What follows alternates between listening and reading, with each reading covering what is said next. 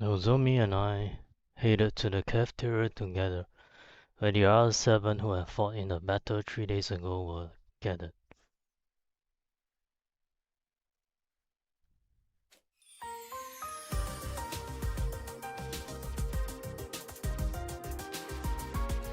When they saw me, there was a lot of shouting, squealing, cheering, and happy noises as they congratulated me on my recovery.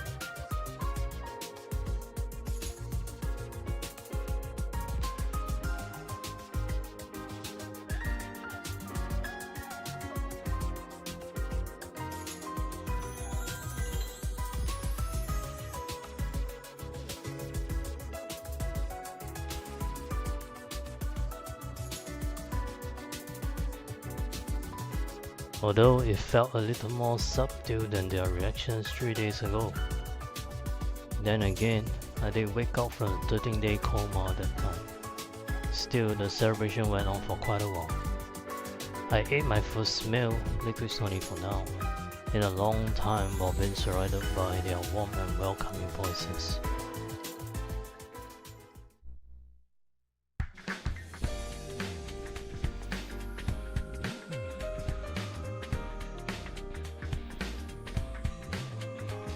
I went back to my room for the break.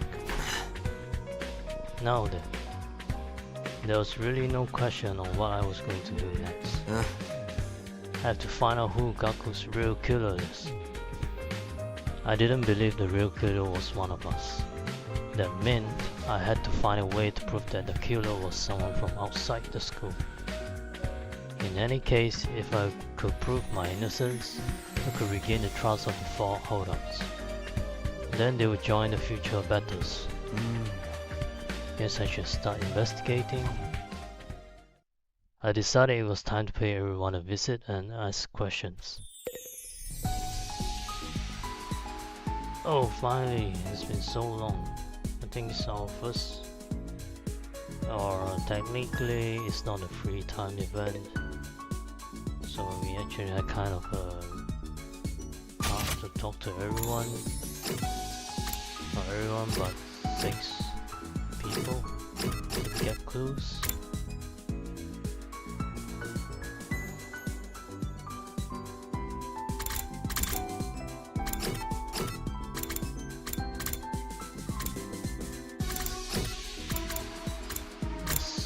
Probably should speak to the people who are actually with us when Gaku was killed.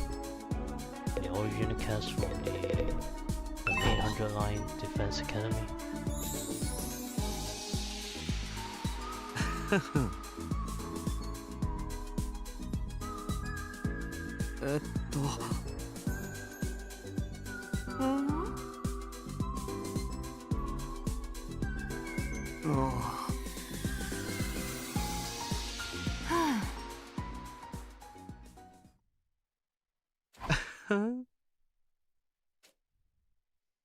Yudamu put his hand over his mouth and giggled. I told them I was investigating Gaku's murder case.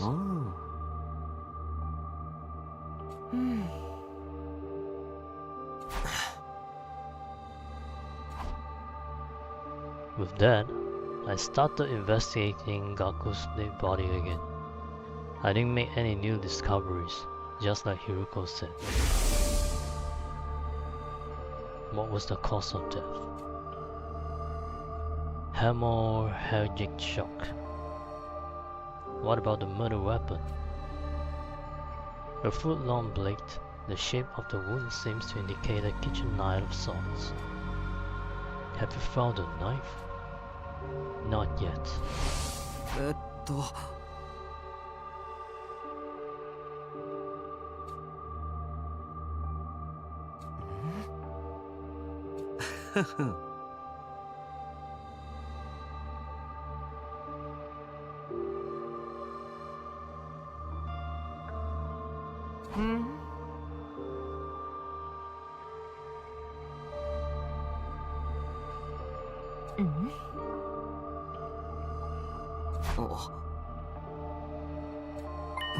What do you mean he wasn't even here?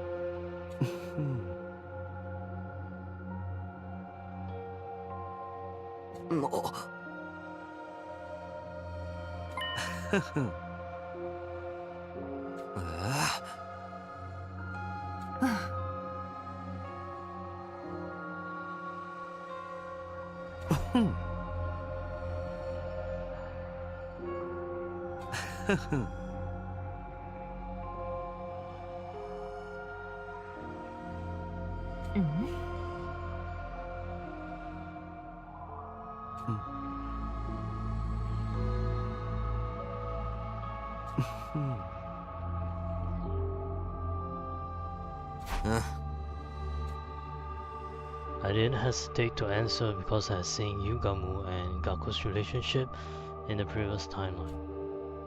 There was just no way they had met each other before this. His statement about not killing meaninglessly was quite possibly true as well. In the previous timeline, Yugamu never killed any of his allies and never showed any indication that he wanted to. He smiled a little as he said that.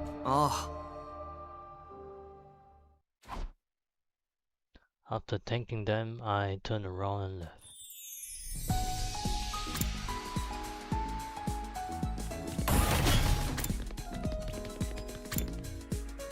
Courtyard. This is where Eva is captive. He's being held captive. He was locked inside. What should we do with her? Well, she did want to speak with us, right? Should we be able to speak to her? Takumi, you have regained consciousness.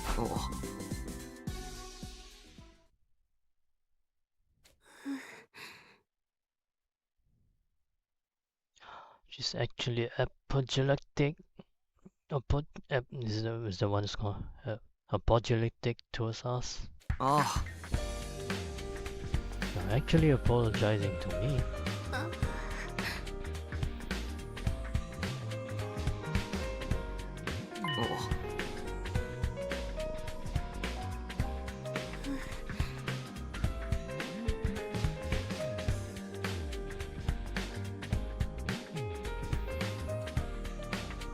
It was pointless asking Eva for information about Gaku's murder case, so I asked her for information about the enemy instead.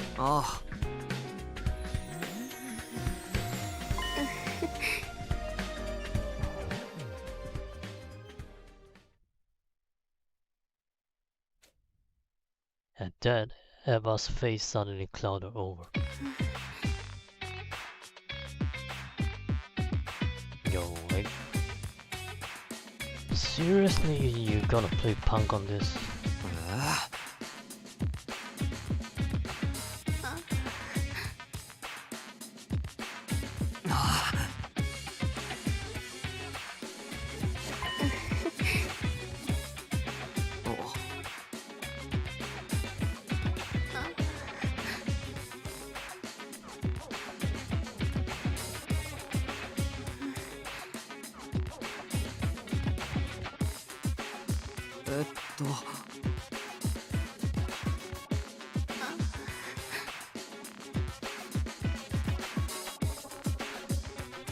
Eva was clearly feigning illness, but there was nothing I could do to make her talk.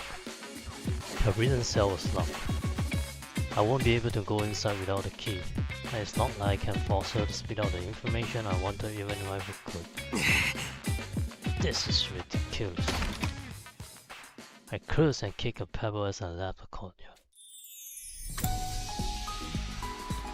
That innocent little poor pebble.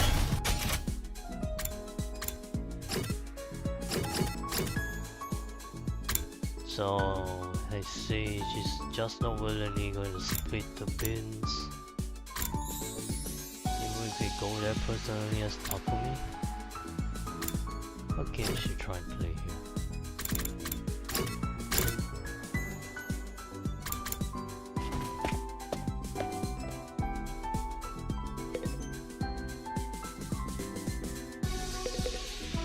Darumi. What are you guys doing here? At my question, the four of them tense up and look at each other.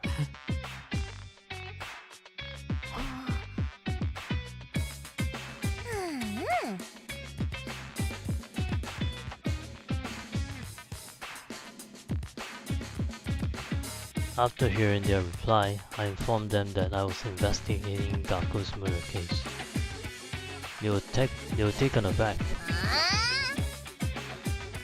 What? Are you out of your mind?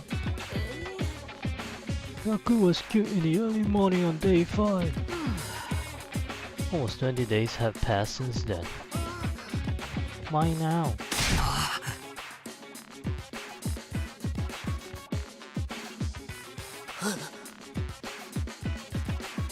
Oh.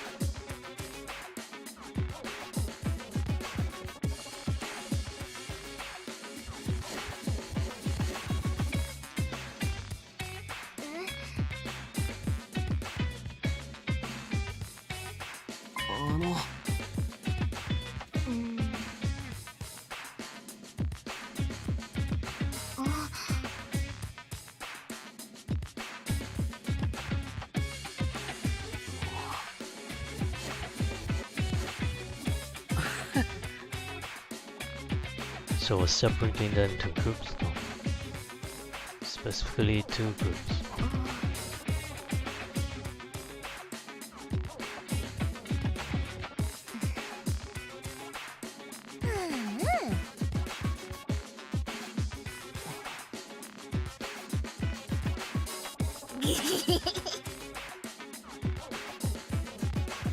Oh.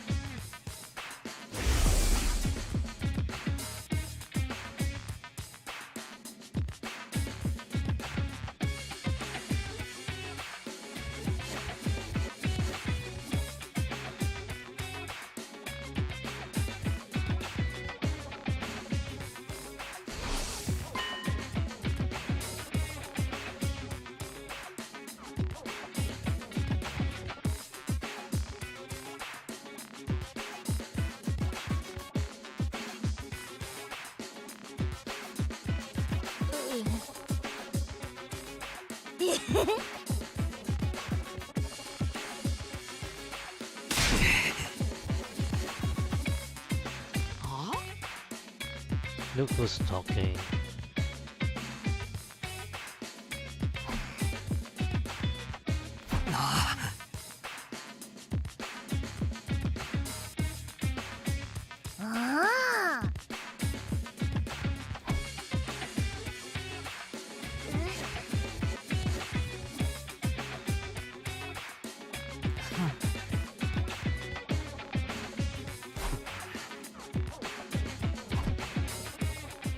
Oh damn it, I'm getting bored over here.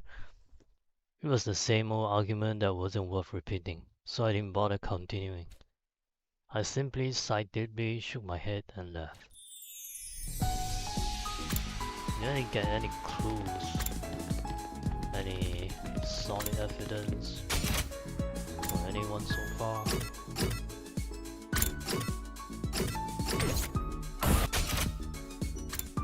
Oh, so by everyone doesn't really mean just 6 people, it actually means 6 group of people.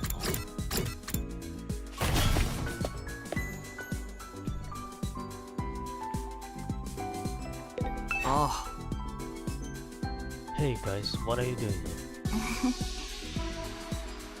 Listening to the calming sound of running water. And trying to make ourselves as comfortable as possible.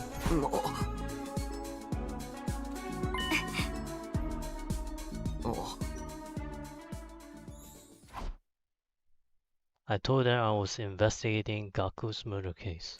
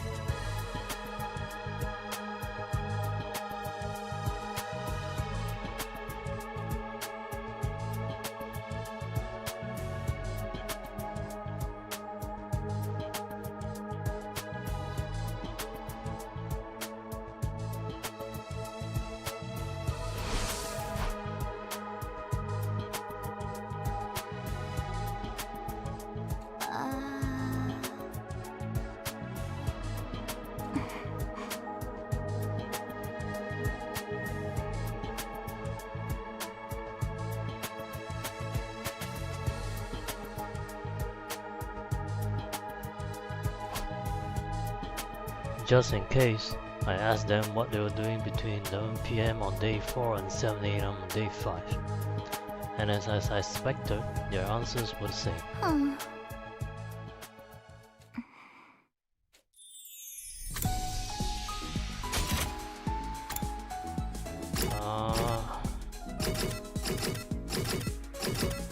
Surely I think everyone is gonna say the same thing. You're sleeping soundly in their rooms between that time.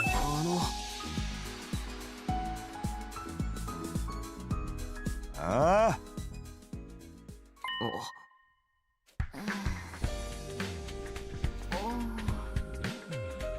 rummaged through it and found this. What's that?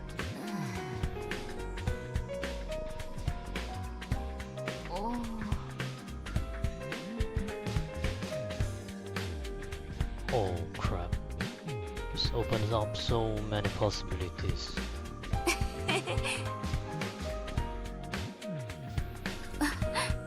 So you can actually fake your voice with this device over here. And most likely you can do shit with it.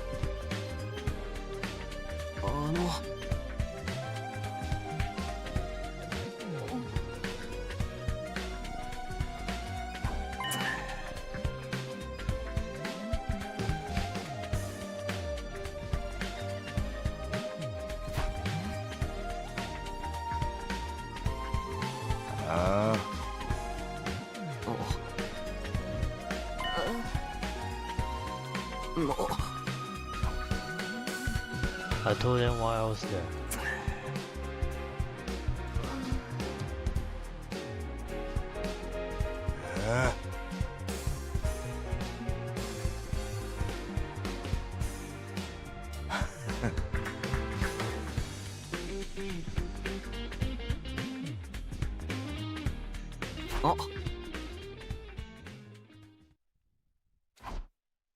They turned and looked at each other.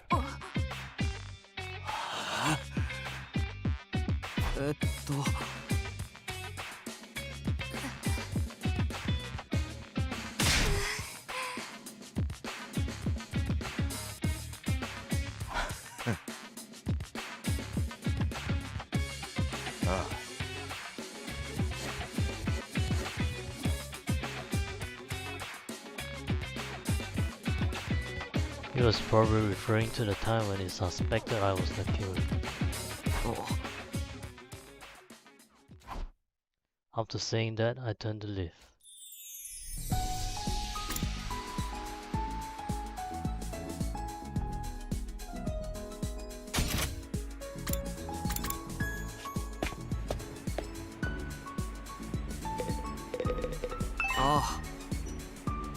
Kurara and Kyoshika, what are you two doing here? So this is where this Gaku person was killed? It was weighing on our minds, and so we came.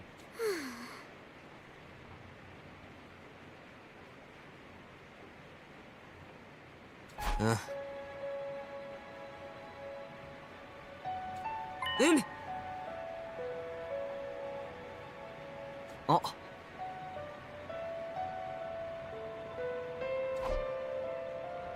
We searched the room together, but found nothing of note. No.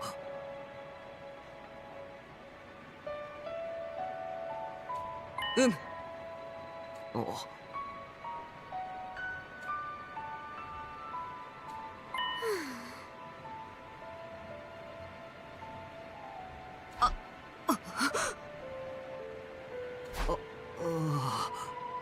Yeah, we erased every last scrap of it.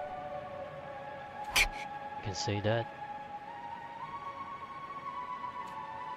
They weren't wrong. Oh. By the way, there's something I need to ask you. I asked them what they were doing between the night of day 4 and the morning of day 5. Oh.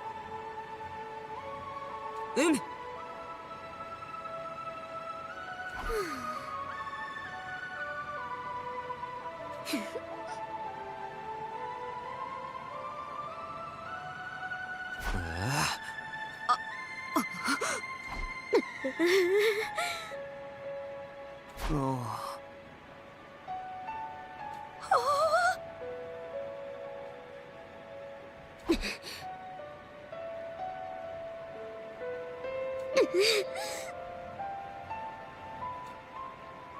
Right before she finished her sentence, Yoshika snatched her mask away, revealing Kurara's face. She held the mask up high before throwing it onto the ceiling catwalk. Not again.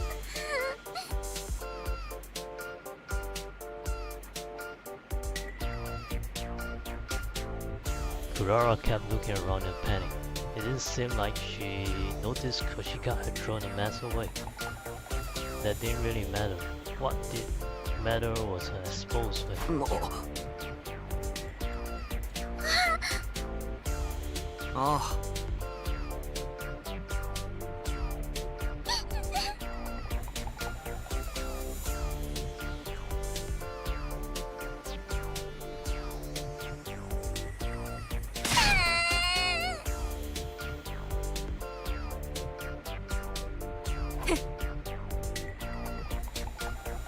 What the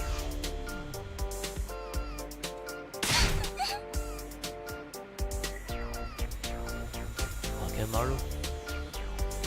She dashed out of the classroom, shrieking away.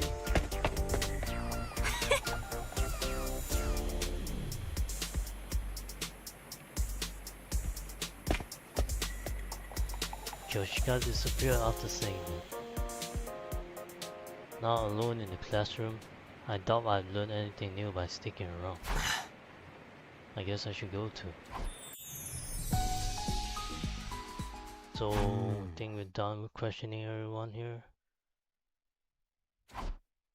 Sadly, I didn't manage to unearth anything new. While nobody in number 1 had an alibi, they didn't have a motive either. Nothing has changed about this. But the 5 new members from 2, I've realized any one of them could have been the culprit. They could have taken the school bus to and from 1 and 2 overnight. They could also enter without triggering the alarm. All this investigation had done was throw more names onto the suspect list. The murder weapon was still missing and the killer left no trace at the scene of the crime. In short, there are 0 clues to go on. How do I even continue the investigation like this?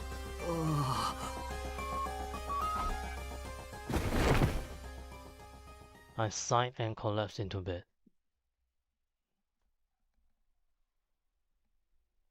The day drew to a close and night slowly took over.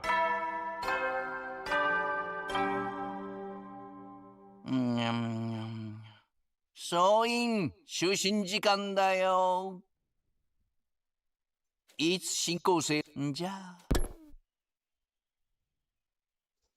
Siri's carefree voice faded away into the darkness, only to be slowly taken over by cold silence. It was in that silence that I found myself heading to a certain place. The courtyard.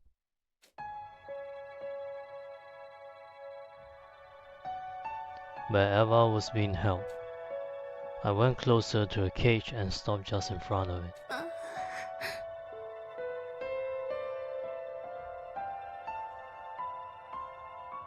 Oh.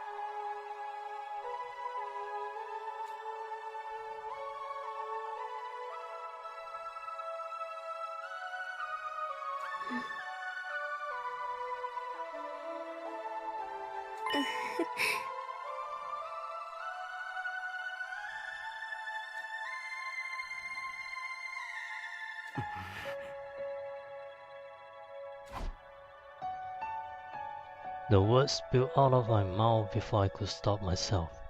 I couldn't even be sure if I had meant what I said.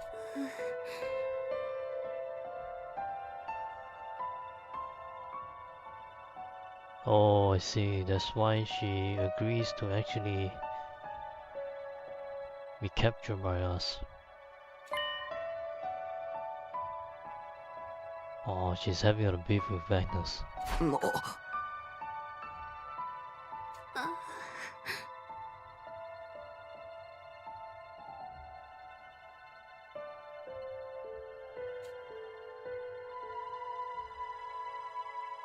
Oh. She nodded and continued talking.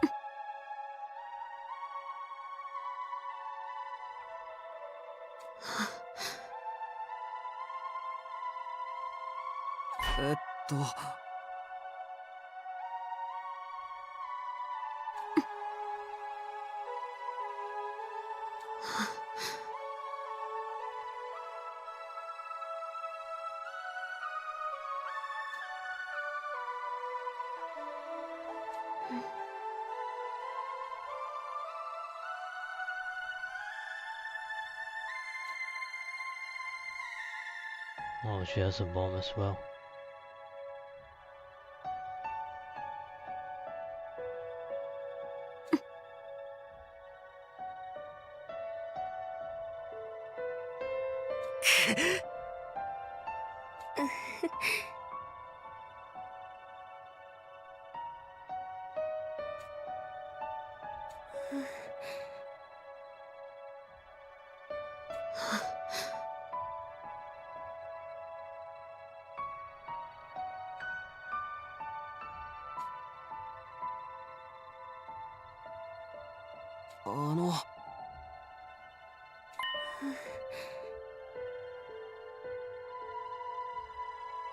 Oh crap, that could have been so much worse. We'll probably wipe out most of our gang.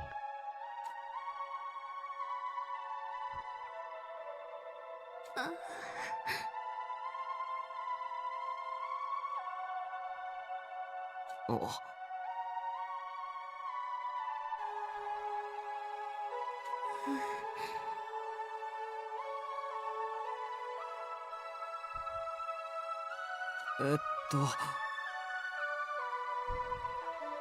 Why is she telling us this time?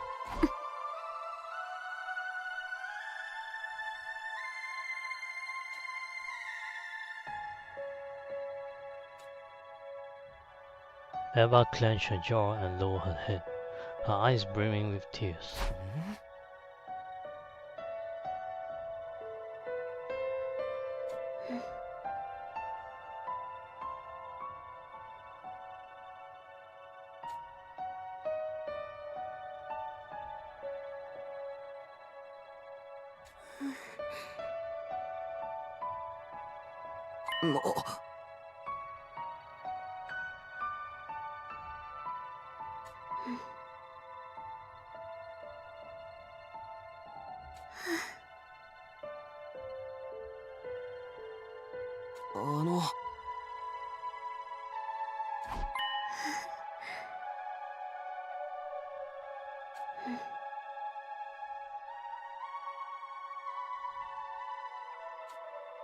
Her words weighed heavily on me. It felt like something I was trying desperately to keep hidden had been forcefully exposed. Yet instead of panicking, I felt a strange sense of relief deep inside. I may have been unknowingly putting a barrier between myself and the others because of my suspicions. It truly felt like Eva was the only one I could open up to, because she was the only one I could say with absolute certainty didn't kill Gaku.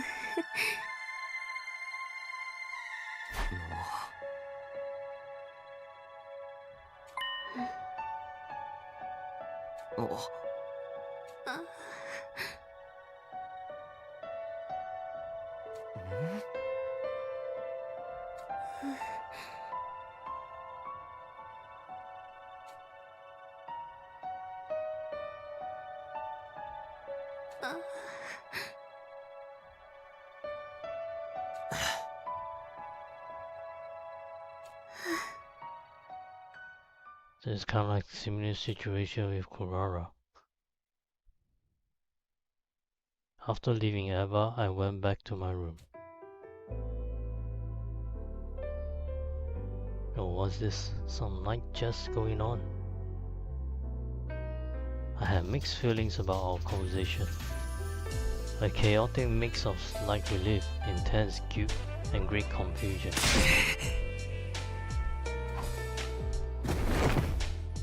With a loud cry, I jumped into bed and resigned myself to a sleepless night ahead.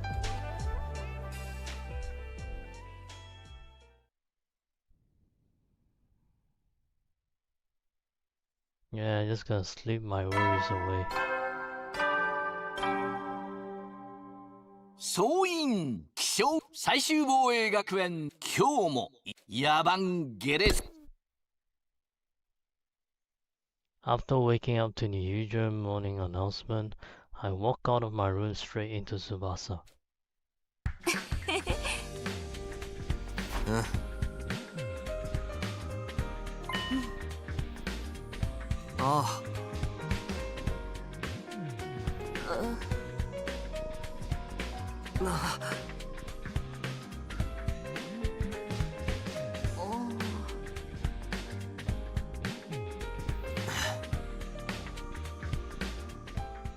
Immediately after saying that, the door to the stairway flung open and Kyoshika came charging over. She quickly ran over to us with a strict look on her face and said,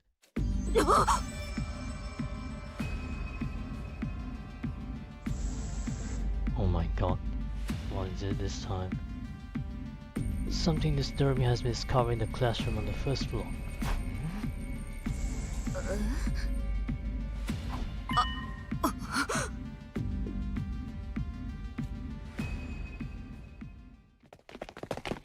I followed Tsubasa and Kyoshika to the classroom on the first floor, dashing inside upon arrival. And what I found was... Let's play the killing game. Oh crap, it's actually finally starting. It was a repeat of day 4. Somebody had used red spray paint to write something on digital blackboard again. The only difference was the content of the text. This time it said, "Let's play the killing game."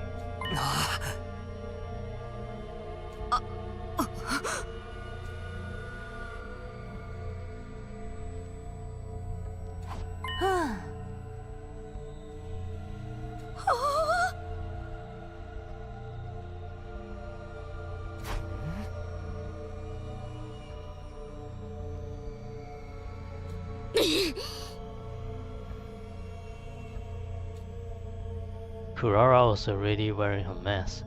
She must have retrieved it before the rest of us came running.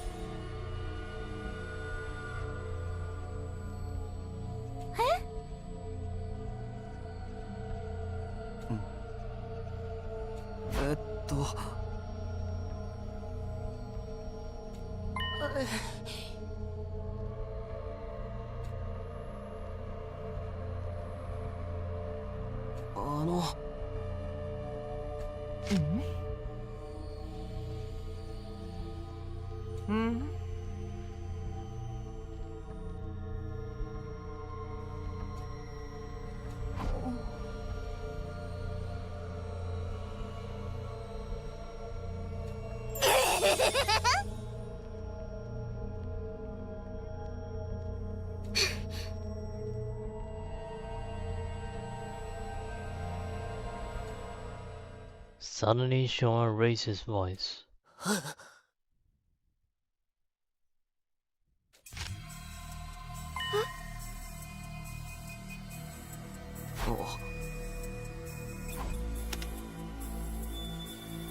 It's time to play a game. I pressed play and Yu's shouting voice came out of the record. これはゲームの開催告知だ。黒板にある通り、これから君たちには殺し合いをしてもらう。そのゲームの名は進行性ハント。The message continued. Anyone willing to participate should gather in the leisure lounge at 7 p.m.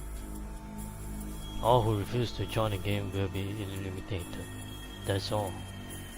With those few words, the voice stopped. Silence prevailed.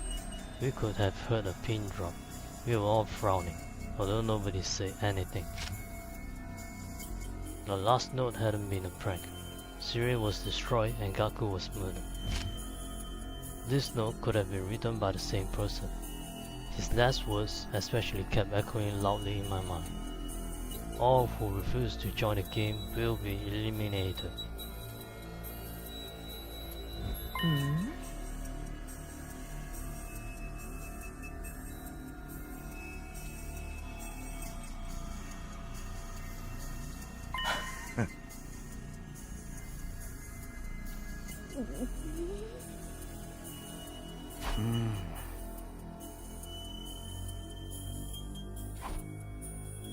If so, we might be able to find their true identity by joining the game. But that option came with major risks. The monster who destroyed Sirei and slaughtered Gaku was behind it after all. Join the game despite the risks, or try to keep everyone as safe as possible. We had until 7 p.m. to decide what to do, but is there another brunch point?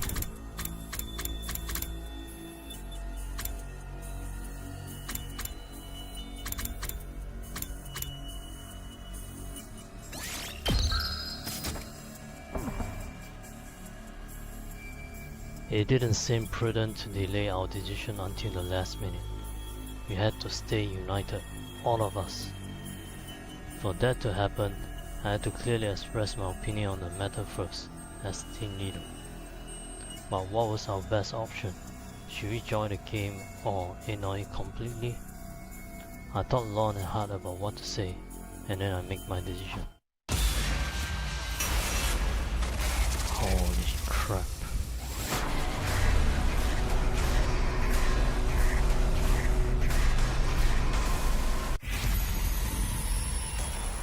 Join the invader hunt.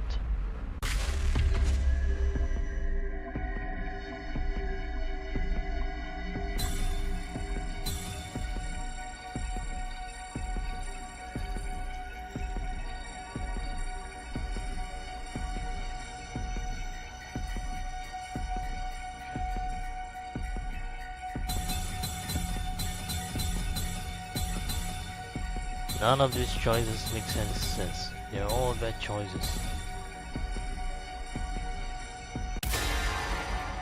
Oh, I'm going for it. I'm gonna start the killing game. 俺はこのゲームに参加しようと思う。 Feeling determined, I voiced my intention to participate. もう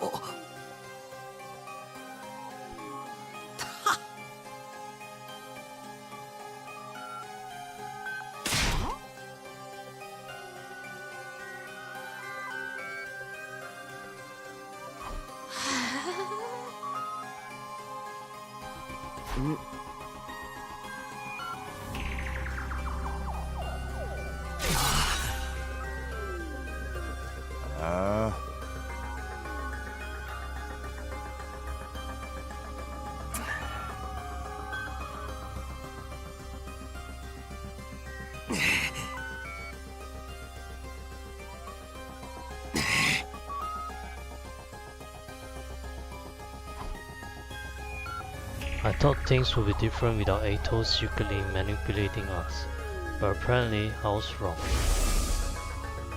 Someone had destroyed Zero and killed Gaku, all in the space of one night. Gaku's death plunged us all into paranoia, and we haven't been able to come together since. Who could possibly be doing this?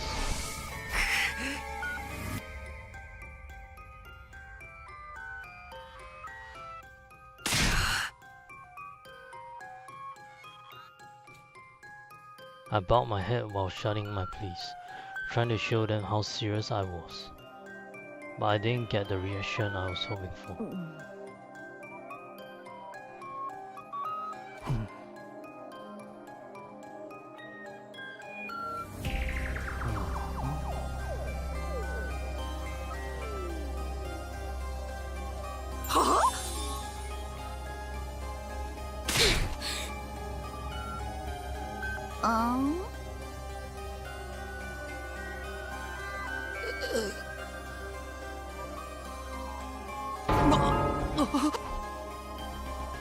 This is bad.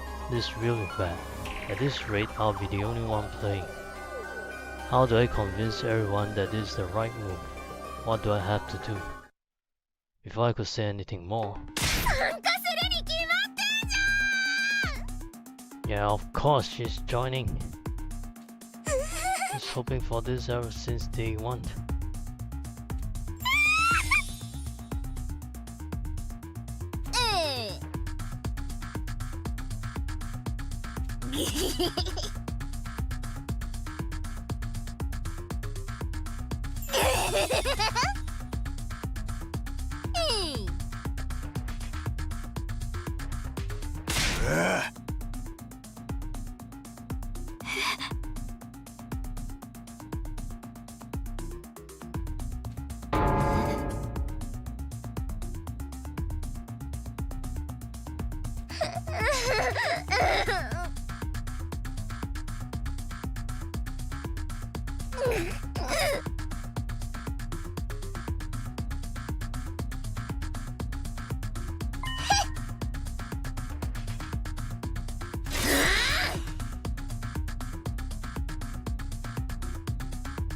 Darumi vociferously urged everyone to play. Oh, what? What kind of word's that?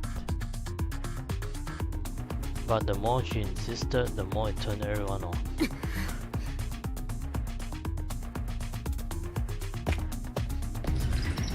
Disgusted, Kurara left the classroom. The others followed soon after.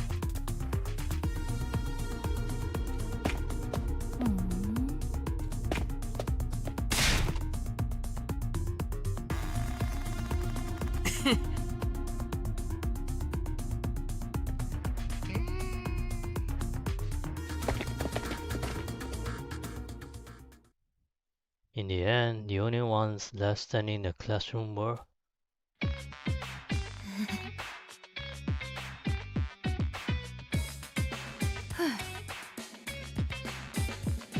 myself, Darumi, and Hiruko.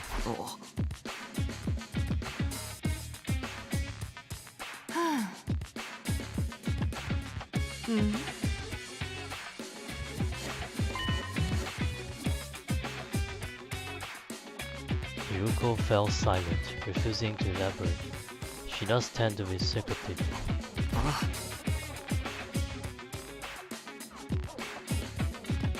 The message said everyone willing to participate should gather in the leisure lounge at 7 p.m.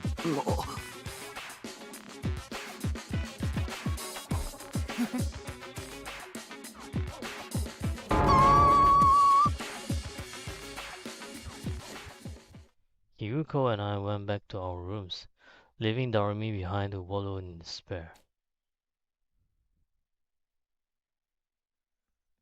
An invader hunt. I was lying in bed, contemplating this mysterious game that we were supposedly going to play. Why would whoever wrote the message invite us to join a game? What kind of game did they have planned? Or was the announcement itself a trap? I was racking my brain, unable to figure out any possible intention behind all of this, until suddenly...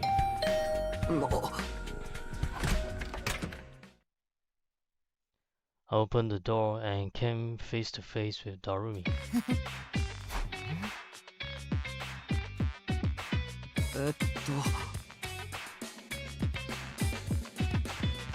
Darumi continued to stand there, not speaking so much as a single word. 1 minute passed, then 2. Oh crap, she's broken. Finally she spoke.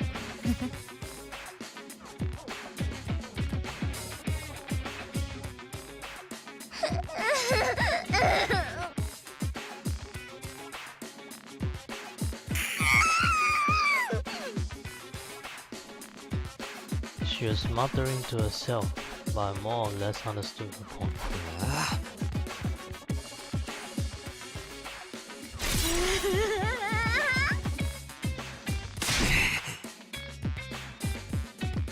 I got the feeling this announcement only exacerbated Darumi's emotional instability.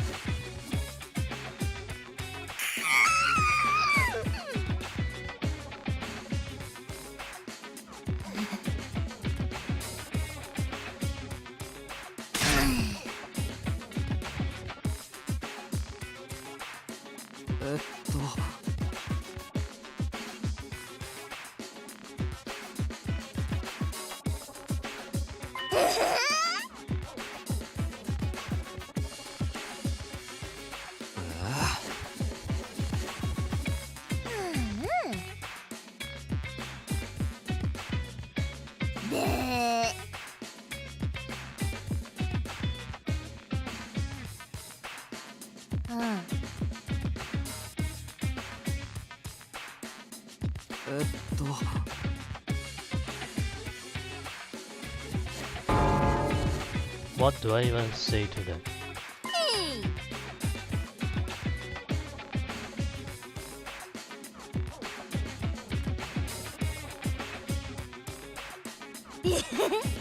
My job is to flip them to the willing players before we're supposed to meet. You have to get them to play, no matter what. Darumi stormed away without giving me a chance to object. But now that she has asked, I can't just do nothing. I don't want the game to get cancelled either, so I guess I should try to encourage everybody to join.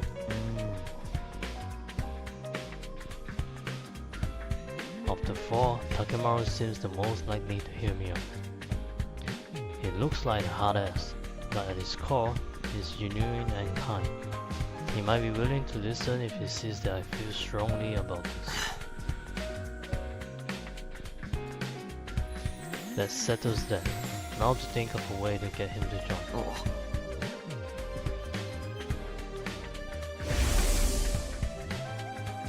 His concerns are valid, The monster whose daughter Gaku is behind this after all. I get why he wants to avoid a confrontation, but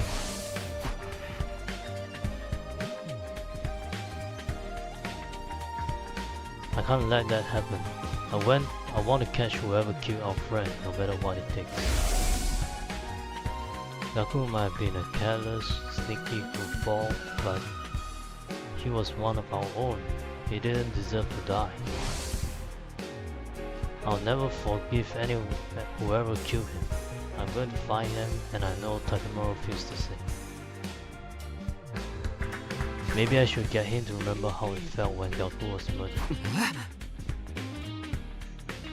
How do I get Takemura fired up again? How do we reignite the rage in someone's heart?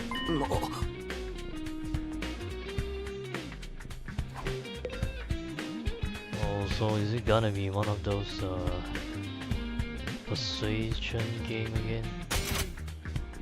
The one that we did with Shoma and the rest in the original timeline?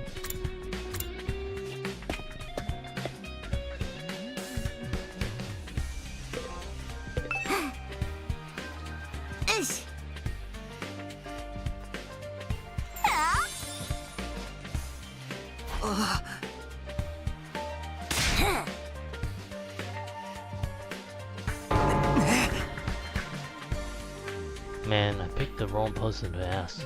Moving right along.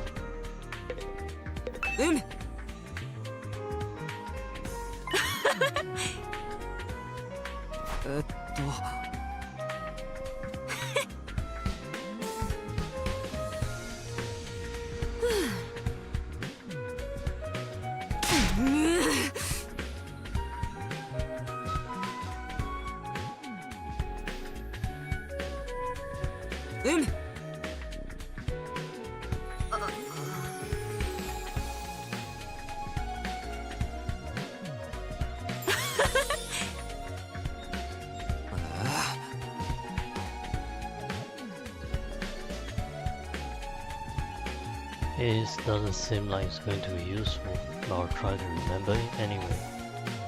Takemura is very serious about his biker outfit, noted.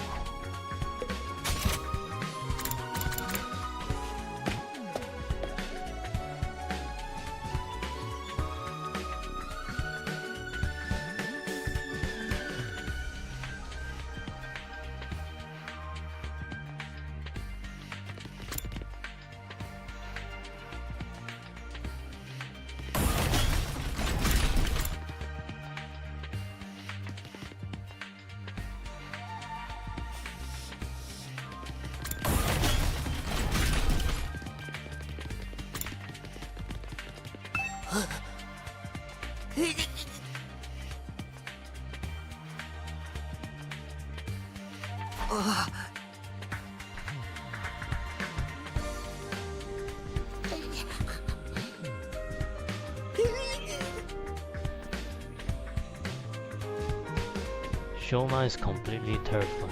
It's pointless trying to question him further.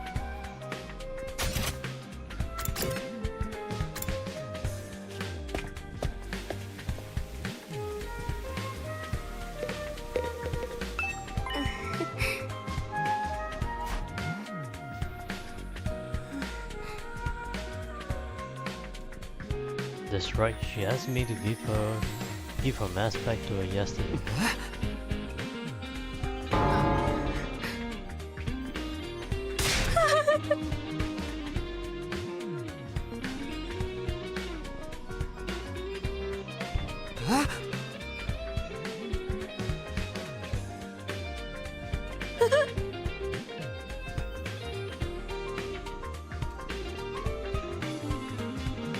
She incessantly confirmed again and again that I will actually bring. That mask must be incredibly important to her. I don't think you're in any position to do any request for a favor, Eva. You gotta know your stand. Oh. So do you have like a point with a cox? The moment I saw Gaku's body, I had an idea. This should work.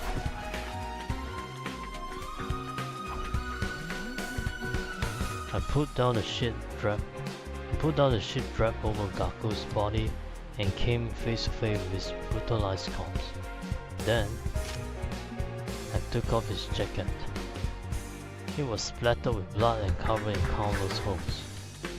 The criminal stabbed him over and over with a knife. I felt like I could feel Gaku's pain and agony just by touching his jacket. They won't get away with this. They're going to pay. It filled my heart with a sense of duty and conviction.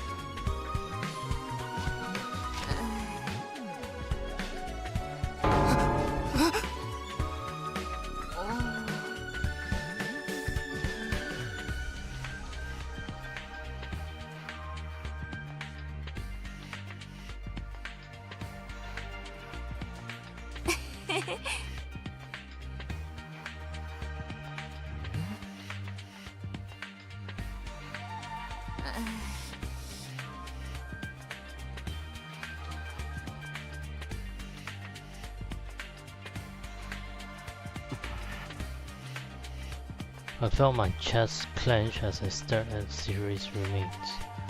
I'll never forgive whoever did this to him. They have to pay. An incredible rage was coursing through my body.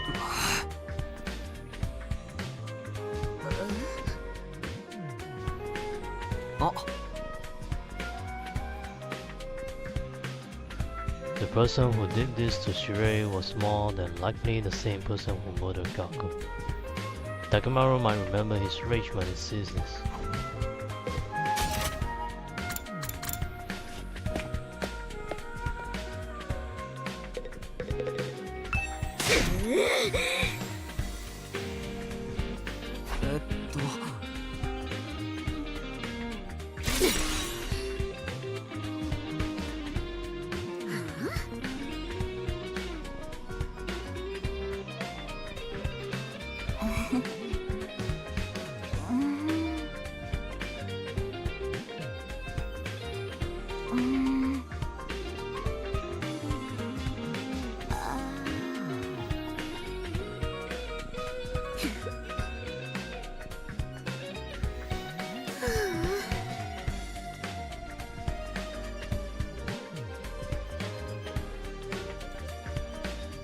She was being unnecessarily cruel, but Kurara was worrying about me in her own Kurara way.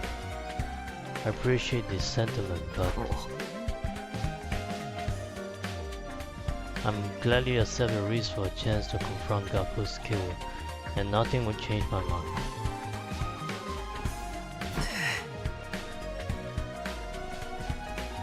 Gaku's jacket and Siri's remains. Holding on to them tightly, I barged into Takemaru's room. Yo, Takemaru, look what I got for you. Let's gotta bring some freaking corpse and some dismembered corpse and a bloody jacket right into this room. I mean, who won't get angry over that?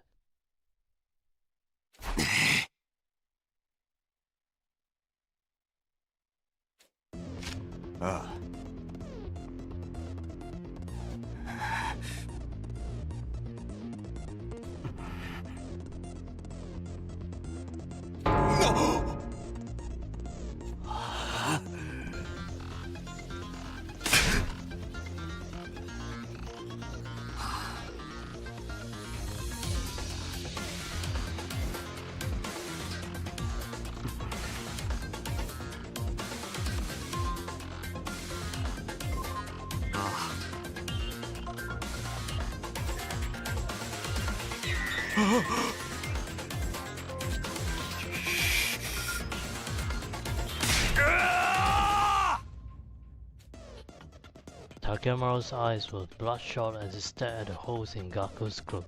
He was shaking with fury. He was ready to get him once and for all.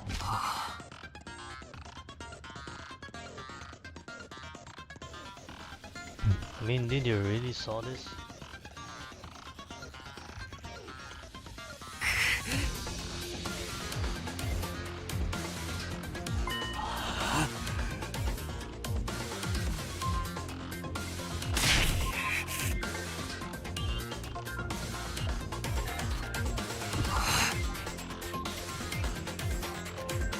I looked Takemaru dead in the eye.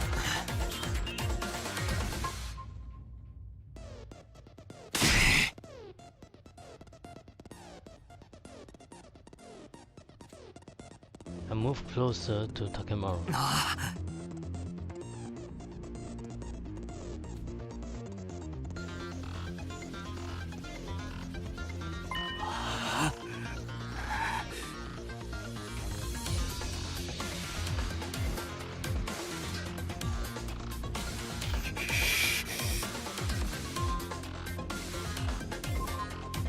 Crap, they're still not angry enough. I want to get Takemaru to join and he's still on the fence after all of this. I'm just going to have to make him even madder. Okay, before that, I think we should save. Yeah, we should probably save. I'm not sure what the fuck are you going to do, Takumi.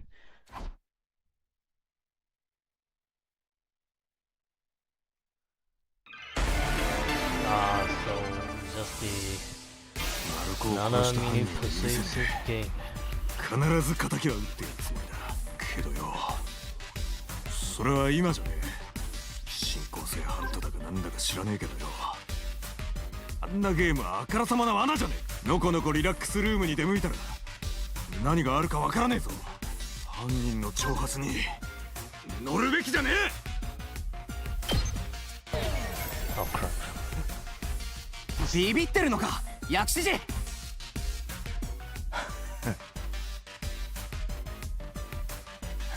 Oh, man's gun is cool. He's actually composed.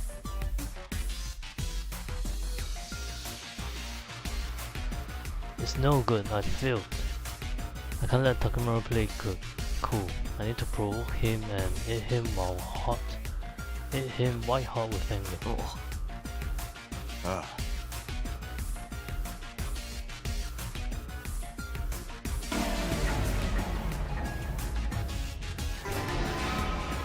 子を殺した犯人は許せねえ。必ず敵は撃ってやるつもりだけどよ、それは今じゃねえ。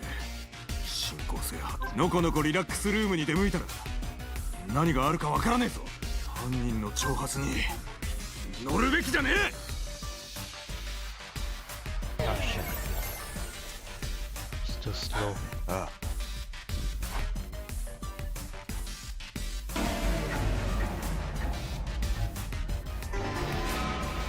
子を殺した犯人は許せねえ。必ず敵は撃ってやるつもりだけどよ、それは今じゃ Oh yeah, that's right. I think we actually saved his なんだか ass 知らねえけどよ in the last battle, こ right? んなゲームはあからさまな罠のこのこリラックスルームに出向いたら何があるかわからねえぞ犯人の挑発に乗るべきじゃん Not, no. 恩を返してくれ薬師寺 That's the. I mean, this is one of. Should be the most logical reason, right?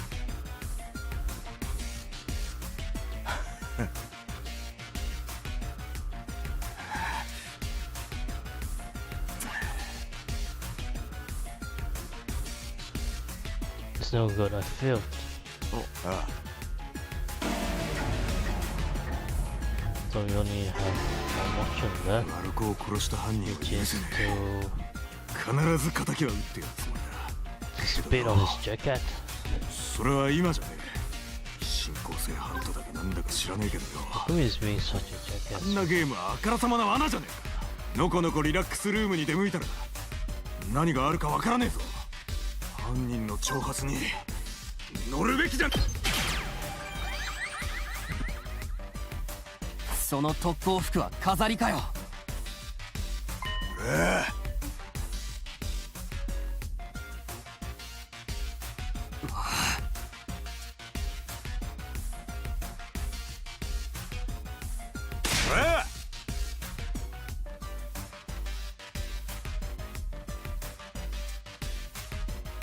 It's just like Kyoshika said, Nagamaru gets upset when he insults his jacket. He has lost his cool. Now's my chance. I'm going to make him sit in my way. Whoa. 薬師寺お前に特攻服なんて着る資格はないぞんだとこら俺は歴代最強の特攻隊長とまで呼ばれた男だぞ何が特攻隊長だよ今でお前全然特攻してないじゃないか I'm gonna do the pointing thing. だってそうだろ仲間の敵から挑戦状を叩きつけられているのにおじけついているのはどこの誰だよそんな日和見主義の特攻隊長はもはや特攻隊長とは呼べないだろ Takemaru's face looked nothing short of demonic as he glared at me, but he didn't argue back. Unless I hit him where it hurt, he was at a loss for words. なあ薬師寺 I bumped my fist against his chest, near his heart. もしもお前が本当に特攻隊長だって言うなら俺と一緒に戦ってくれよ俺と一緒にゲームに参加してくれよ Me.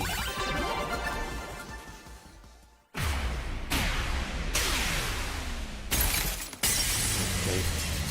So what we did there was just gave an insult on his jacket. And it's done. Everything just settles in.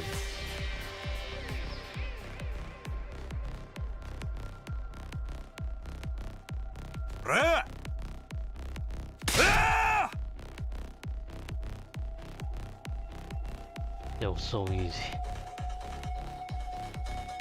My hard work had paid off. Takemaru had finally agreed to join, but I didn't have time to stick around and celebrate. I quickly left Takemaru's room and set off to persuade the others. Since I won over someone as influential as Takemaru, persuading the others went smoothly. Oh, I thought we were gonna persuade all of them one by one.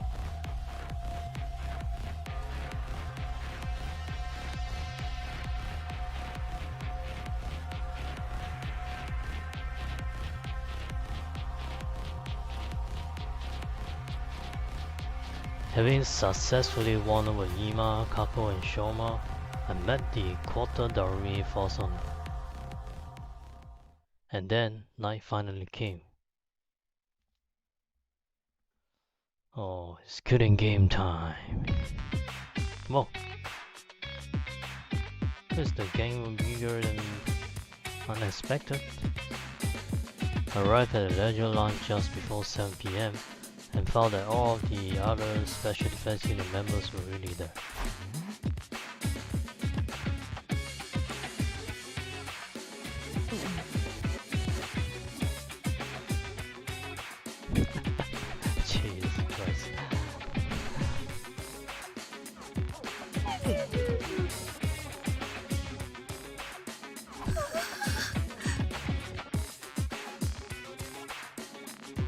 Holy freak, Darumi.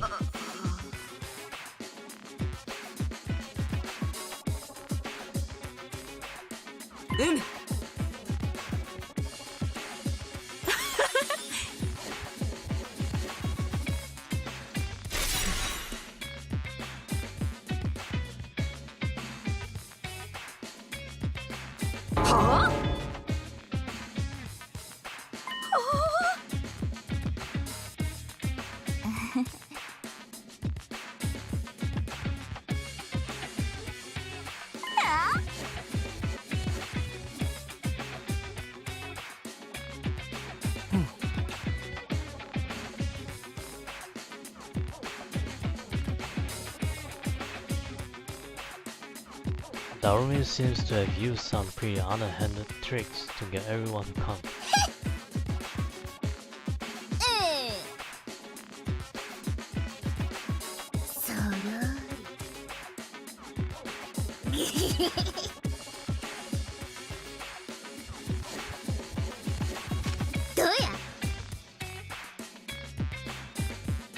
Oh damn! You still out defuse us?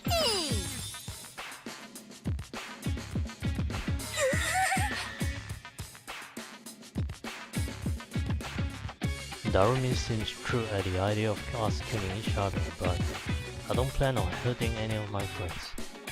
I'm not going to let anyone else die. That's why I wanted to do this.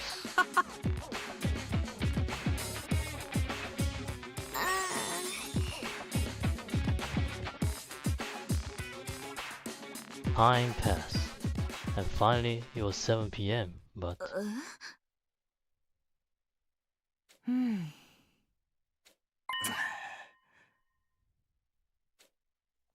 Nobody came, nothing happened. The leisure lunch was as quiet and peaceful as ever.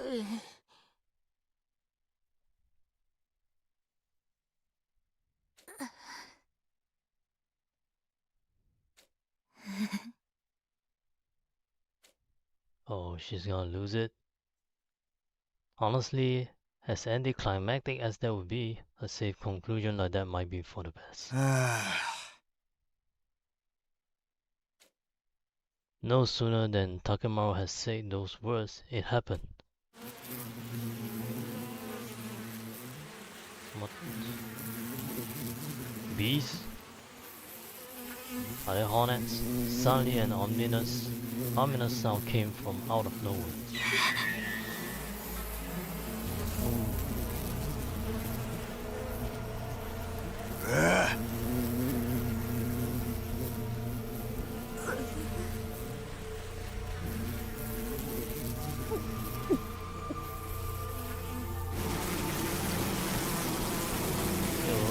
Chill. The unidentified sound grew louder and louder. Where's it coming from? We look around for the source of the sound. That's why we happened to look up at the ceiling. Only to be greeted by an unbelievable sight. Hachi! なんだあいつ。でけえ蜂に捕まって飛んでやがる。あれ宇宙服、いや潜水服。蜂のパラシュートだ。あんなキモい乗り物初めて見たでござる。虫とかマジ無理なんですけど、虫除けスプレー持ってきて。 The individual in the spacesuit gradually lowered their altitude. They landed in the leisure lounge. You look fucking ridiculous. Take the helmet off and show us your face.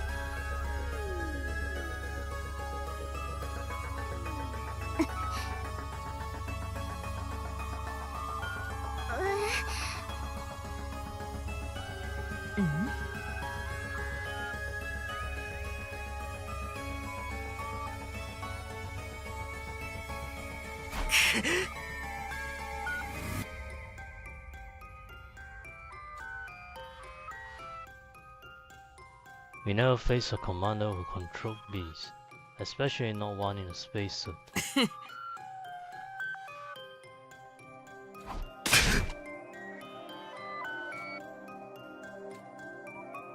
The mysterious person examined our faces without answering. Then they nodded, seemingly satisfied. 参加者が多くて何よりだ。これだけ人数が揃っていれば殺し合いもさぞ白熱するであろう。散りゆく命が多ければ多いほど争いはきらめきを増していくからな。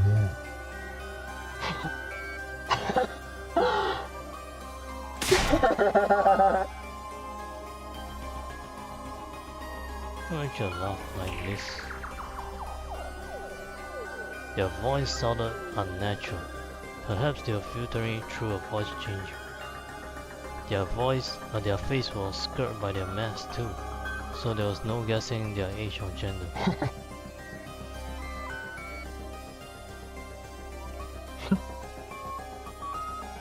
He's calling us maggots.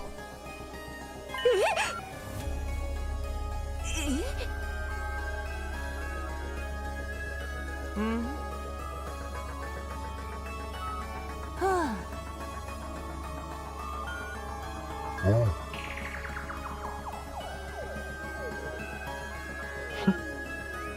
You may call me sponsor.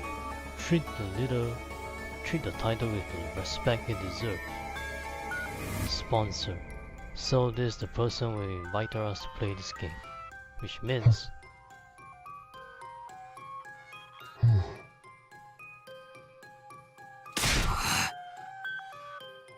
let me ask you one thing first. I yelled over the sponsor, interrupting them mid-sentence.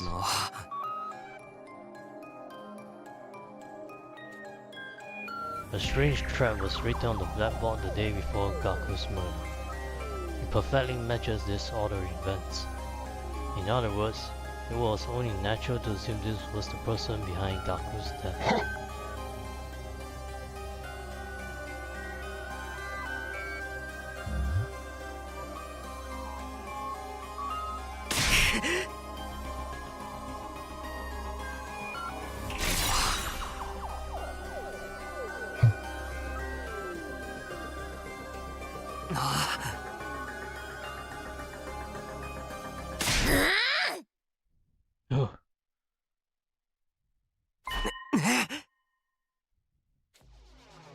A sharp voice pierced my eardrums and caused me to cover my ears.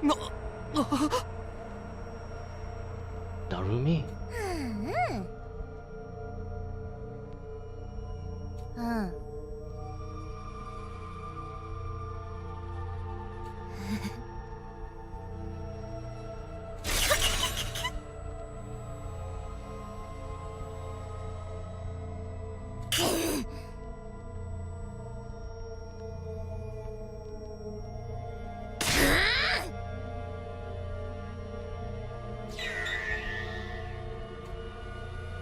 I was taken aback by the desperation in her voice.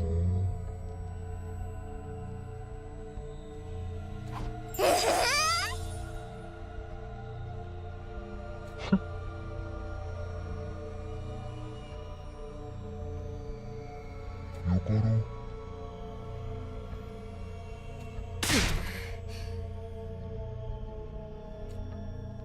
Kurara interrupted and stepped forward.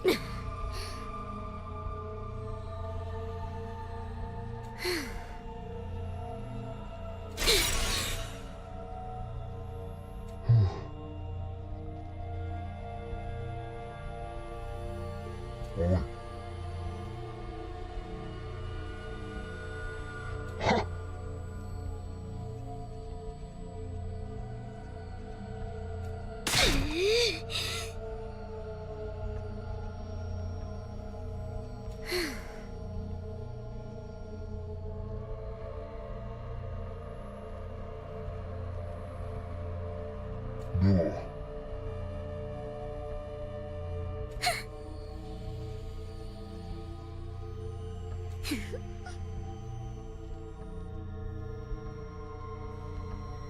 そうしそう。 She means you too.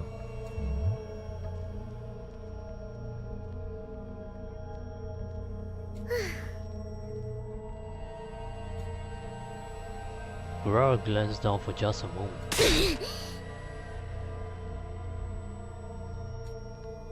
All of a sudden, she was ready to fight.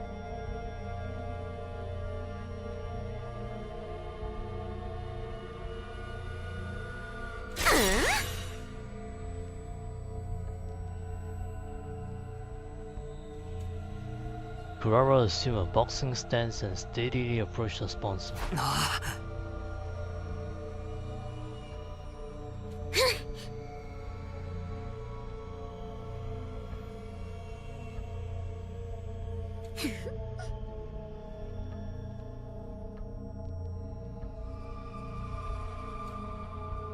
Ignoring all warnings, Kurara continued to close the distance between the sponsor and herself.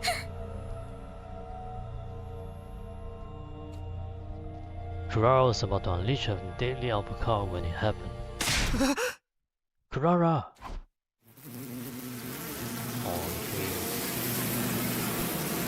The beast that had been hovering near the ceiling descended with a terrible cacophony of beating wings. And then...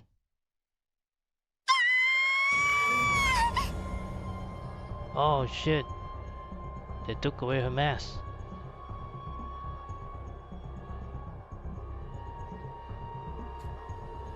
They instantly grabbed Kurara and whisked her high up into the sky.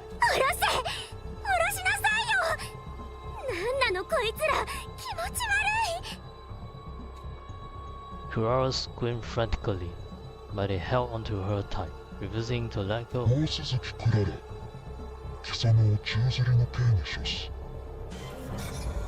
どうだ、いい眺めだろう。バカと煙は高いところが好きというしな。しばしの間、そこでもがき苦しむがいい。頃合いを見て楽にしてやる。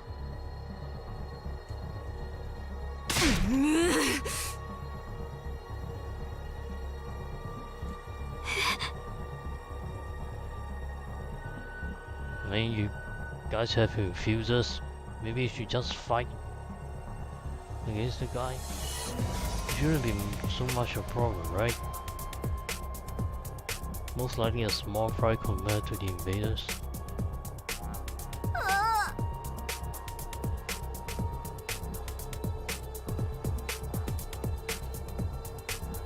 What do we do now?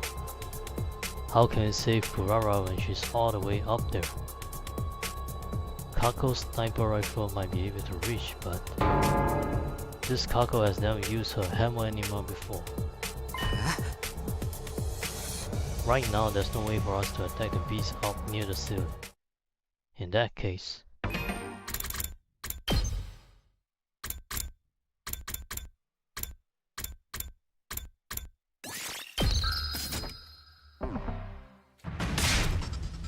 we just have to attack the person controlling her. Suddenly I found myself running at full tilt, making a beeline for the sponsor. I'm not going to lose anybody else. I let determination take away my fear and carry me forward. I plunged my fist into my chest as I ran. Give back! Kurara! I screamed as loud as my voice would let me and swung my sword down on the sponsor. I felt it connect. My blade was going to split them into two. I was so sure it would, and yet...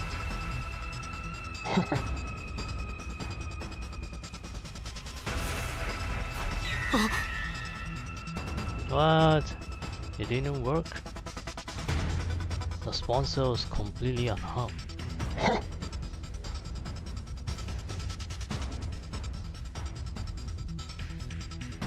No, this has to be some sort of mistake. No.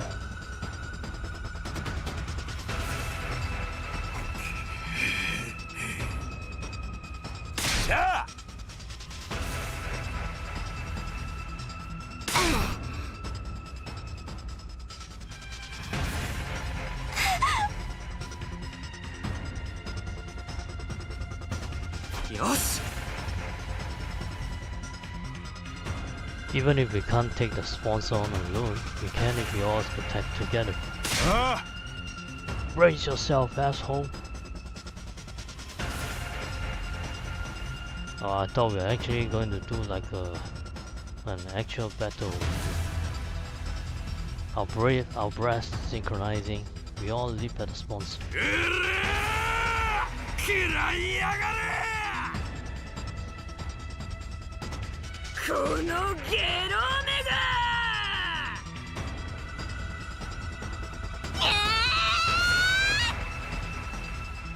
チェスト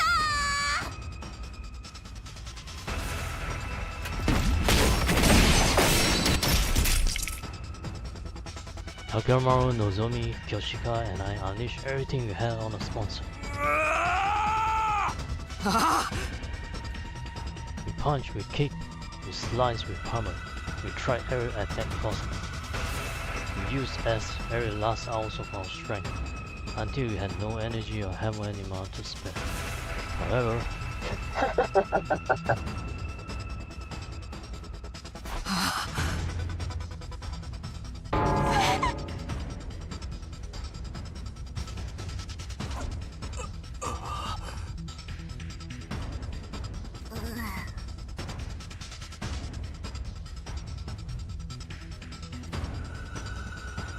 no matter how much we attacked, our opponent didn't even flinch. This was far beyond a matter of strength or endurance. They were literally invincible.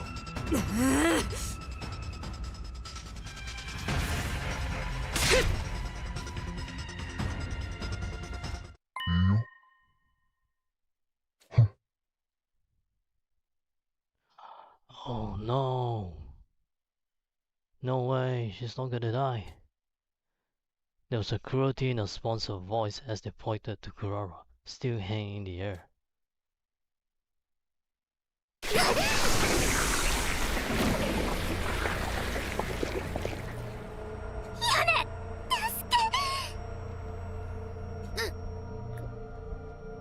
No, why are you killing the cute girl?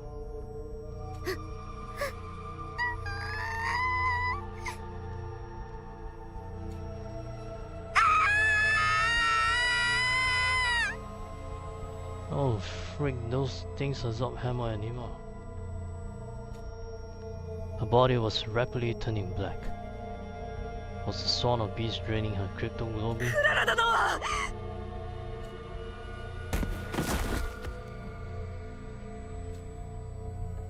Once they suck everything out of Kurara, the beast dropped her dry out husk on the floor.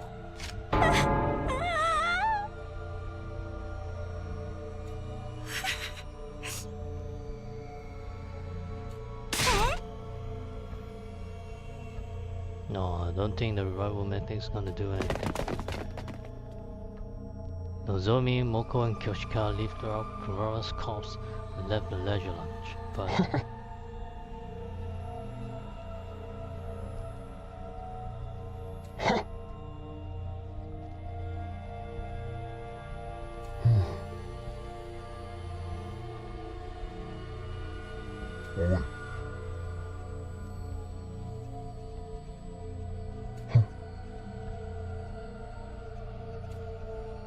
There was nothing we could say. We would be killed instantly if we tried to resist. Never had any message come through so clearly.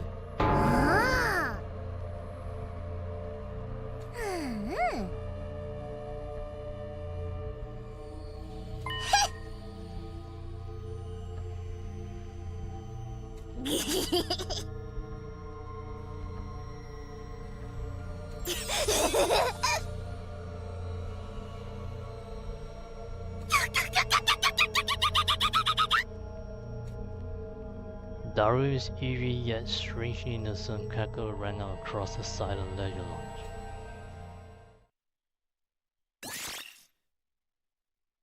Save your progress. Okay. So is this like an actual branching point?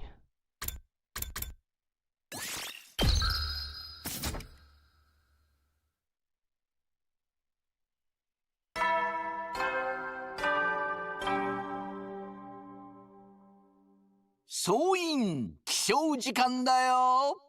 最終今日も野蛮。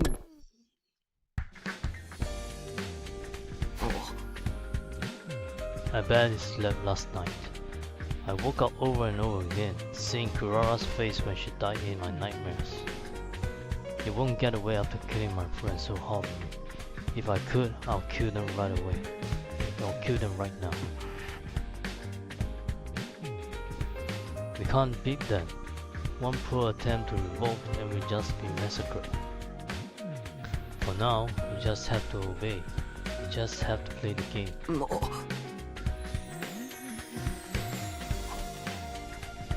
I hurry off to the leisure lounge.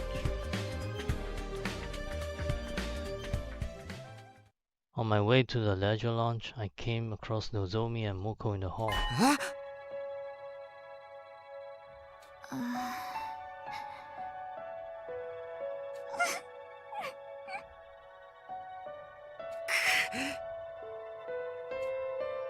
I didn't know what to say. What could I do for her after she lost a close friend? くす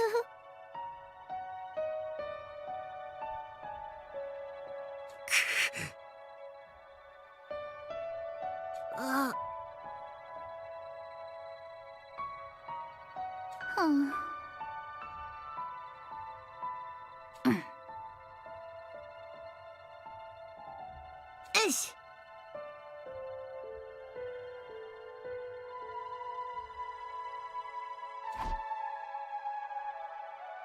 Nozomi was barely able to hold steady on her own 2 feet. Moko looked after her as they walked to the leisure lounge. I made a vow to myself I watched Nozomi walk away. No matter how this game turns out, I'll protect Nozomi to the end. No, not just Nozomi. I won't let anyone else die. Because I came back here to protect them and grab hold of a future where we can find happiness.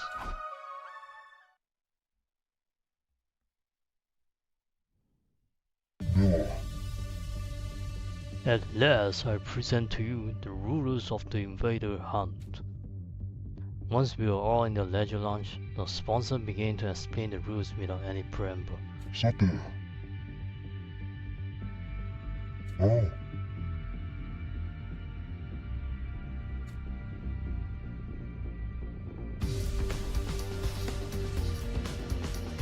ランキングが随時変動していく。 The names of everyone in the room were shown on the screen being held up by 2 bees. 開催期間は1ゲームにつき10日間。10日目の24時の時点で最下位にいる者が8度もの輸血を吸われ、処刑される。 Executed, Kurara's death was proof that this was no blood. They could easily kill us all.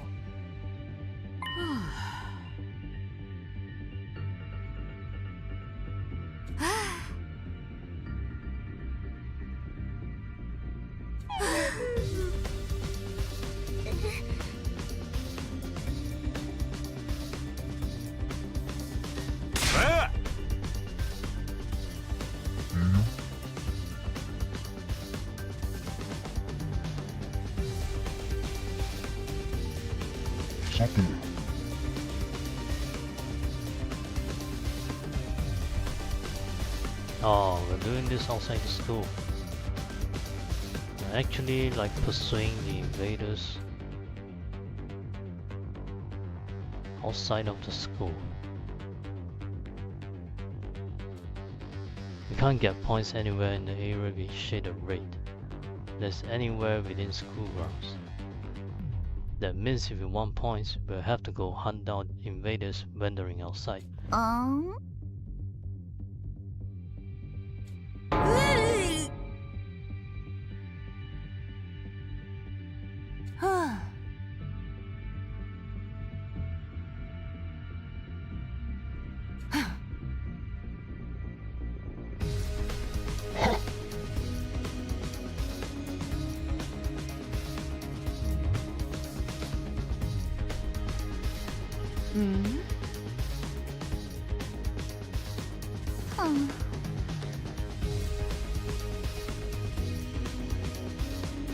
So we need to hunt in a place where we can quickly return to the school if something happens. Oh,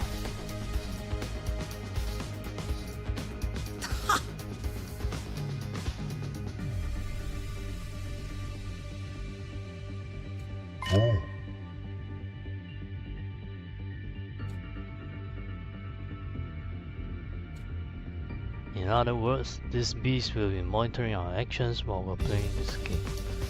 Guess running away isn't going to be an option. oh, You are strictly forbidden from causing me harm while the game is on.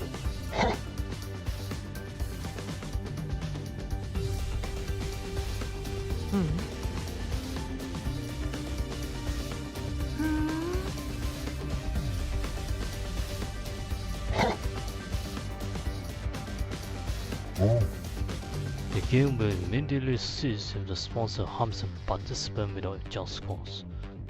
In other words, they will hurt us so long as we do what they say. Yeah. oh.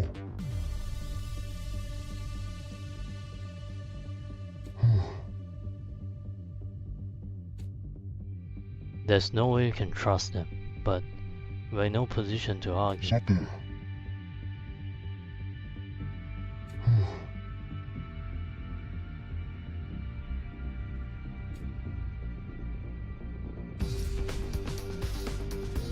The sponsor looked at all of us and shouted, 我がゲームに参加する特防隊の増票どもよ。狩人としての誇りを持って新構成をハントせよ。新構成ハントの開催をここに宣言する。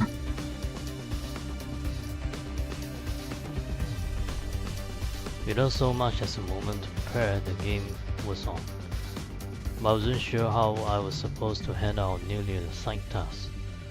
I decided to go back to my room and prepare to leave school grounds.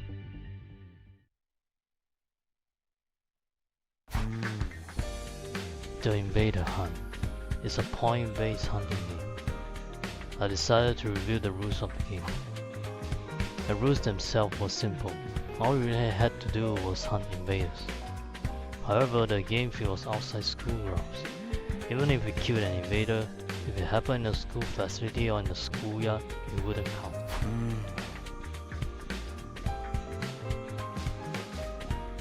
If we wanted points, we had to go out exploring and hunt down any invaders we come across.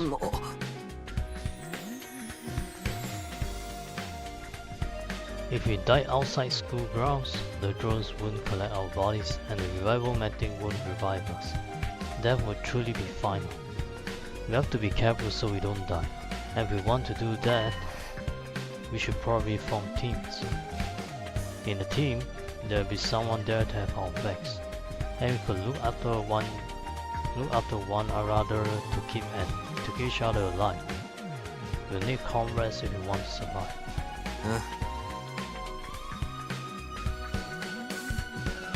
I decided to go talk to everyone to see if anyone would want to team up with me.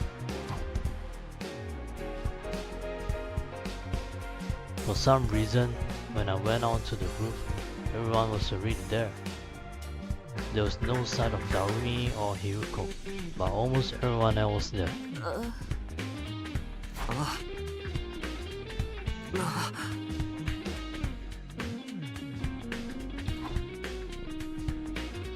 Everyone rushed over to me, and I explained the necessity of forming teams.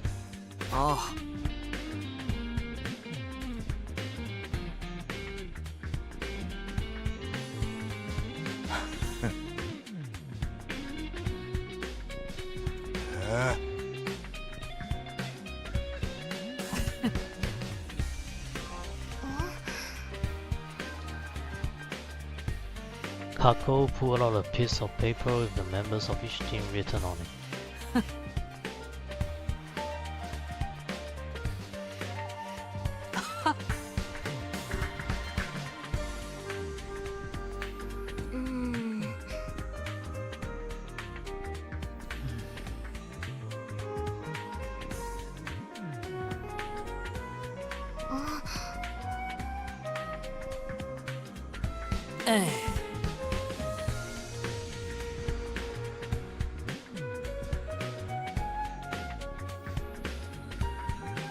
preferential negotiating rights? This really is like a sports. It would make sense if I was in a male-centric team, but you have to play alone. Nobody wants you. I was so shocked that my voice withered away mid-exclamation.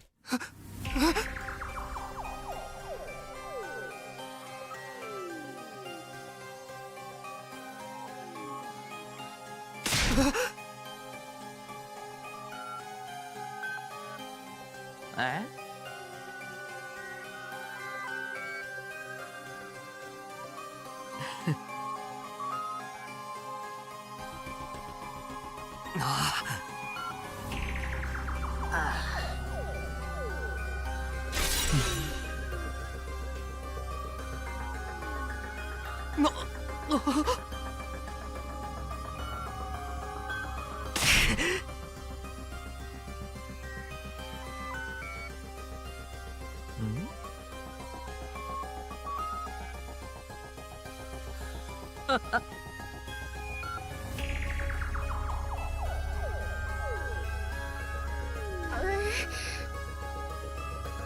Oh crap, he has a point.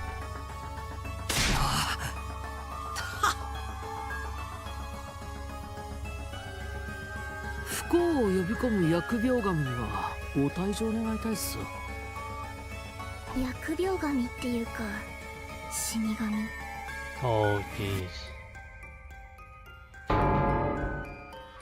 The Grim Reaper is stung, but I couldn't argue. It was true that was the common denominator in all of the deaths so far. I came back to the past and immediately killed Ato. And because I ignored the message on the blackboard on day 4, Gaku was killed the next day. And 2 days ago, I decided to join the game and encourage everyone to join with me. And because of that, Kurara died so brutally.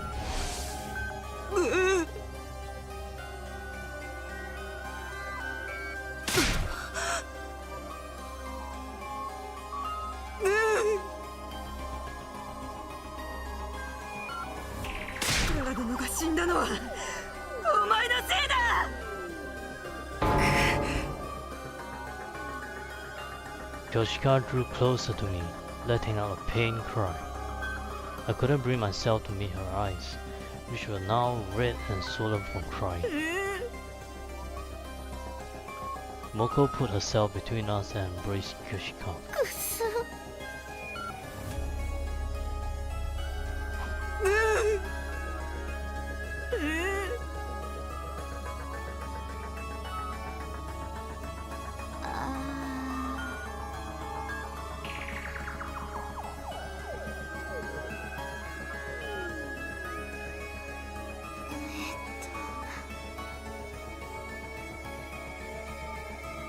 I was so shocked that I couldn't utter a single word. I had no idea everyone had so much contempt for me. All I ever wanted to do was to make everyone happy. That was why I came back. Where did it all go wrong?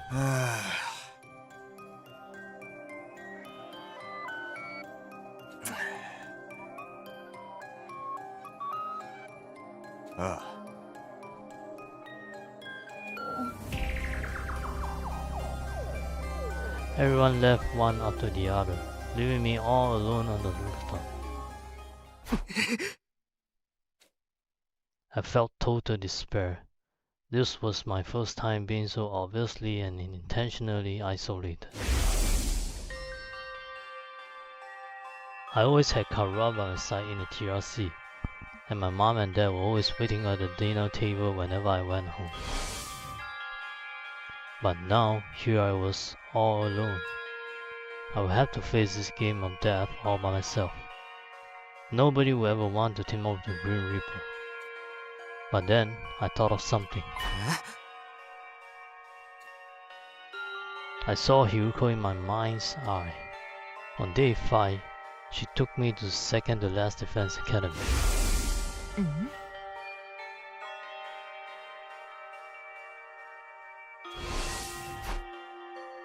I can never really tell what she's thinking, but she's a surprisingly caring person. She might be willing to work with me on this.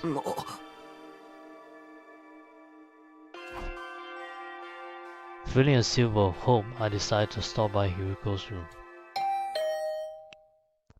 I was praying hard as I rang her doorbell. Please, Hiriko, you have to answer. If you forsake me too, then it's all over. Maybe my prayers will answer, but because...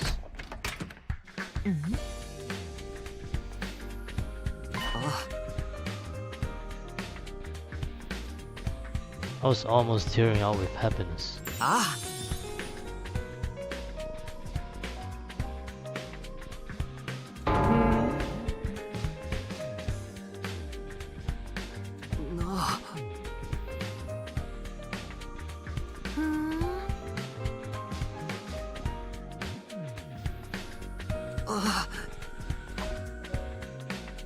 I explained everything that just happened. I didn't leave out a single detail.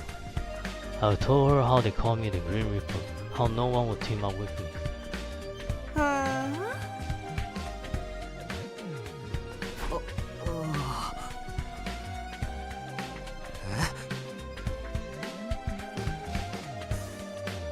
I'm begging you, Hiriko, there's no one else I can trust. Please, team up with me.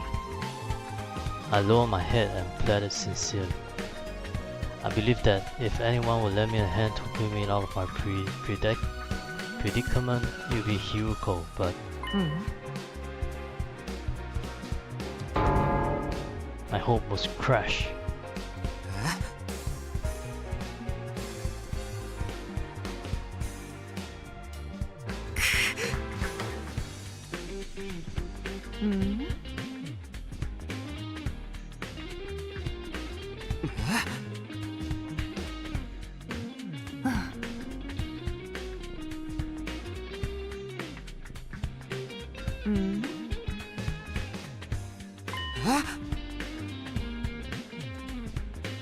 Is it a pretty boy? Oh.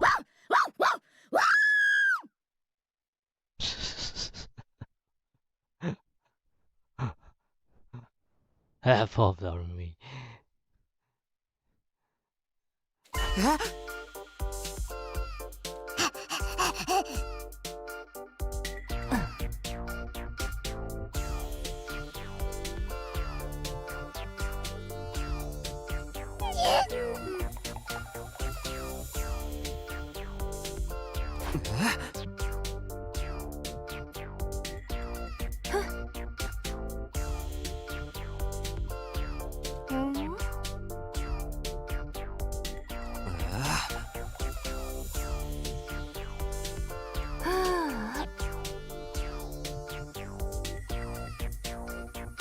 Come to think of it, the army have been unusually quiet during the announcement of the rules. I guess she was already a dog at the point.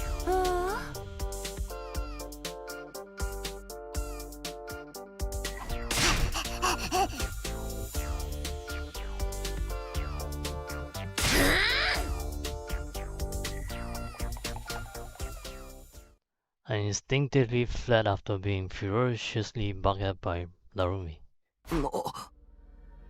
I guess I'm on my own then. I felt strangely refreshed after being so cleanly rejected. Fine, I'll play by myself. I'll hunt down the invaders on my own and survive all on my own too. Half sulking, I headed for the entrance hall.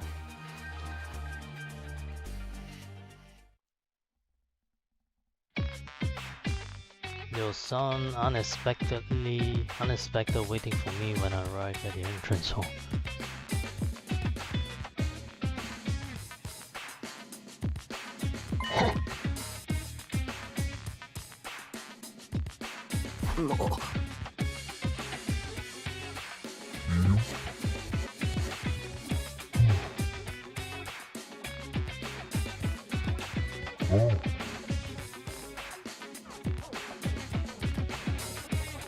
They are pretty prepared. How long have they been planning this? No then, go out there and hunt. Shrunk away for my amusement.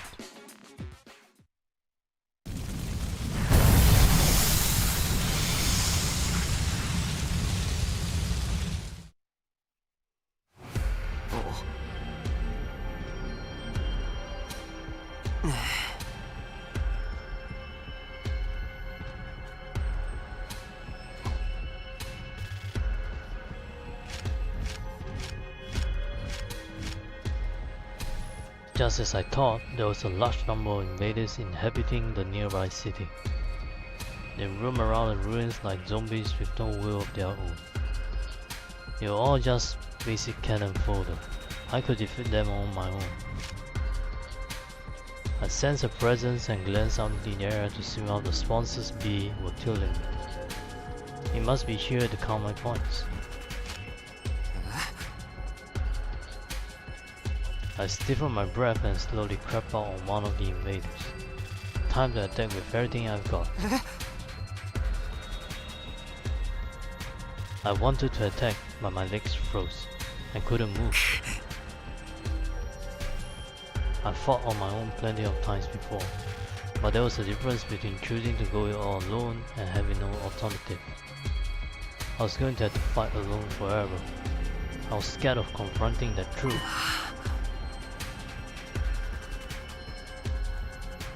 I took a deep breath and still went. This time, I leaped out in front of the invader.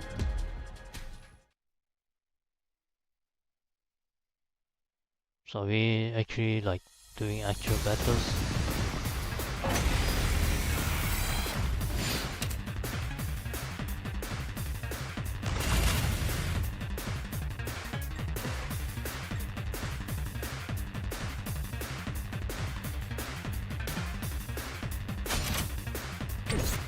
行くぞ。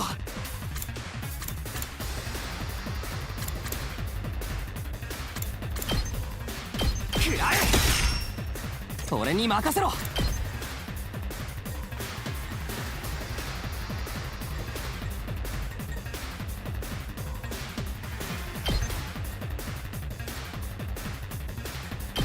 せい。行くぞ。I think I messed up. はあ。やった。出番だな。いつでも行ける。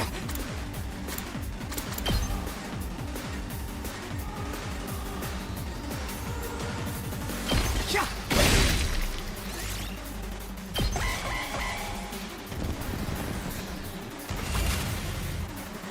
行くぞ。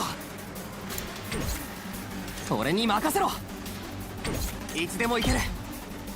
これだ。いつでも行ける。Oh, there's 3 ways. ひゃっ。俺に任せろ。せい。よっ。いつでも行ける。そこだ。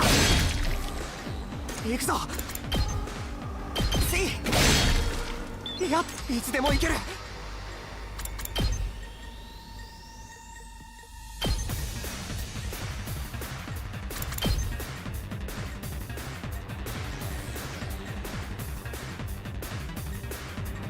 そこだ。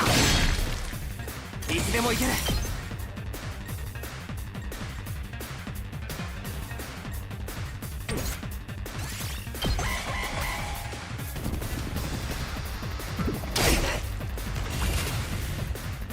いつでも行ける。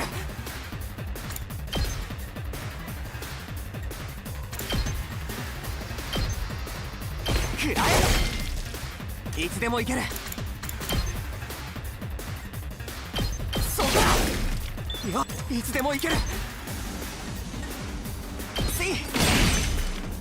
俺に任せろ。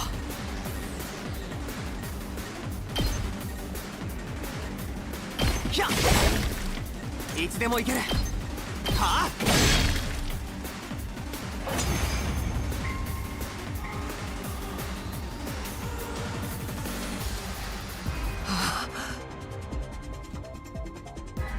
I was really exhausted, even though I only killed off a few minions. I can't come back if I die out here. The lingering fear of death weighed heavily on my mind and body. But I couldn't afford to rest. I had to do whatever it took to get more points. Not to mention,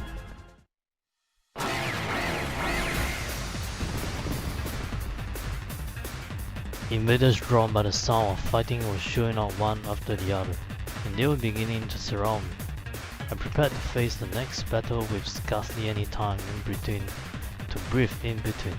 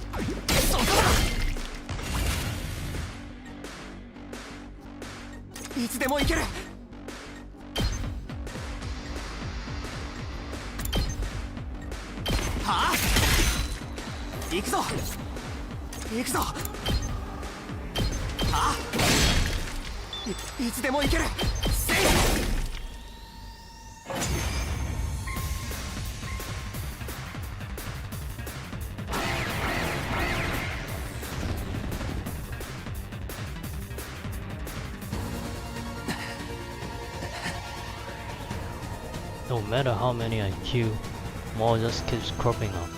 Invaders kept streaming in until I was completely surrounded. They were just mooks, but there were too many of them. My stamina was at its limit.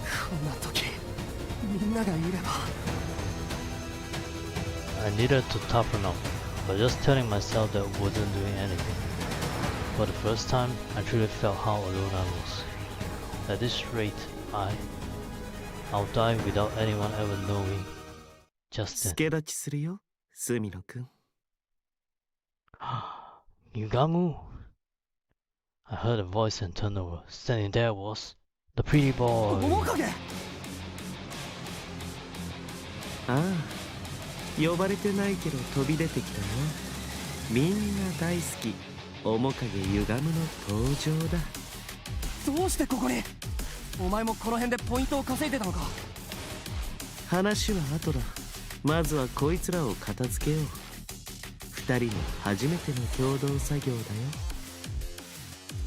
There was something creepy about how he put it, but I was grateful for him in the moment.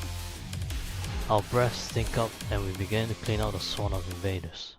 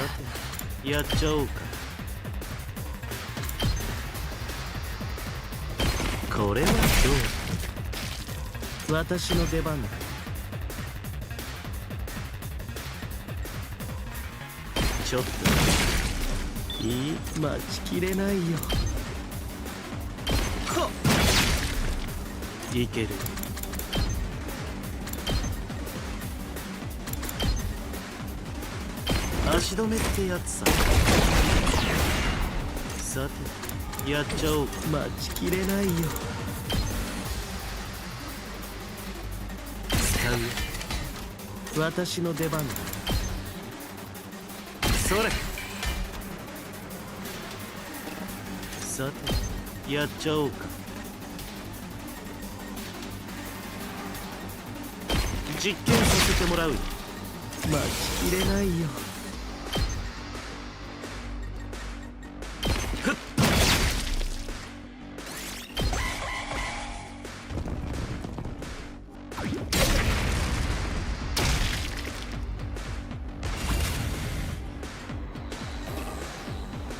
いけるよ。待ちきれないよ。実験させてもらうよ。さてやっちゃおうか。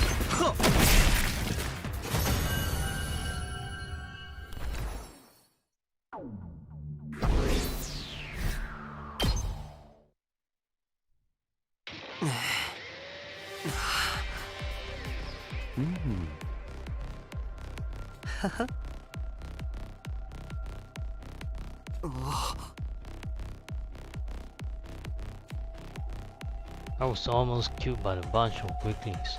Fighting truly isn't something to be done alone. ああ。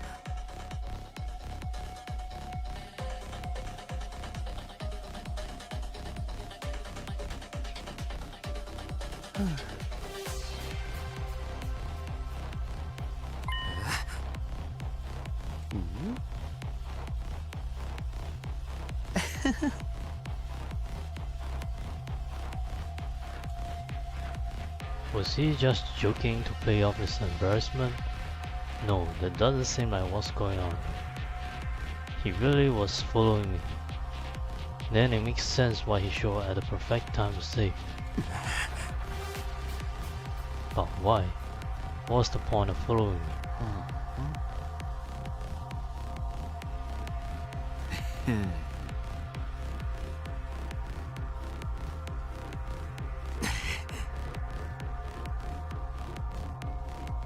Yugamu Omokage, descendant of a family of assassins.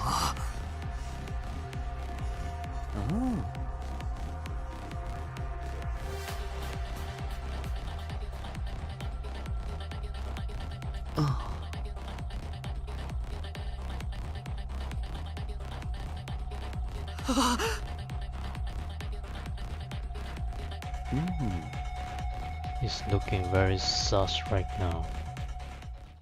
He muttered as he held out his right hand to me. 隅野くん、よければ私と組まないか? He's offering to form a team. It was all I ever wanted in my isolation, but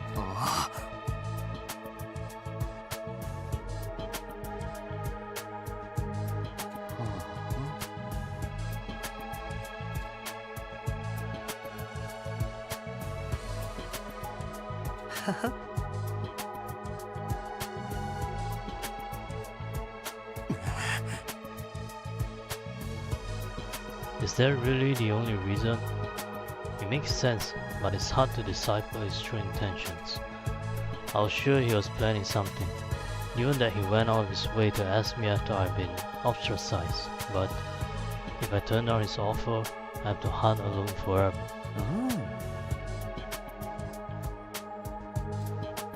What do I do? Should I team up with Yugamu? You have let me say first.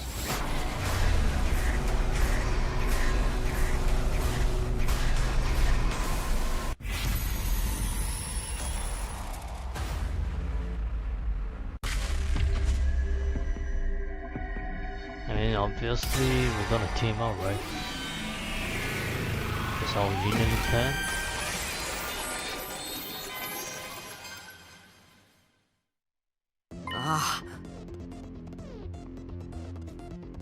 I shook Yugamu's hand. Whether he could be trusted was beside the point. I simply couldn't carry on like this all by myself for much longer. For now, I will team up with Yugamu.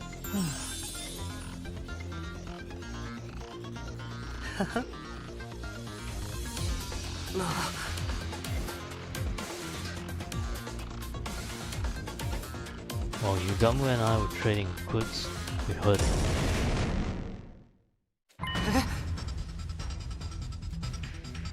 There was an ear-splitting sound and an earth shock. But it wasn't an earthquake, it felt more like...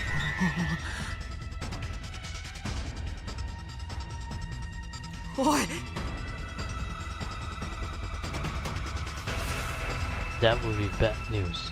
Just two of us wouldn't be enough to deal with a commander.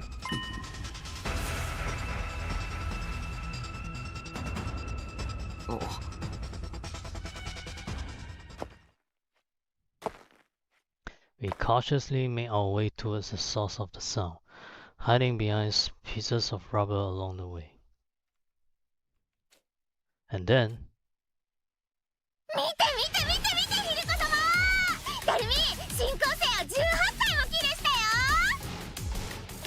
Wow, I'm glad they're enjoying this.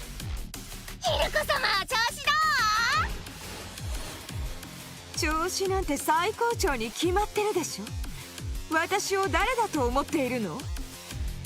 無駄口叩く暇があったら大札なさい。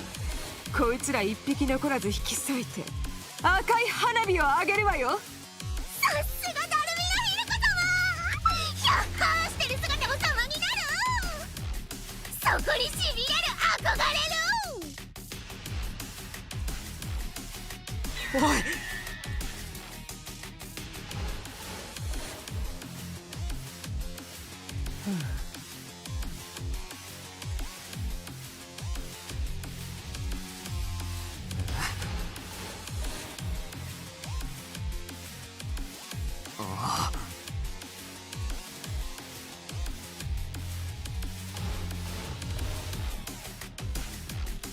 She hadn't joined any defensive battles before this and should be woefully unfamiliar with combat.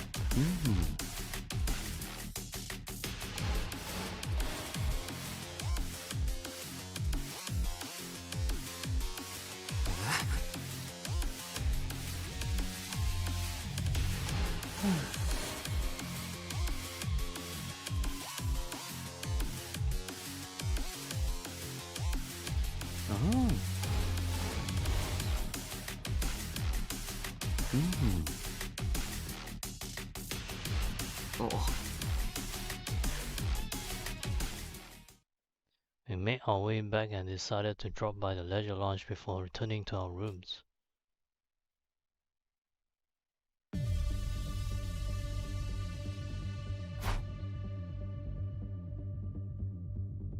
We checked the leaderboard. 1位と2位はやはりあのコンビだね。しばらくは独走状態が続くんじゃないかな。俺は3位か。思ったよりも上位だな。まあ今日はかなりの数の進行生を殺したか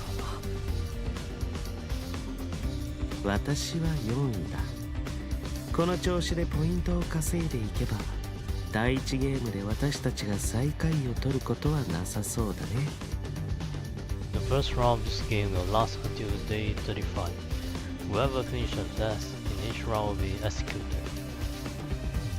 I decided I wouldn't keep tabs on where the others were placed. Ensuring my own survival was more important, and besides... 不幸を呼び込む疫病神にはご退場願いたいっす。疫病神っていうか死神。クララ殿が死んだのはお前のせいだ。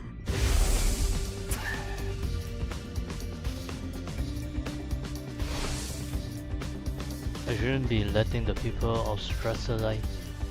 ostracizing me life rent free my head anyway.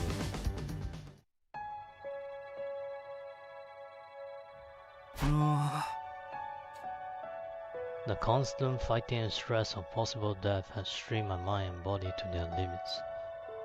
I wanted to rest early to recover from the fatigue, but...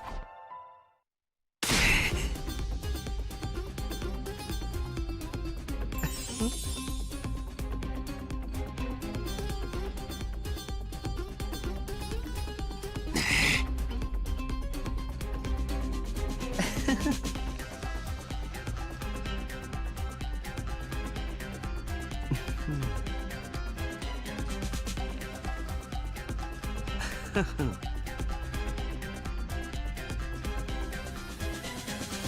makes a very good point.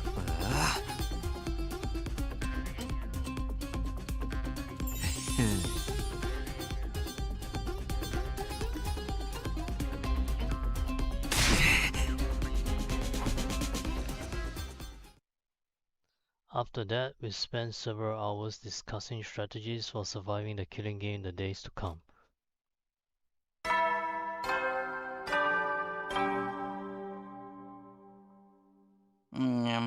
It's ja. Oh!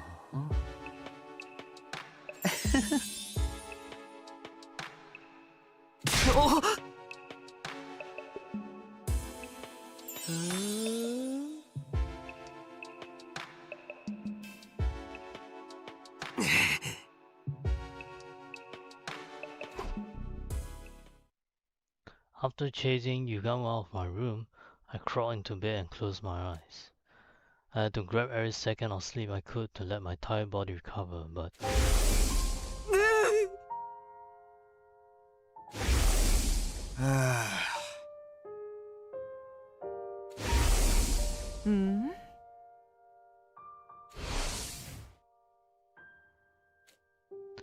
Their words from this morning reverberated around my mind, preventing me from slipping into a restful slumber.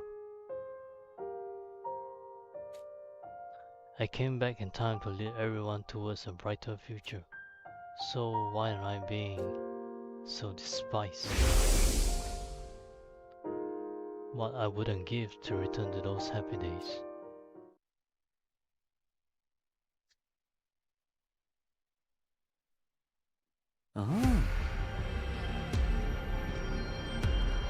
Oh, just okay. I guess we're starting right away. Right away after we woke up.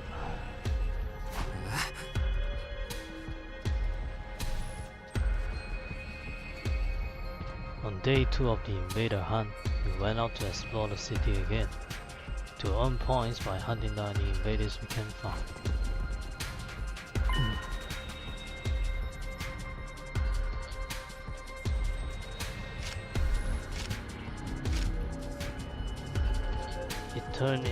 I turned in the direction Yugamu mentioned and found invaders looking around a ruined building like I said.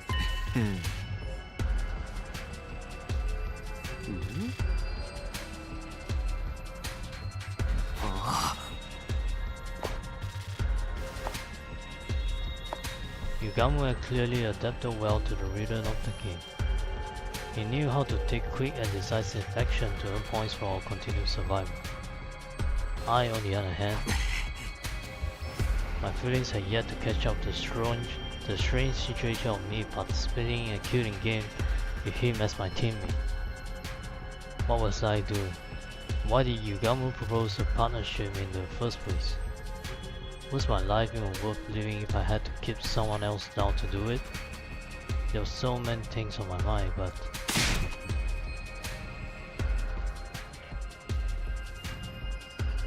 I didn't have the luxury of time to think them through. Fighting to survive was the only thing I could afford to do now.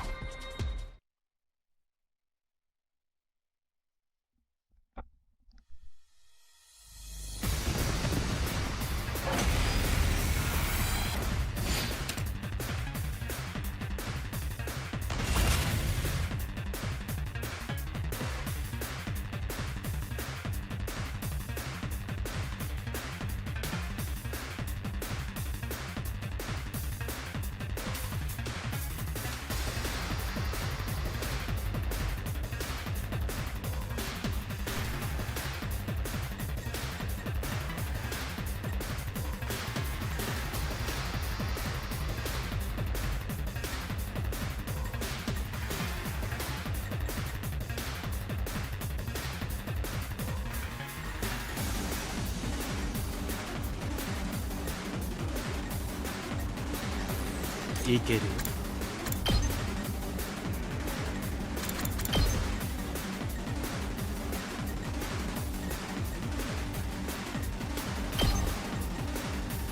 実験させてもらうよ。私の出番だ。いつでも行ける。ひゃっ。よっ、行くぞ。いける。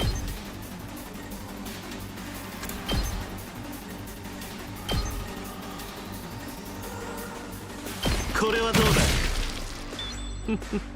行くぞ。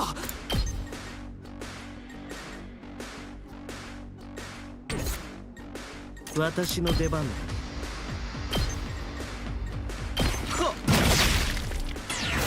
さてやっちゃおうか。実験させてもらうよ。いい死に。行くぞ。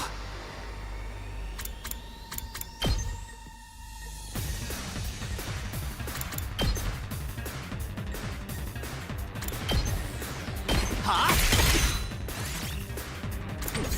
いつでも行ける。待ちきれないよ。使う。俺に任せろ。使うよ。し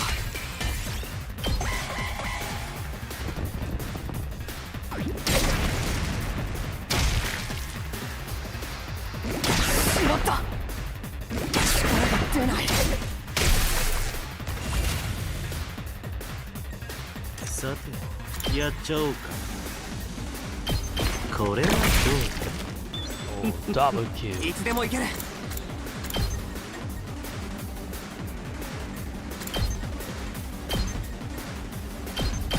そこだ。私の出番だ。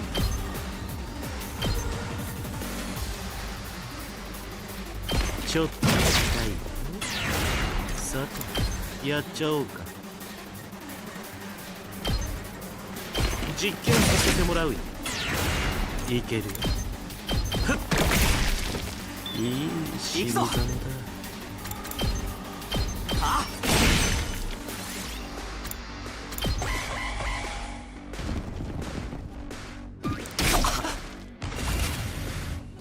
っ、俺に任せろ。ひゃっ。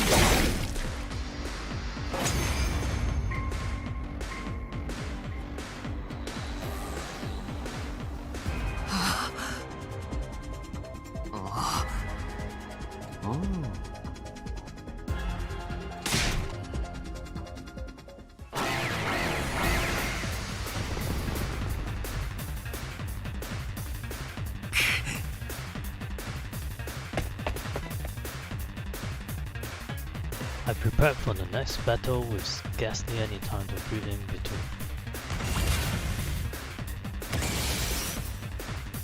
行くぞ。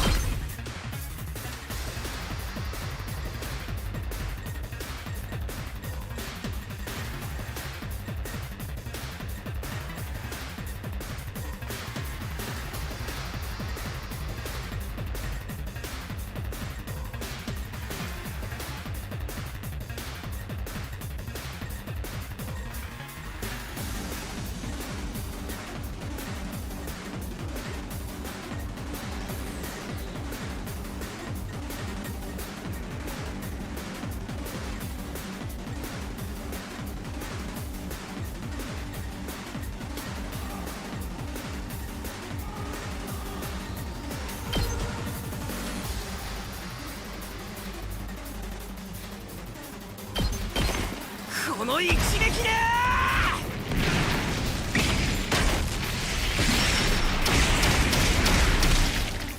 あとは任せたぞ。さてやっちゃおうか。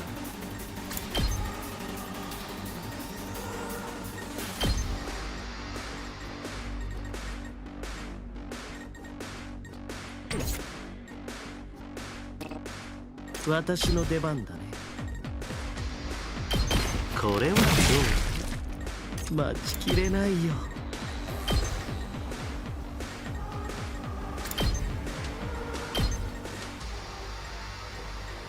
実験させてもらうよ。私の出番だね。これはどうだ？いける。ふっ。待ちきれないよ。さてやっちゃおうか。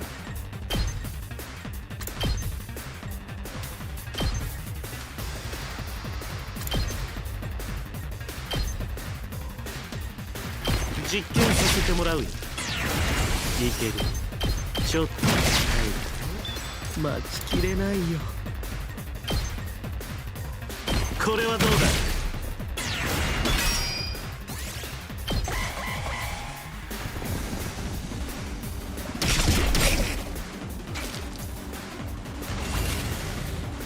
さて行こう。いい死に様だ。いけるよ。さてやっちゃおう。それ待ちきれないよ。これはどうだ。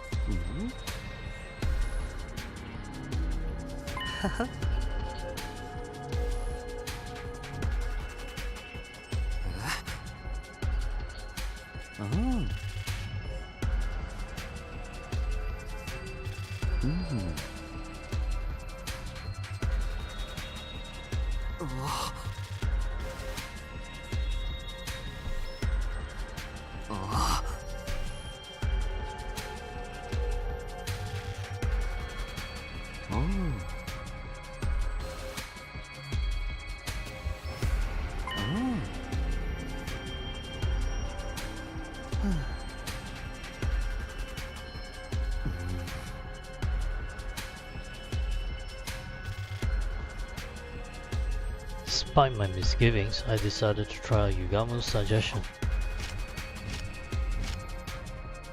I crept up to an invader that happened to be meandering around about nearby and launched a surprise attack. Without entering the fear that threatened to well up from within, I quietly lifted out my sword and brought it down nonchalantly. This was just work, something that had to be done. No need to think too much about it. I went after the next enemy as I repeated those thoughts to myself. Detach yourself. It is just work. Detach yourself. It is just work.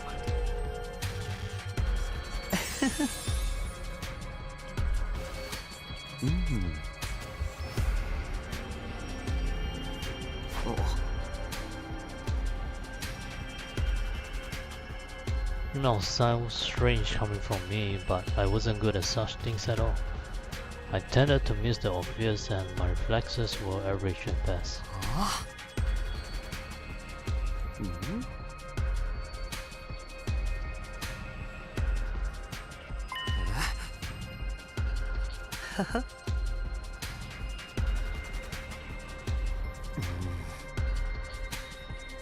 I wasn't happy to be left hanging like that, but I knew he would just be evasive if I tried to press the matter, so I didn't. Now that I seemed to be getting my mind under control, I wanted to get used to the hunting all at one go as well. Yosh!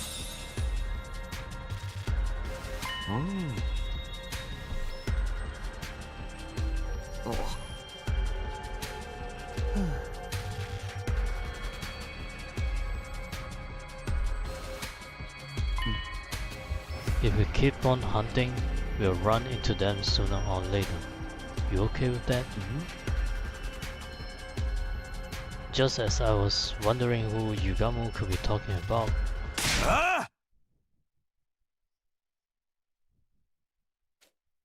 I heard a familiar voice coming from somewhere nearby. I quietly made my way toward the voice and peered out from behind some rubber.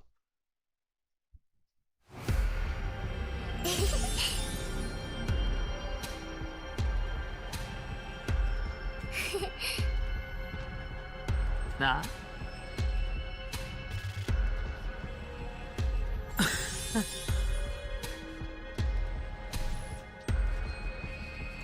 あ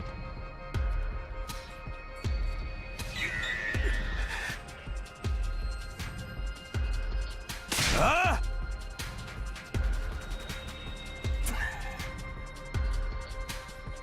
じゃあ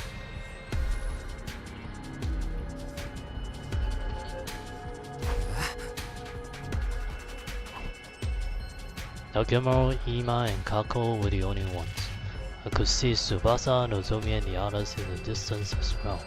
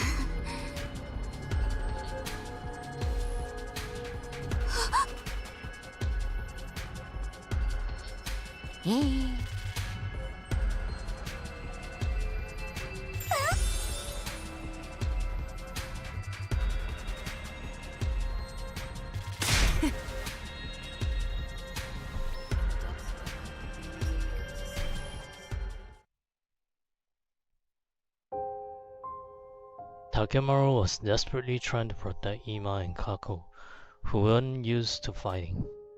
Nozomi and the others refused to abandon Tsubasa even though she was holding them back. They were watching out for each other like true friends. I used to enjoy that sort of relationship with them too. I could feel my strength rapidly leaving my body. That's right, I've been alienated. What I just saw only served to cement that fact.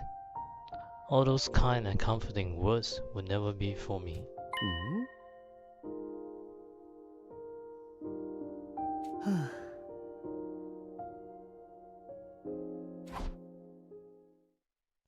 I left the place quietly and made my way back to school, taking care not to be seen by the others. Taking back with me nothing but an armful of distressing thoughts and feelings. I got back to my room earlier than usual, but wasn't in the mood to do anything, except lying outright on bed and stare long and hard at the ceiling.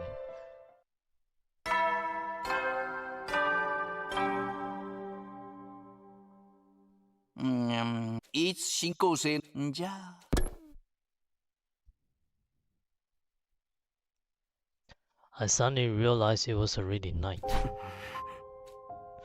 I knew I should be resting, but bad memories kept surfacing in my mind, pulling me back to wakefulness.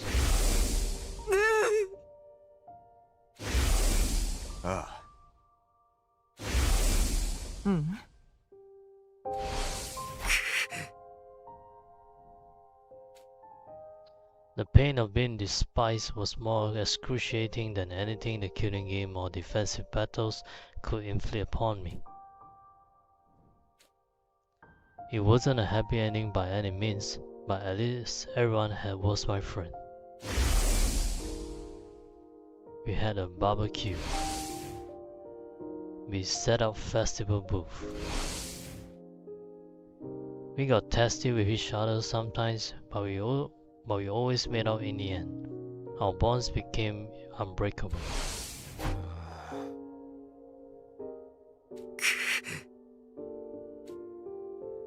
As I was agonizing over this matter,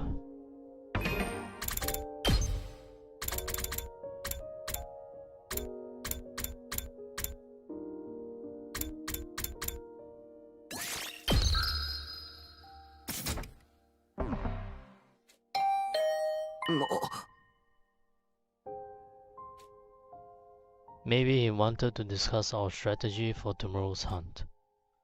Although I honestly wasn't in the mood to talk, it wasn't like I could simply drive away the only friend I had right now. I got out slowly and went to the door. When I opened it, I saw... Hiruko? Huh?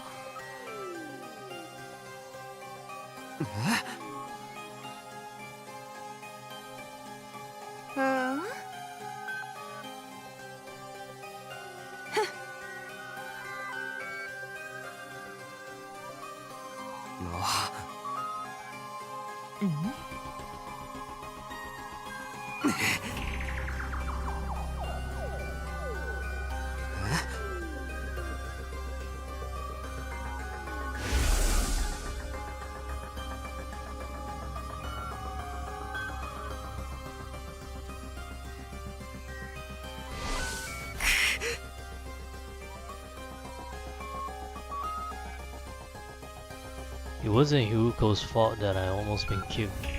I knew it in my head, but my heart refused to stop those angry words from spilling out of my mouth.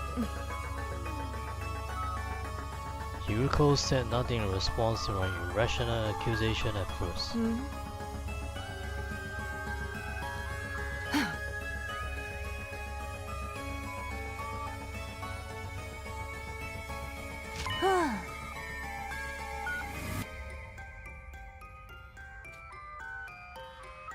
Oh, what are you handing us? She took out the box she had been holding under her arm and handed it to me. Token of reconciliation?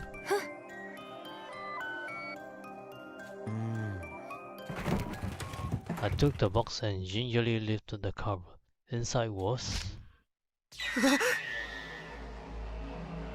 Oh... It was the dead body of a gigantic bee. Is this some sort of sick joke? No, wait, this bee...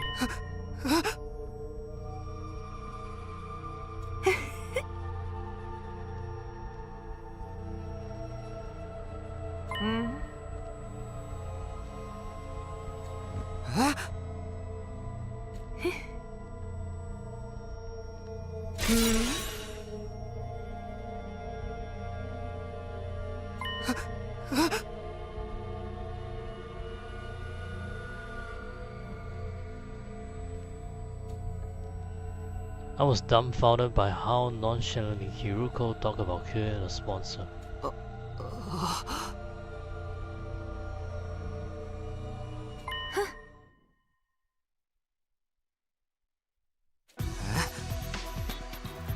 Two weapons? The bee is the first. The other is the suit they're wearing.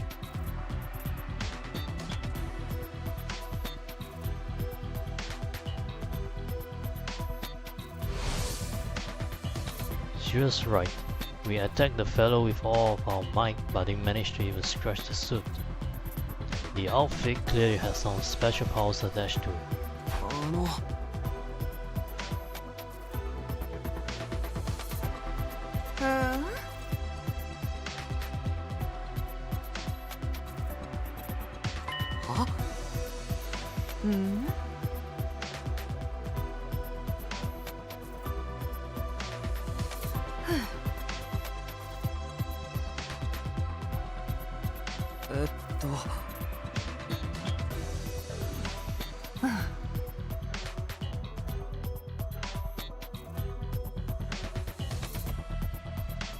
If that were truly possible, I'll be more than happy to give her as much help as she needed. But there were some things that were bothering me.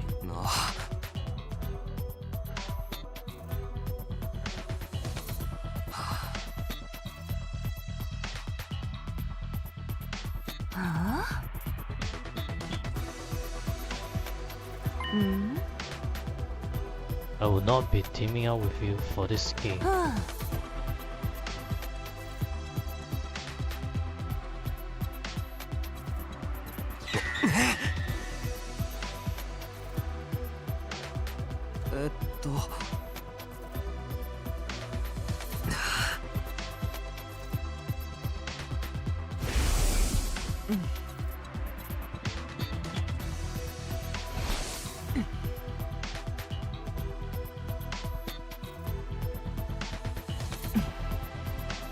I'll still try to figure out if I could trust the person you are right now.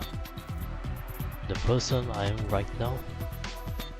It sounded like there was a deeper meaning to the statement, but I decided this wasn't the time or place to pursue it.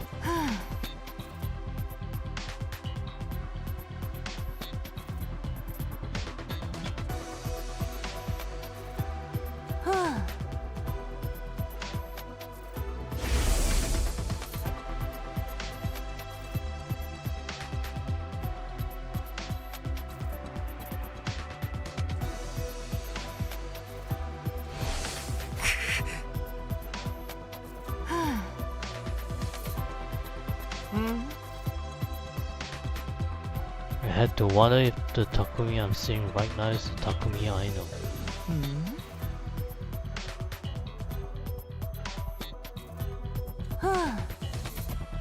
To see whether you, the person you are right now, can be trusted. It was starting to make sense now, like why she wanted to come with me to the second to last defense academy when I went there. She wanted to use the opportunity to settle my humanity.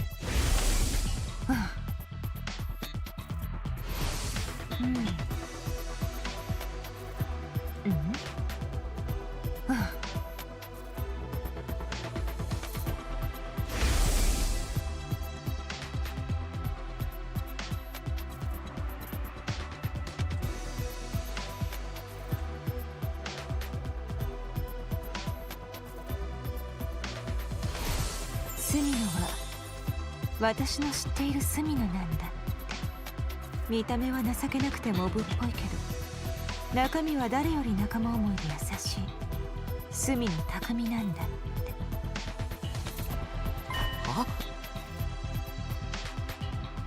My tears threatened to spill over despite myself. To think there was someone who still had so much faith in me after being called the Grim Reaper by everyone else.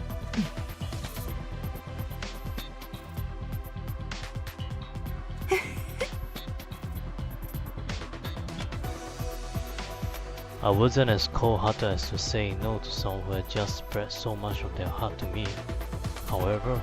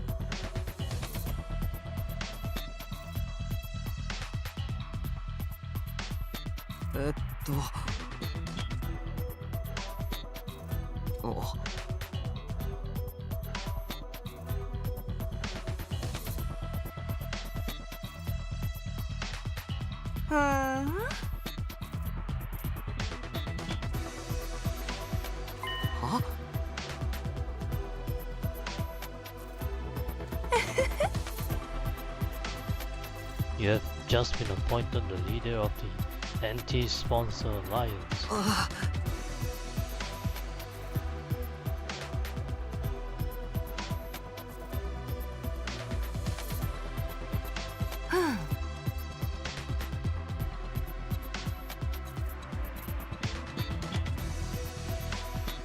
Excuse me, you expect me to believe you after all that tyranny you displayed in the previous 100 days?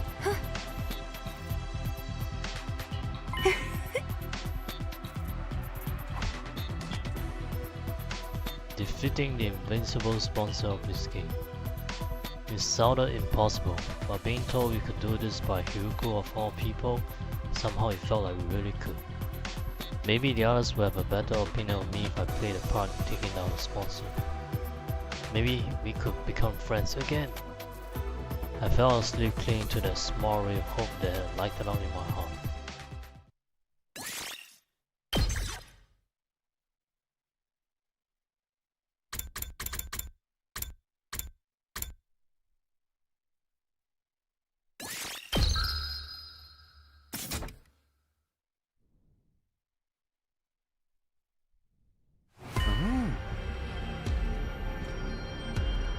Yugamu agreed to join the anti-sponsor alliance so readily I almost felt disappointed.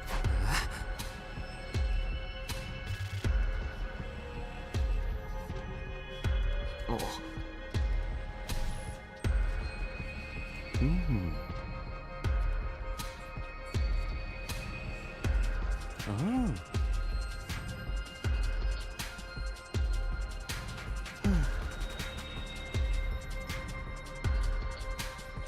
Oh.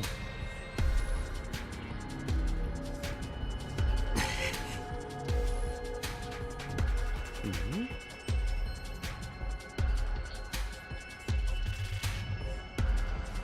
Oh.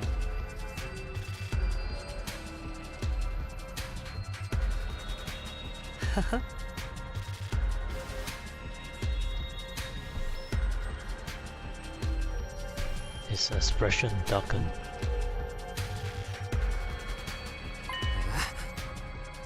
Mm.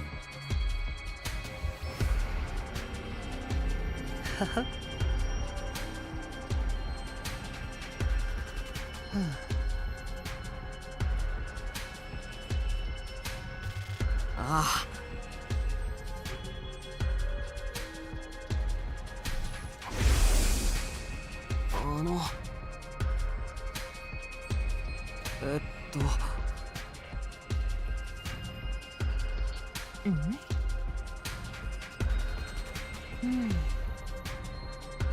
She's merely my in-game partner, that's all.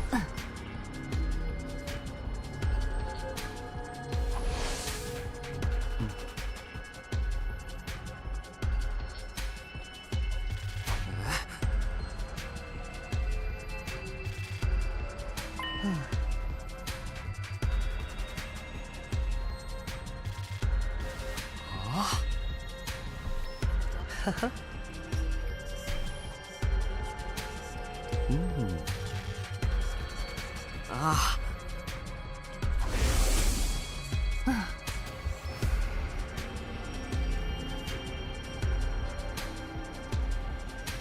Mm. Oh. Ah.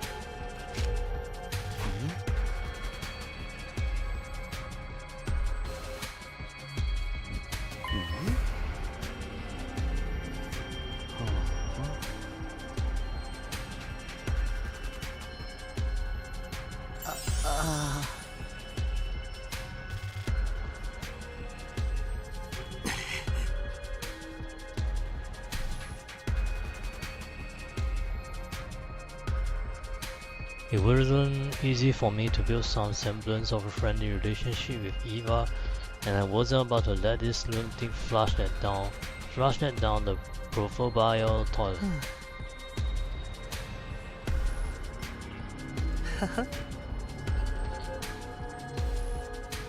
Yosh!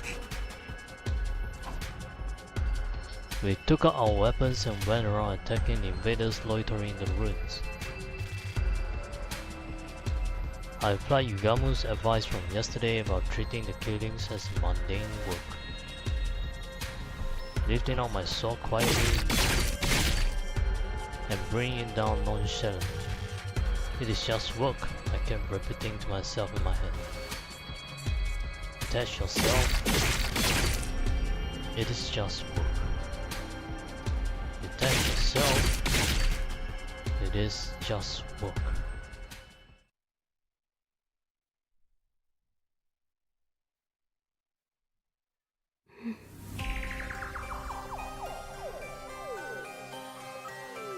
When I asked Eva about the sponsor's identity, she flatly rejected the possibility of them being an invader.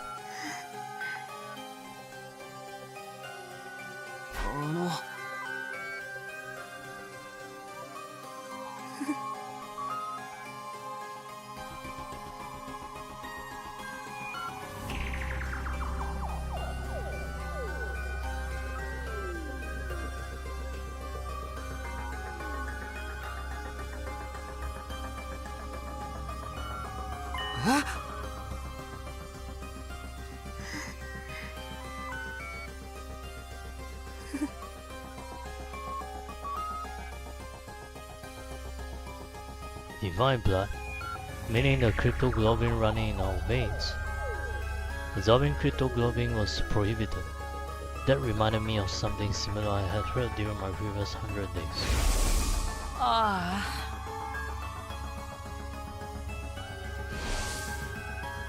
Which proved that the sponsor of this game couldn't have been an invader, since they absorbed Kurara's cryptoglobin.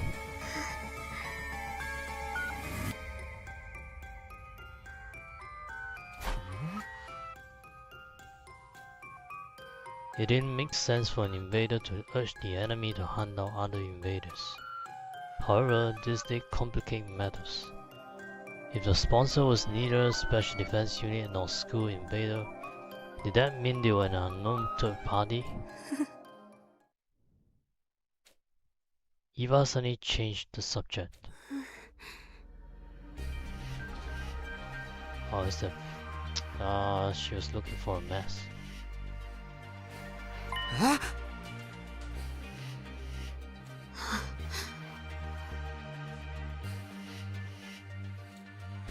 Right, she did ask me for a mess a while back.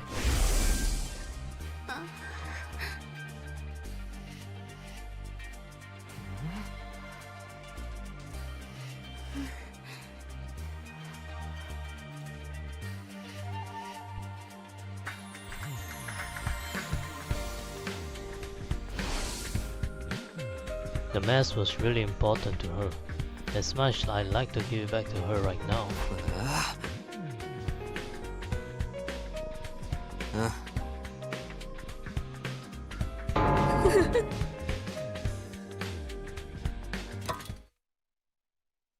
She grabbed hold of the cage bars as she protested, tears welling up in her eyes.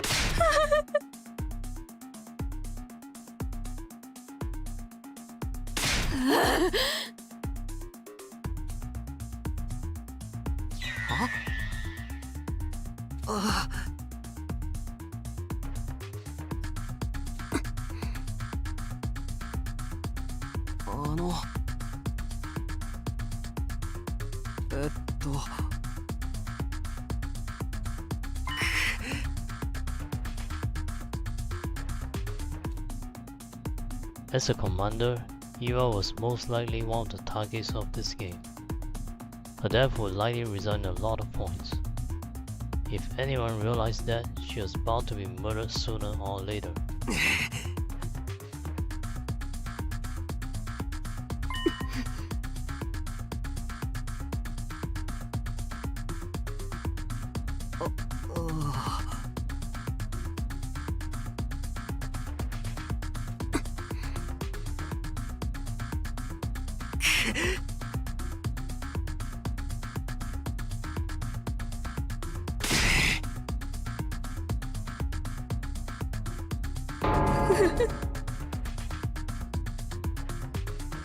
Eva looked entirely unconvinced and it seemed like she was about to protest again, but she sighed deeply in what sounded like resignation to me.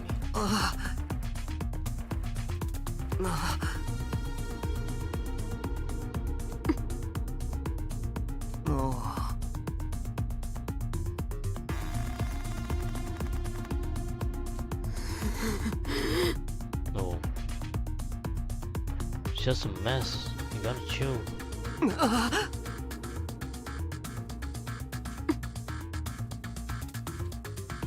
She ignored my encouragements and apologies in favor of glaring at me through half-lit eyes. 隅野ってとんだ役立たずなのね。どうしてマスクの一つも持ってこれないのかしら。I thought I'd been imagining things. Did she just whisper something really out of character for her?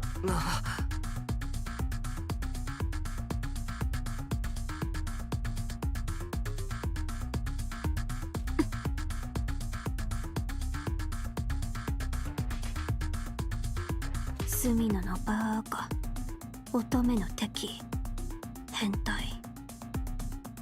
いつか捕虜虐待で訴えてやるから。 What? The enemy of all maidenkind? Eva had done a complete about-face. What could have transformed that sweet, docile lady from just now into this sharp-tongued witch?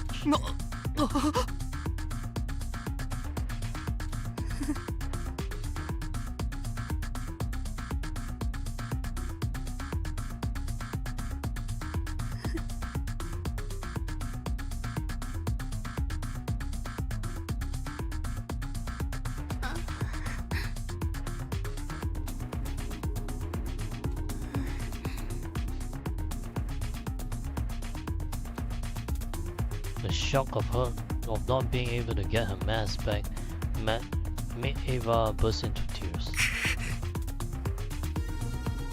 She had been putting on an act all this time.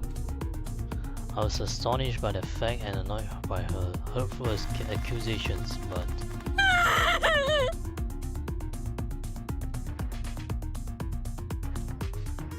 I couldn't muster up the anger to cheat her as she wept sadly. She was likely mentally strained from the stress of being held in the middle of an enemy stronghold.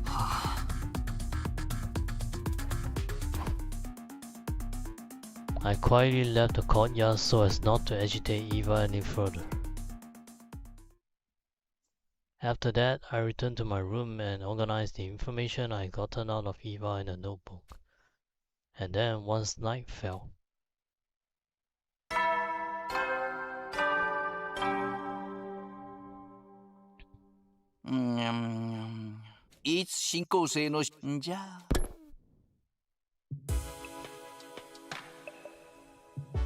the bedtime announcement played. By rights, we should all be turning off the lights and jumping into bed right now, but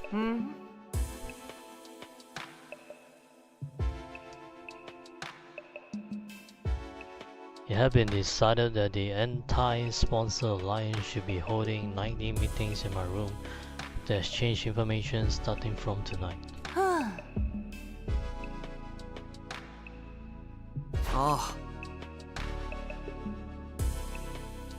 I shared the results of my investigation with everyone about how the bee could not have been a weapon of an invader. The blood-sucking was taboo to the invaders, so the sponsor couldn't have been one since they suck Kavara's blood.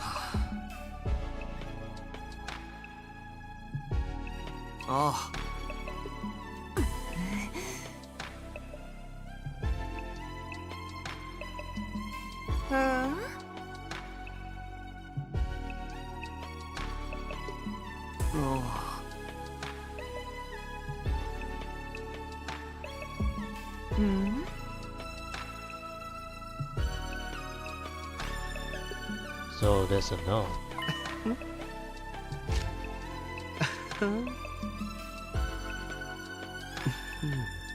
First of all, the bee was modeled after a type of parasitic webs.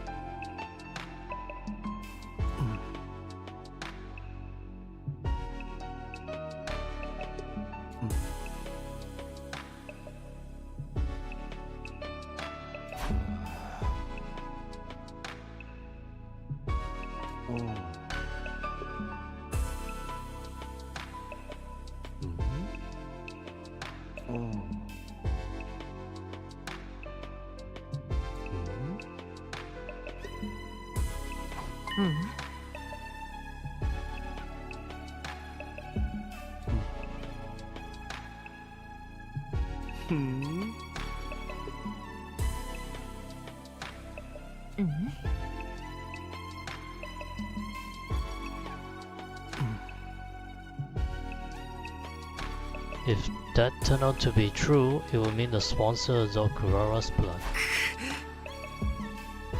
The thought of my friend's blood being used as food sparked an intense rage within me.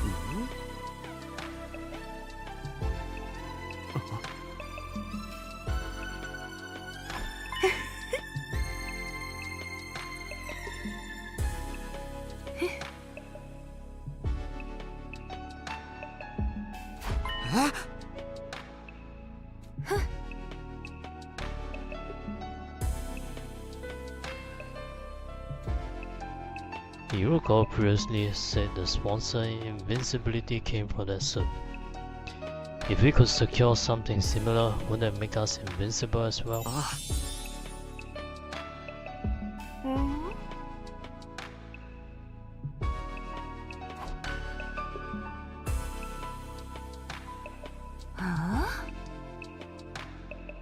She don't trust us, because I'm the only one who can find that place.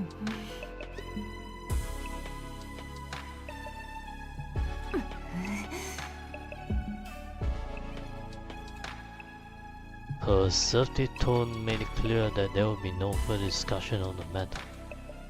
Something that could cause the usually placid Yuruko to get so worked up had to be extraordinary.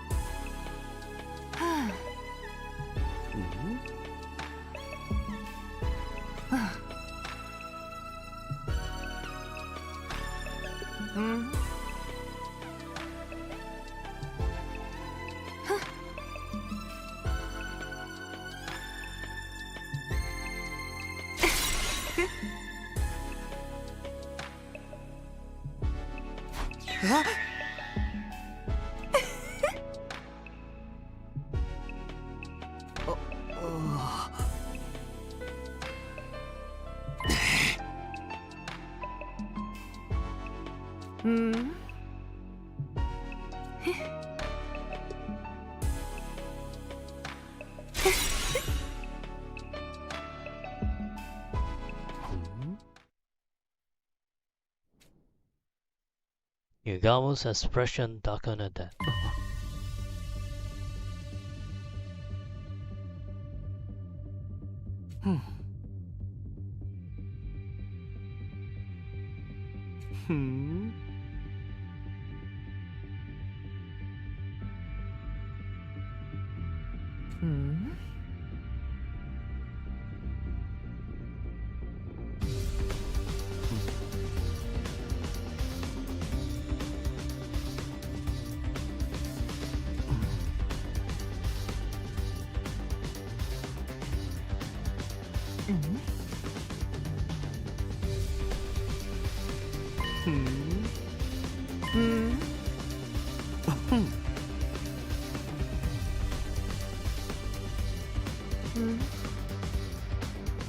Yugamo continued to question Yuruko about her reason for teaming up with Darumi, but she kept quiet throughout. The alliance meeting ended on a slightly sour note because of that.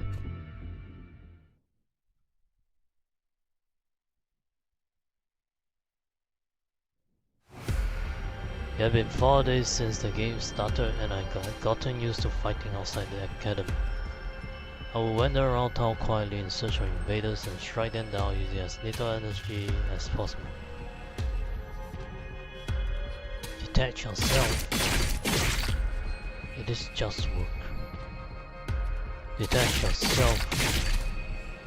Take their lives. Detach yourself. It is just work.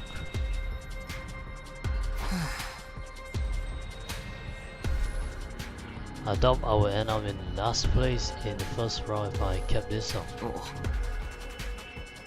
Ensuring my survival alone wasn't enough to put me at this. The ultimate goal of the anti-sponsor alliance was to put an end to this game by killing the sponsor. But what was the sponsor hoping to achieve by making us do this? I couldn't get that one thought out of my mind as I cut down one invader after another. In a way, the sponsor and Zero was similar. Both were trying to make us fight against invaders.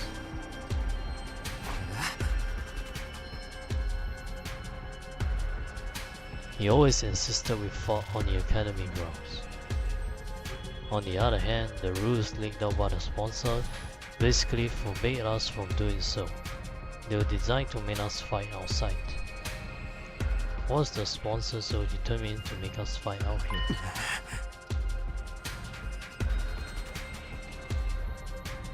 Dying outside meant our dead bodies could be revived.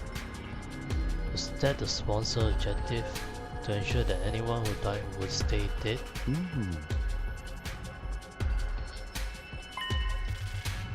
I was jolted back to reality by Yugamo's teasing.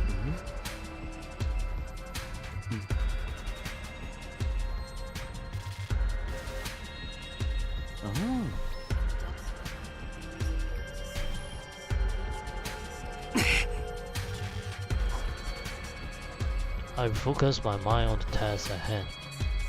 With my sword in hand and my clear mind clear, I resumed the work of hunting down invaders. Yugamo and I then spent the better part of the morning killing together.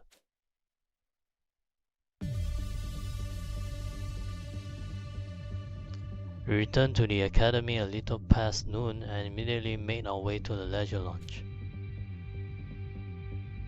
There we checked our latest ranks. Yuko and Darumi is still at the first and second as expected. So the next is Moko, Takumi, Tsubasa, Yugamu, and so the last one is Shoma.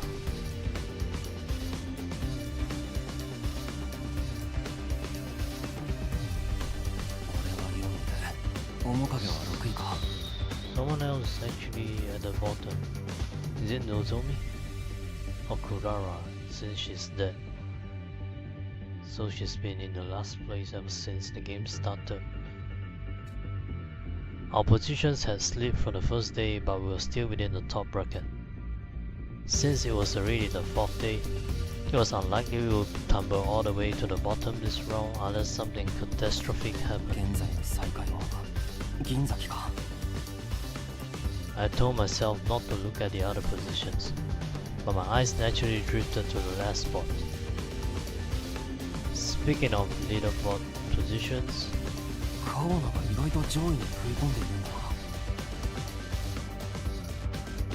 she was clearly holding her teammates back yesterday.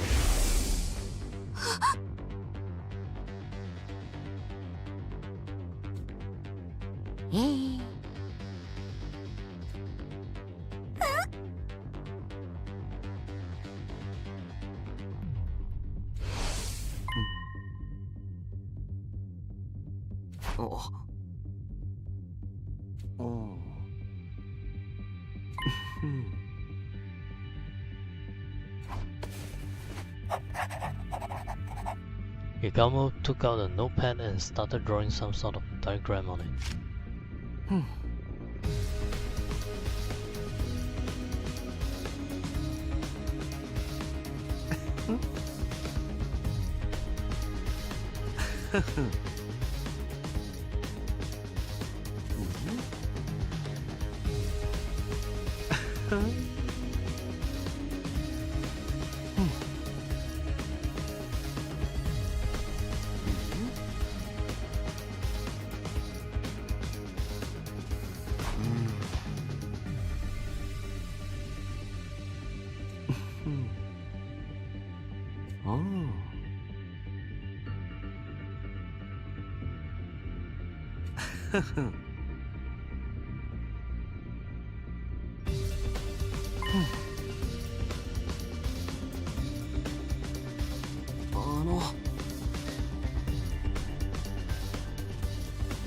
A killing game usually pits participants against each other, but the rules for this one clearly lend itself to fostering teamwork.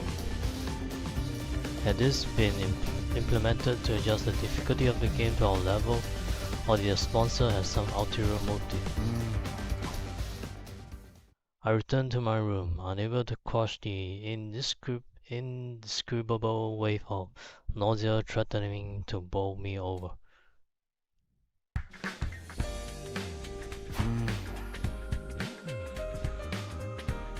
I was in my room, trying to figure out what to do in the time I had before the nightly meeting.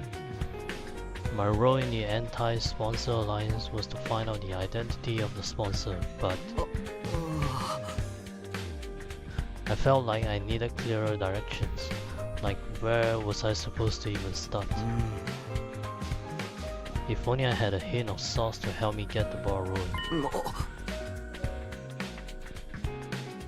Asking around for information would be the best way to find clues that might shed more light on the matter. The others would surely be shocked to see the most unpopular guy in school right now approaching them out of the blue.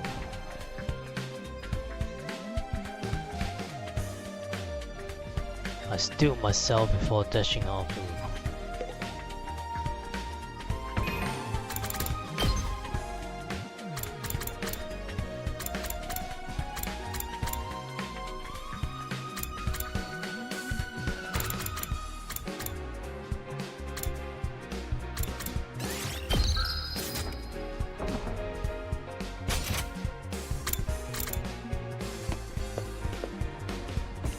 Just gonna chat around again. Tsubasa lowered her eyes awkwardly when I walked Carl to her.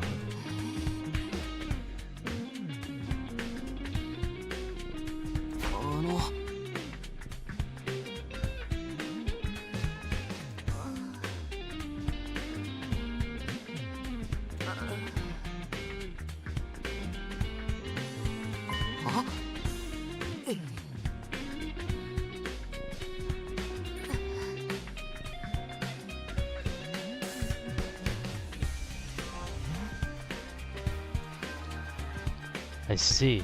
Shoma is probably going to be the first to die if things continue like this. But we could save him if we took down the sponsor before that happened.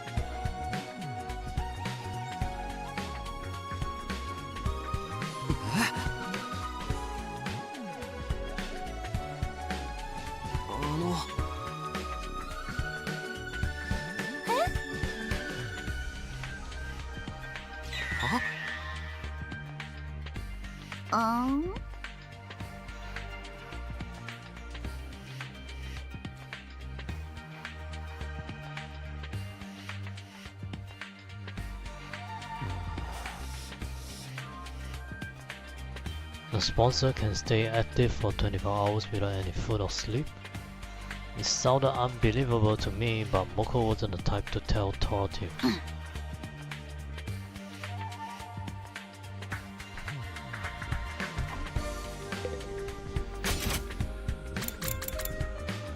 So the sponsor doesn't need any food, or does he need any sleep?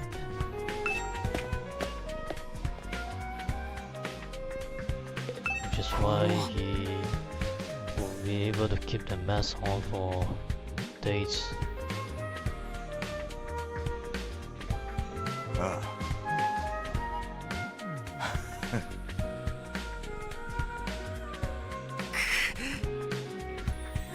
Bad luck, huh? Just part of being the school genius, I guess. Oh, you're just gonna outright reject us.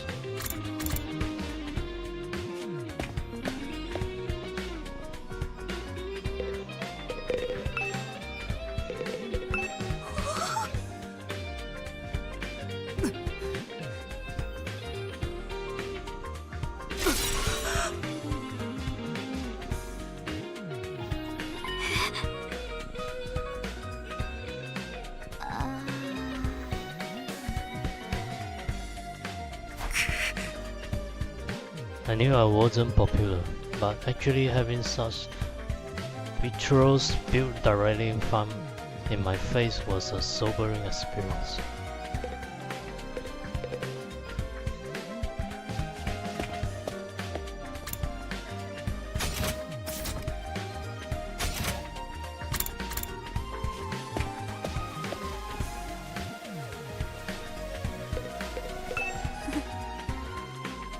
Eva was in her cell, looking as dejected as I left her.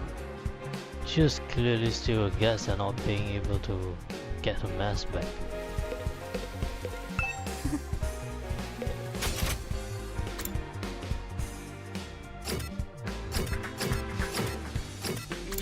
Okay.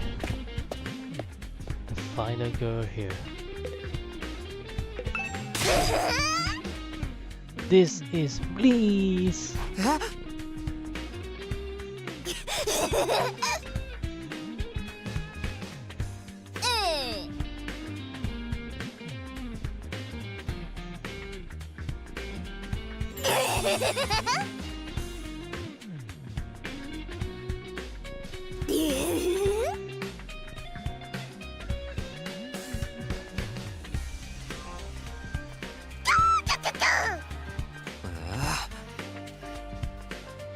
Darumi was enjoying the current situation with every fiber of her being. I still couldn't understand why Hyuko would team up with someone like that.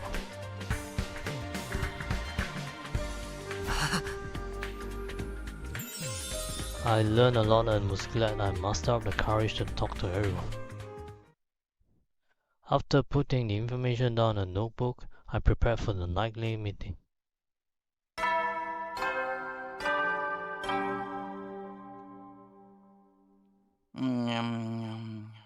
소인 이신자.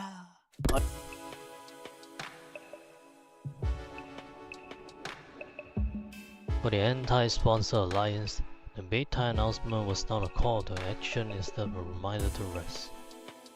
A sign for us to gather and report the day's finding.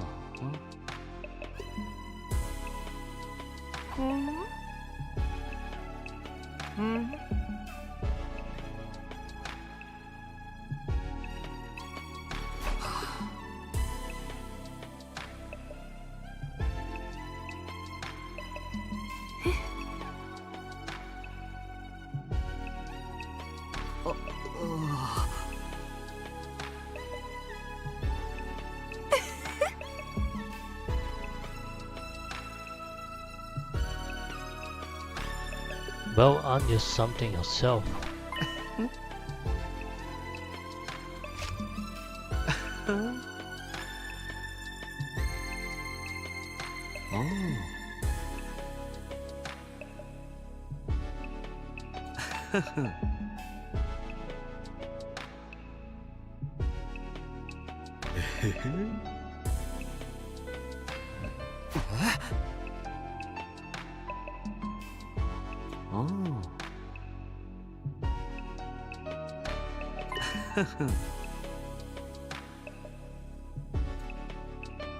The ability to move around without needing to eat or rest. Hemo Anima enhanced beast.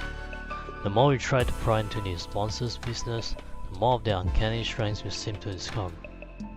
But all of this proved that the sponsor themselves was impossible to defeat. If we could just find a way to get them out of that invisibility suit...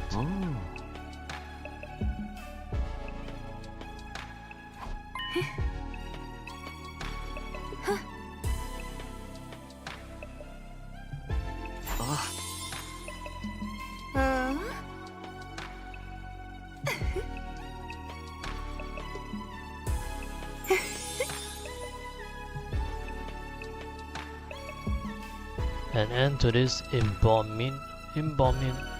abominable invader hunt seemed like a dream, but Hiruko seemed confident the odds were in our favor.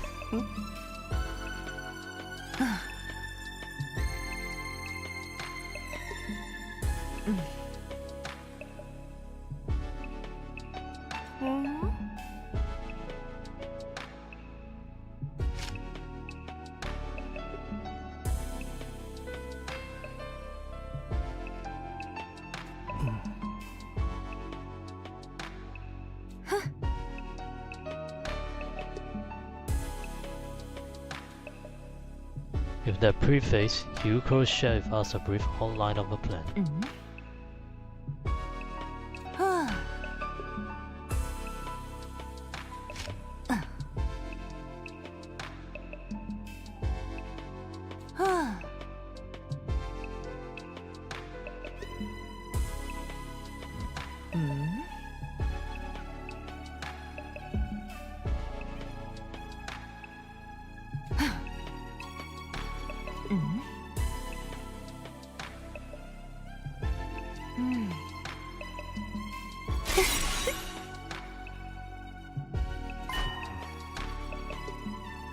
Hyuko's plans were simple but bold. She would absolutely end everything tomorrow if circumstances allowed, both the invader hunt and the sponsor themselves. An earnest plea for help from Hyuko without her usual buffs was a straight yes from me. I nodded vigorously.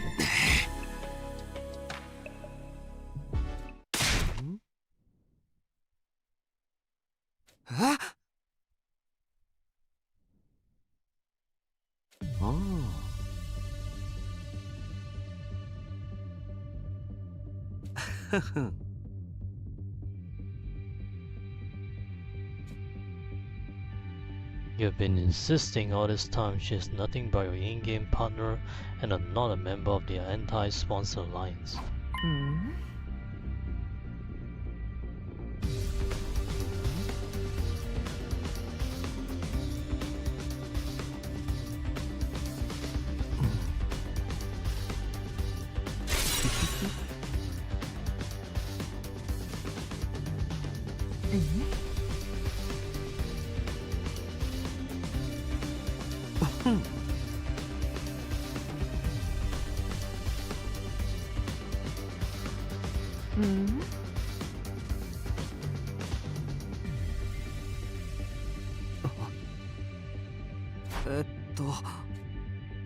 The discussion was leading nowhere. Neither Hiruko nor Yugamu seemed willing to compromise.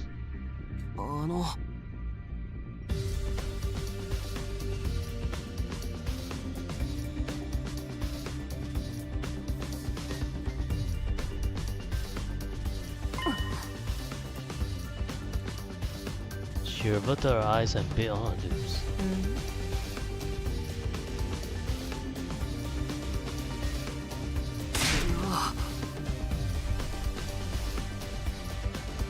I reached out quickly and grabbed Hyuko's hand before she could leave the room.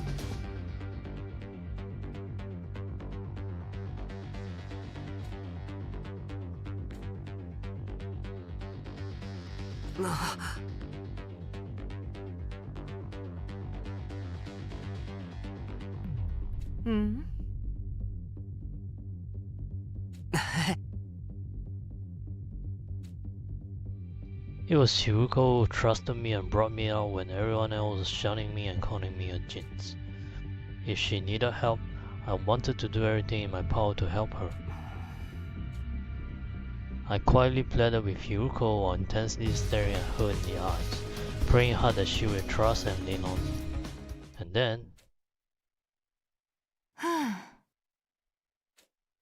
it was a sign of resignation.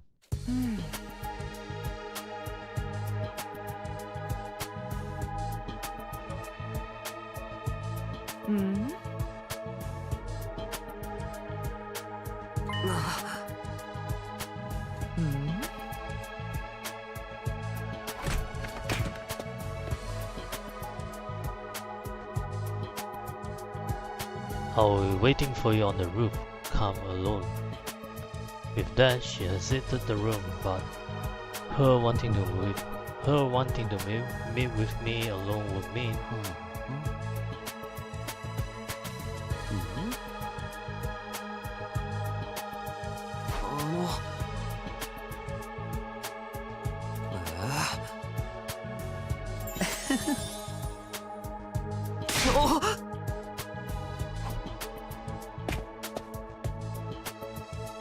I left Yugamu behind my room and went out to the roof.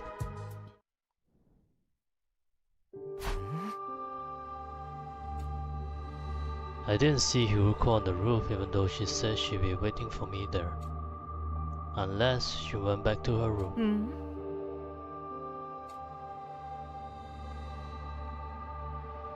I turned towards the direction of the voice and saw Hiruko sit on the ledge. She was staring intently at something. I followed her gaze and there was the artificial satellite floating in the night sky. スミノはあそこにいる人たちにもう一度会いたいと思う。 Her question was sudden and unexpected. 会いたいなんて当たり前だろ。そのために戦ってるぐらいだよ。ええ、そうね。私たちは皆再会したい人がいるからこそこの学園で戦いを続けてる。そして戦いが終わったらその人たちのもとに帰りたいと思ってる。それが生きるモチベーション、死ねない理由と言い換えてもいいわ。でもダルミにはそれがないの。帰りたい場所がない。帰りたい場所がない。でもあいつにも家族がいるはずじゃ。家庭が帰りたい場所にならないケースもあるの。あなたには想像もつかないでしょうけど。 She was right. I did not understand. How could I? It was my cherished dream to be surrounded by my parents and Karua at the dinner table again someday. ねえ、スミノ。どうしてダルミがデスゲームが好きかわかる？いや。答えは簡単。あの子の家庭環境そのものがデスゲームのような状況だからよ。少しでも気を抜けば親や教師にひどい目に遭わされる。何も悪いことをしていなくても大人の機嫌が悪ければそれだけで罰を受けなければならない。本来あの子を守らなければならない大人は誰一人としてあの子に手を差し伸べようとしなかったね。デスゲームそのものでしょ。I had an inkling Darumi may not have come from the best of family environments, but I had no idea it was that bad.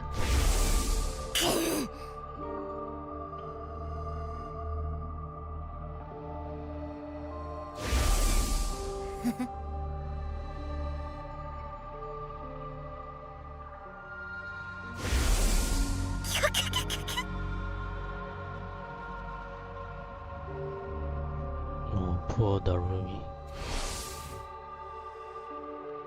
She wasn't kidding about that. デスゲームのような日々を送るダルミはね、いつもこう思っていたの。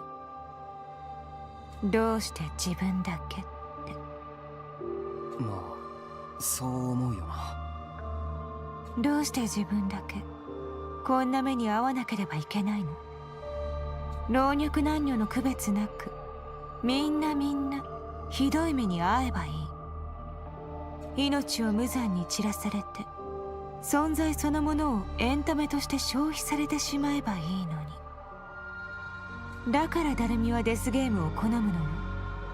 そこにはあの子の理想の世界が広がっているから。じゃああいつは本気で言っていたのか、デスゲームが始まってほしいって。ええ、本気も本気よ。命を懸けて願っていたの。What sort of mentality could drive a person to be this desperate for a killing game to begin? 世界がデスゲームであればいいのに。本来であれば叶うはずのなかった願い。でも何の因果かその願いは現実のものとなってしまった。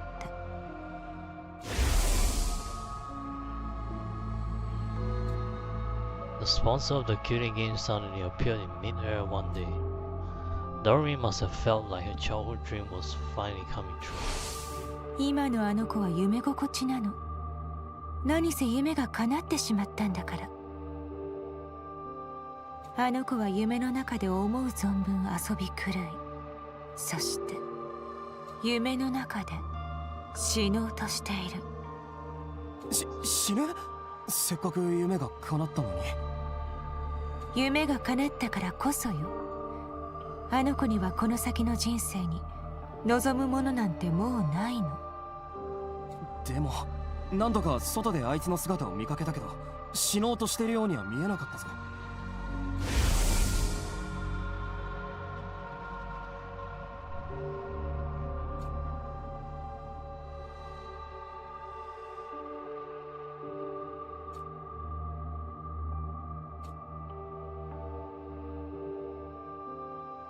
She was right. Some with normal sensitivities will be a lot more cautious about this. 私が隣で気を配っていないと、あの子すぐに新興生の大軍に突っ込もうとするのよ。無理やり連れ帰らないといつまでも戦い続けようとするし、学園に連れ帰ってもすぐにふらふらハントに出て行こうとするの。引き止めるのも一苦労。あれは緩やかな自殺ね。片時も目が離せないわ。もしかしてお前が明日雨宮を連れて行くことにこだわるのは。単にダルミを一人にしておきたくないからよ。少しぐらいの時間ならどうにでもなるけど、明日の戦いはどう見積もっても長丁場になるでしょ。連れて行くしかないの。でないとあの子は死んでしまうわ。一人でも死んだら意味がないのに。I was completely dumbfounded. Hyuko was serious about saving everyone's lives. But then again, Hyuko had always been like that, even last time.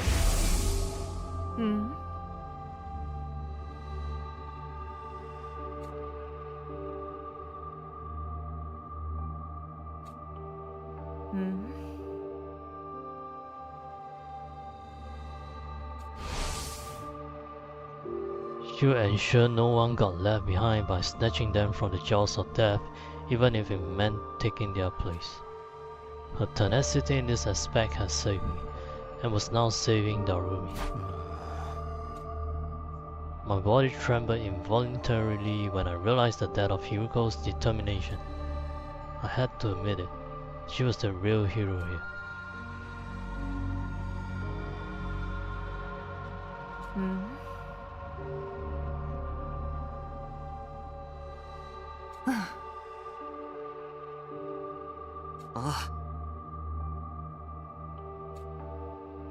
How could I possibly turn down a request from this awesome hero standing before me?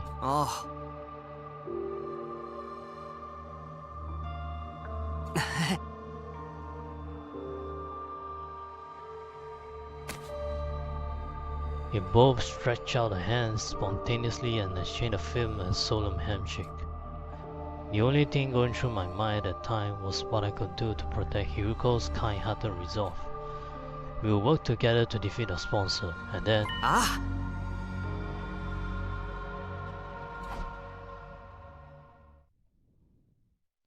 But I was too naive. Kind-heartedness had no place on the battlefield, because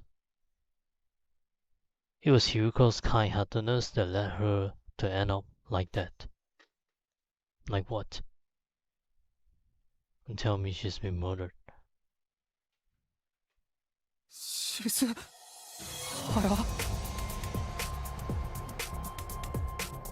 Oh crap. That's one of the commanders, right? Just lying on the ground with blood pouring out of her back. This is a mortal wound. There's no way she can recover from this. The attacker, if I remember correctly, is the... What is the commander doing here? Why is Hyuko lying in the pool of her own blood? Was she defeated by the commander? Nothing was making sense. My mind was in a state of confusion.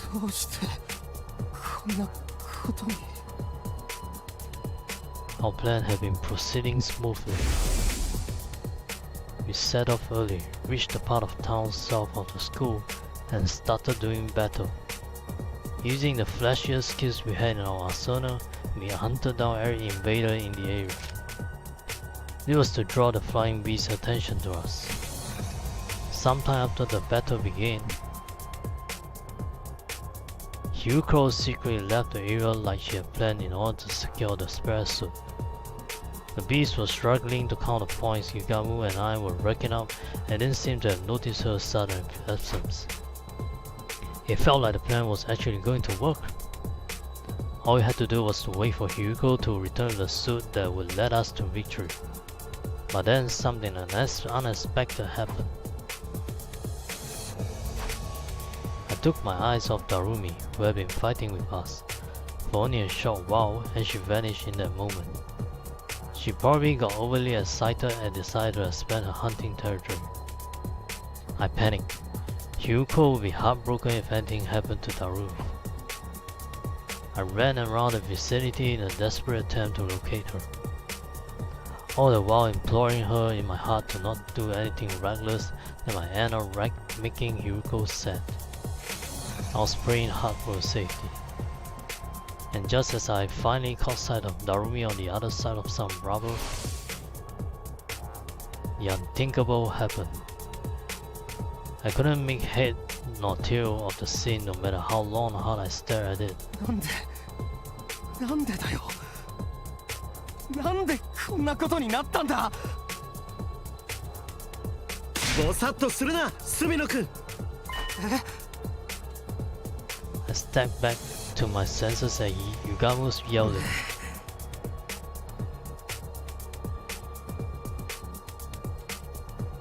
Yugamu's face twisted into a hateful scowl when he turned to look at the commander.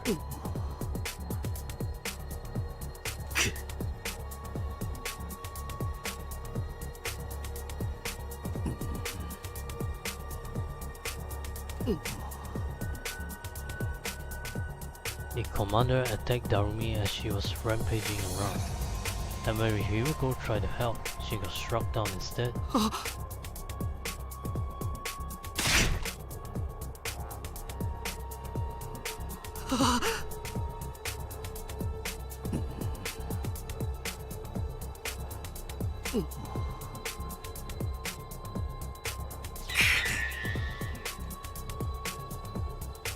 Yugamu's decision was sound. The best outcome we could hope for right now is to avoid all of us dying.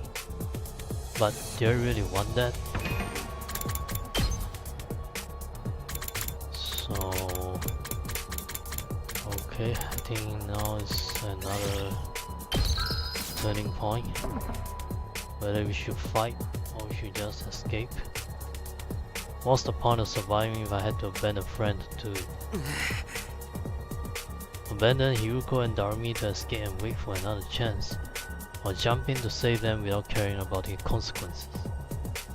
I...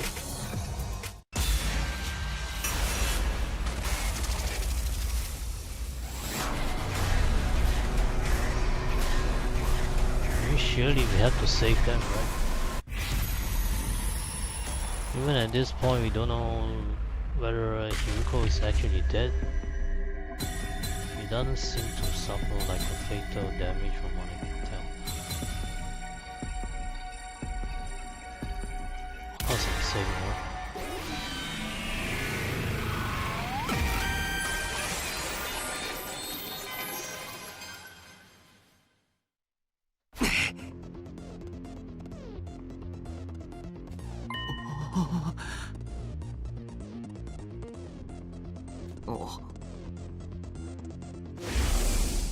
隅野は私の知っている隅野なんだって。見た目は情けなくてモブっぽいけど、中身は誰より仲間思いで優しい隅野匠なんだって。Hugo's put her trust in me. I wanna ban her now.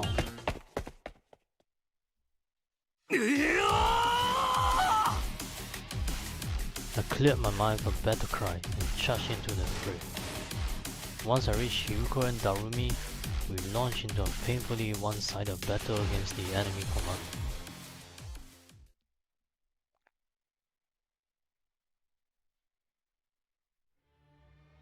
We are actually fighting, right?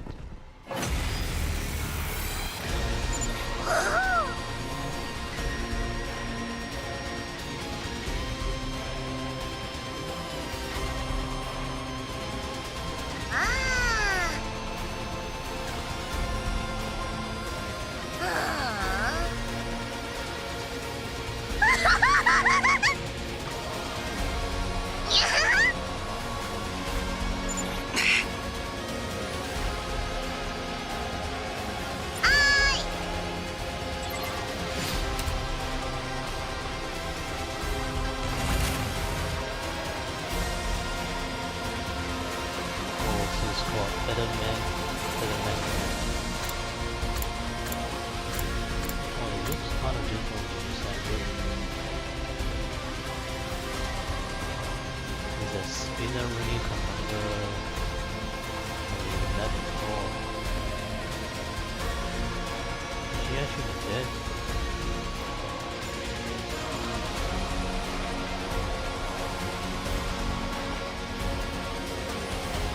出番だな。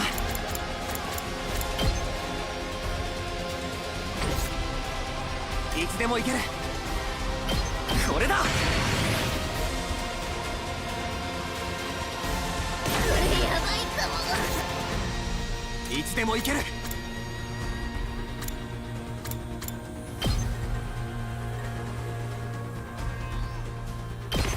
そこだ。さすがにむずいかな。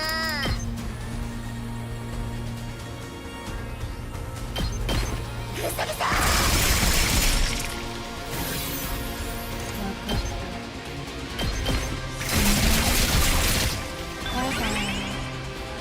行くぞ。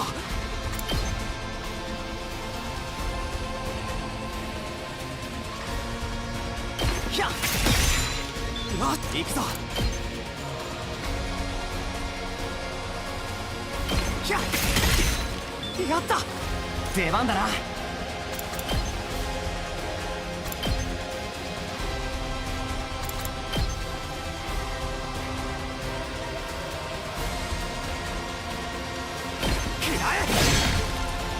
行くぞ。せい。よし、いつでも行ける。行くぞ。使うよ。いつでも行ける。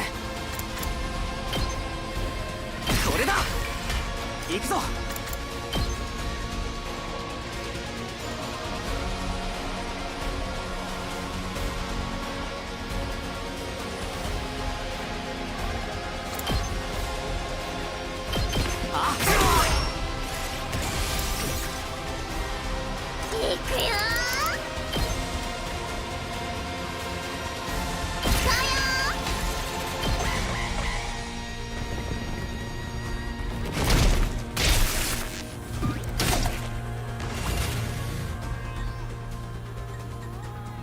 俺に任せろ。いつでも行ける。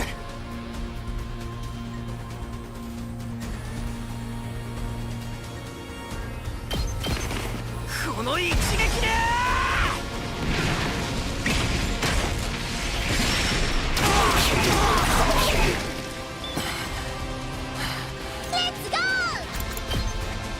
Just a matter of killing off this guy now.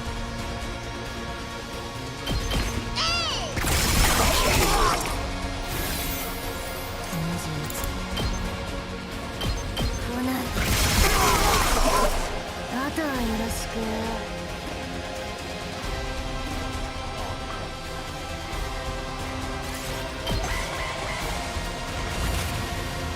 He's not even doing anything.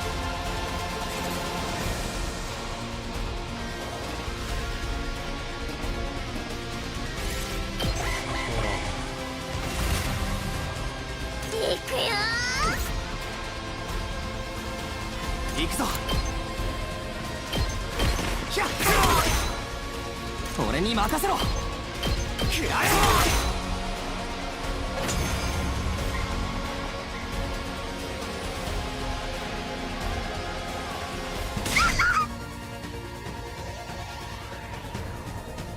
ジロジロ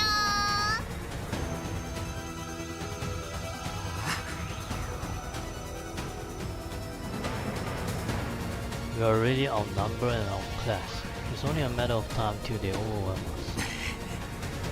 Damn it. Huh.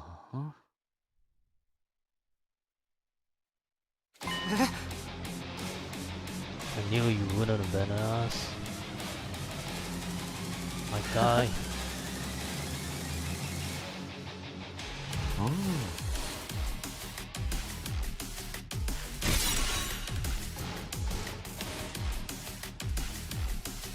It wasn't much of a plan, but at least we had hope now. With 3 of us, we might just be able to put it on.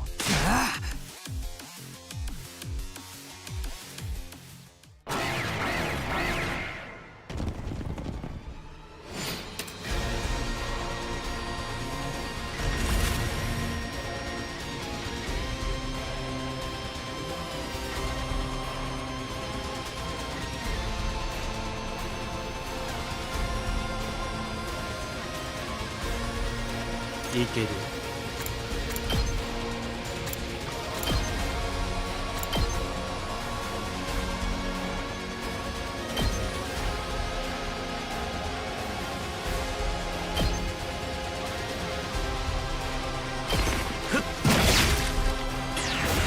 さてやっちゃおうか。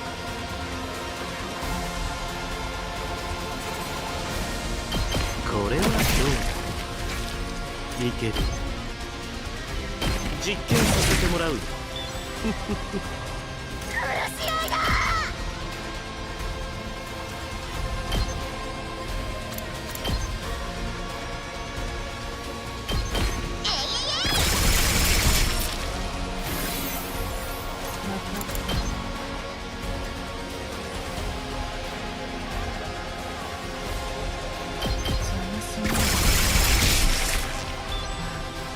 出番だな。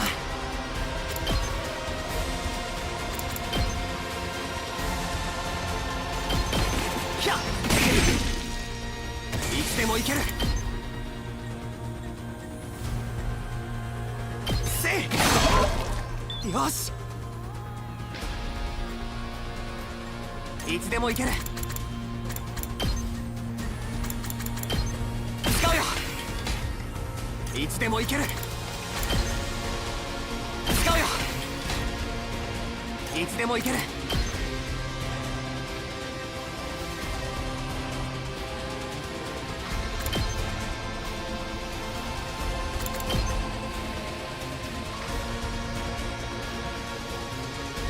くらえ。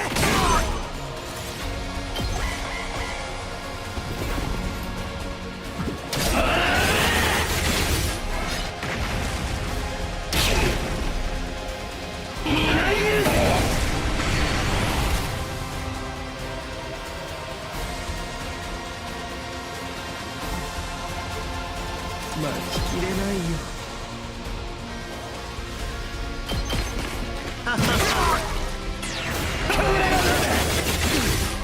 力が出ない。さてやっちゃおうか。いける。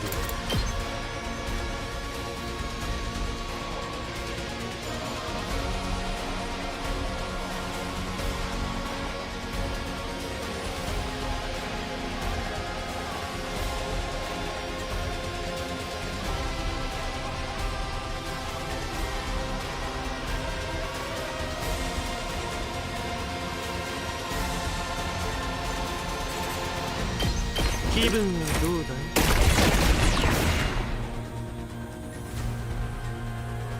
い？行くぞ。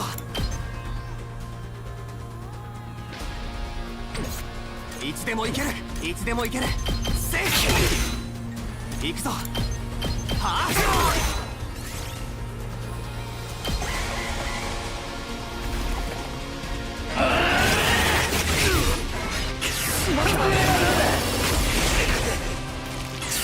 出ない。俺に任せろ。行くぞ行くぞ。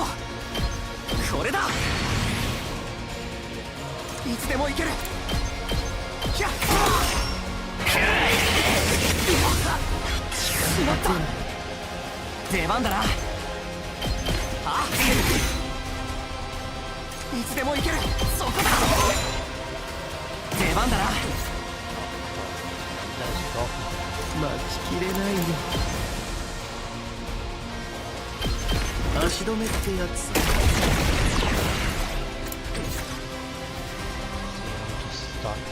行くよー。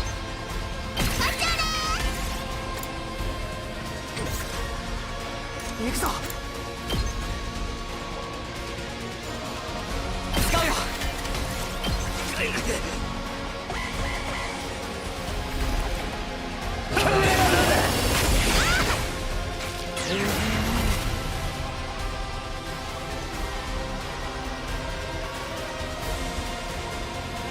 いつでも行ける。いつでも行ける。出番だな。俺に任せろ。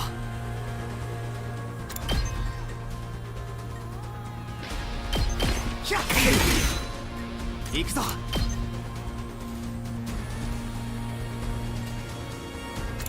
あ。What? I won?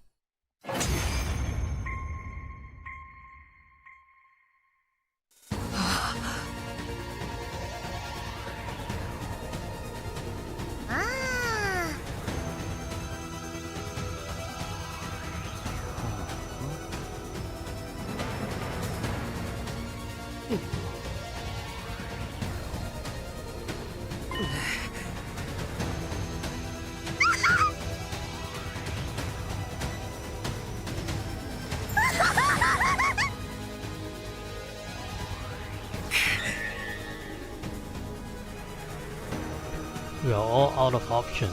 Are we really gonna die here? Just when it seemed all hope was lost. 私の遺血を吸いなさい。I heard Hiruko's voice, faint and weak, but still determined on my comm channel.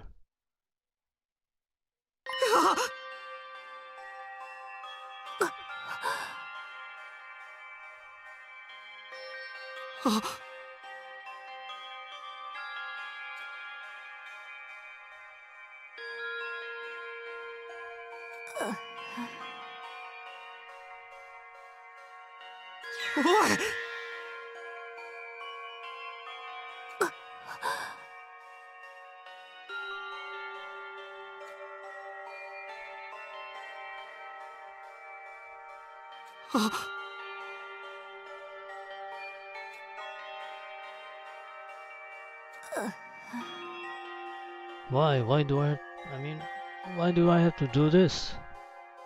We're winning this, right? I mean, we're winning this. We are technically winning this.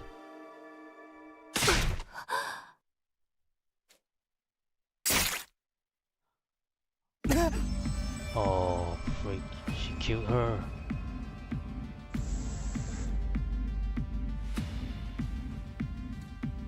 For a moment, I couldn't believe what I was seeing. Darumi had thrust a knife right into Hyuko's back.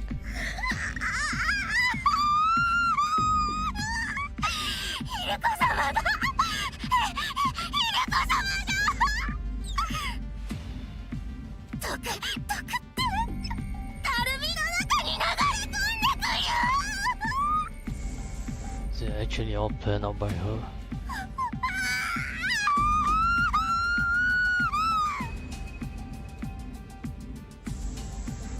I tried to stop her, but it was too late. As Darumi absorbed more and more of her blood, Hyuko's body began to shrivel and dry up.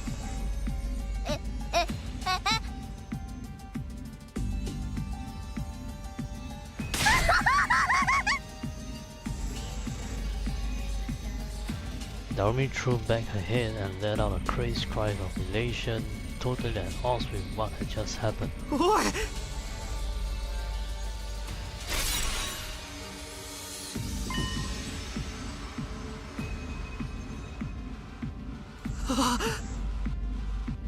Is that again?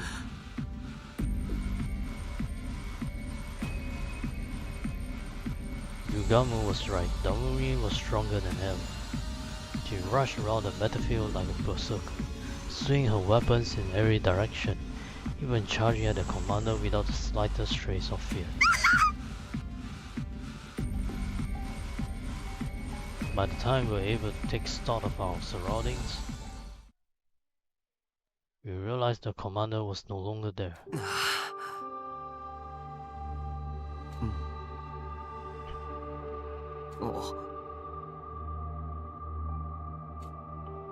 Had we really won? Somehow it didn't feel real.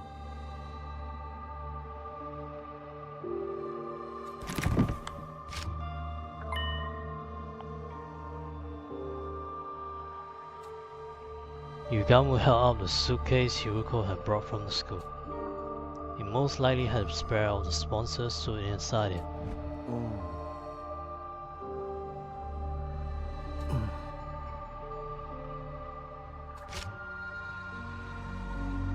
I still don't understand. She don't actually have to die. Even the commander has left. I mean, we didn't even get to kill the commander, and it's like she died for nothing. Yugamu's gaze went to Hyuko's body. It was bad enough that she sustained fatal damage trying to bail Darumi out. But then the cryptoglobin was absorbed by the very person whose life she saved. As for Darumi herself, she was just staring blankly up at the sky. I could only imagine how she felt, having just killed someone who had been like a sister to her. But before I could say anything, she fainted. Her eyes rolled back in her head and she fell to the ground.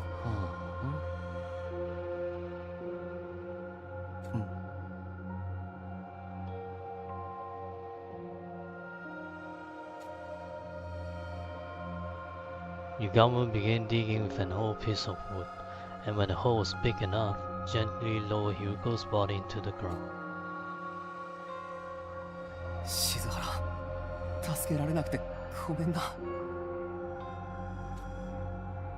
But I won't let your sacrifice be in vain. I'll use the suit you worked so hard to get us to figure out the sponsor's weakness, and then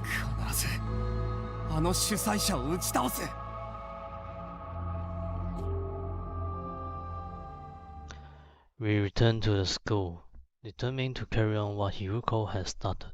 Unfortunately,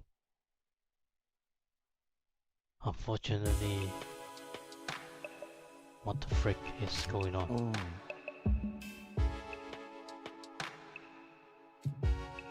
Yugamu and I had gone back to my room to look at the suit, but looking at it was about all we could do. Neither of us knew anything about electronics or aware about technology or whatever it was that made this suit tick. Analyzing how it worked and how to get past its defenses was going to be hard, if not impossible.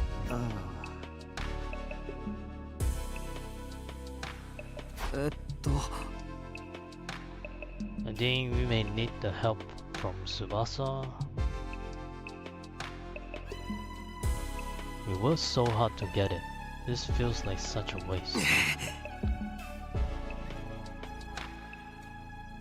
As if in answer to my aspirated cry.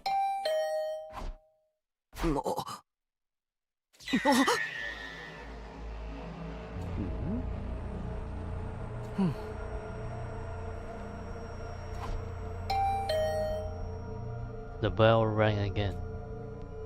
Pretending I wasn't here will only put off the inevitable. The sponsor was relentless. If I was going to die anyway, I might as well put out a fight, here and now. I took a deep breath and opened the door. Huh? Yay, and there she was. I definitely hadn't expected to see her standing on the other side. Since this game began, everyone except Yugamu and Hiruko have been keeping their distance from me. Tsubasa's eyes were downcast. She looked like she might start to cry at any moment. Huh?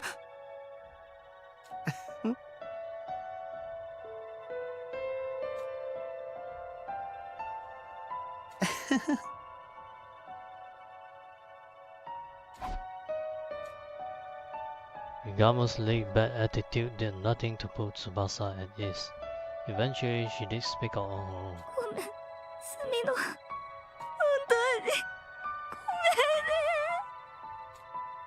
And all of a sudden, she burst into tears. Huh?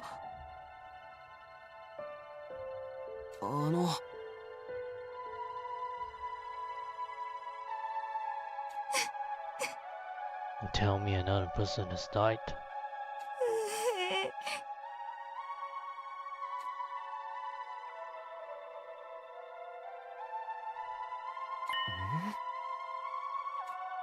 Tsubasa was there too.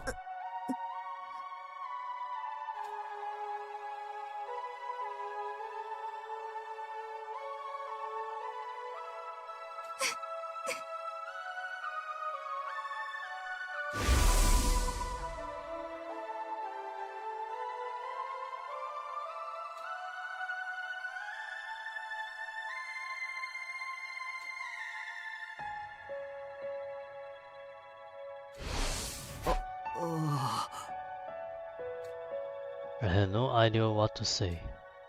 I knew all too well how much it hurt not being able to save someone. That's why I knew nothing I could say would take away that pain. But before I could even try...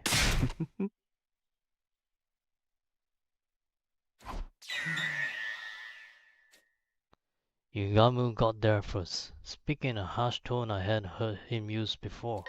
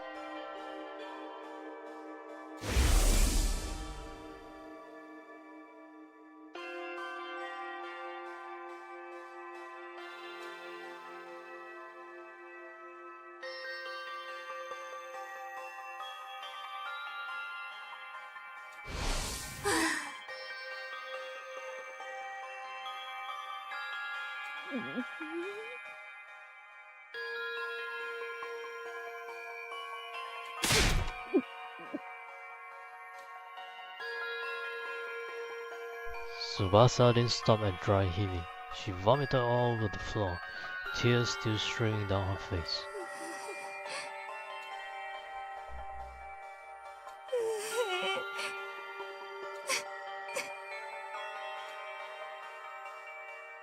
I'll be lying if I said I was ready to completely forgive Tsubasa and call it all water under the bridge. but I wasn't going to hold anything against her, not when she was already suffering this much. Just the thought that I was still capable of some kind of compassion was a comfort in itself. Oh.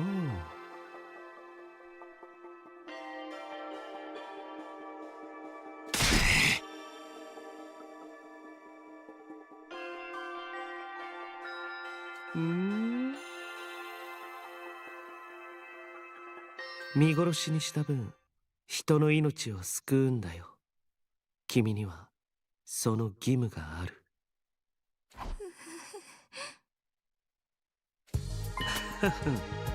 By helping us to check out the weird suit we have here.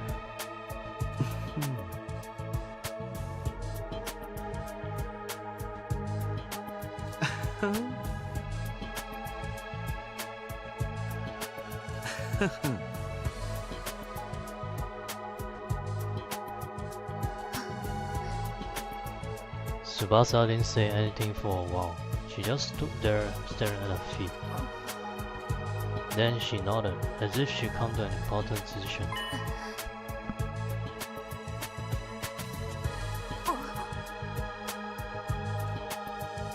When Tsubasa said that, Yugamu turned to me and winked. Now it makes sense. He made her feel worse, so she felt like she had no choice but to join us to atone. I can't say I like that he manipulated her feelings like that, but we do need all the help we can get. I told Tsubasa all about our secret plans, how we formed an alliance to take down the sponsor and end this game, and how thanks to Hiruko, we now had a spare of the kind of suit the sponsor wore.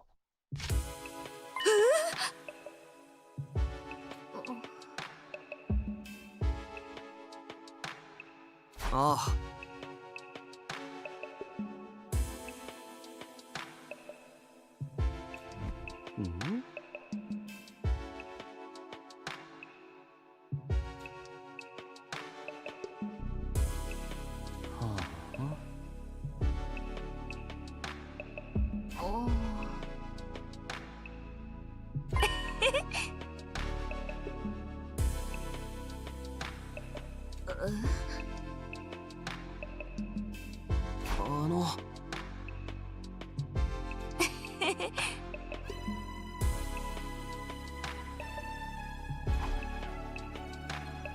We gathered up the suit and left my room, letting Tsubasa lead the way to the secret lab she found. Do we actually have a secret lab? Finally, we arrived at the race stage area in the gym.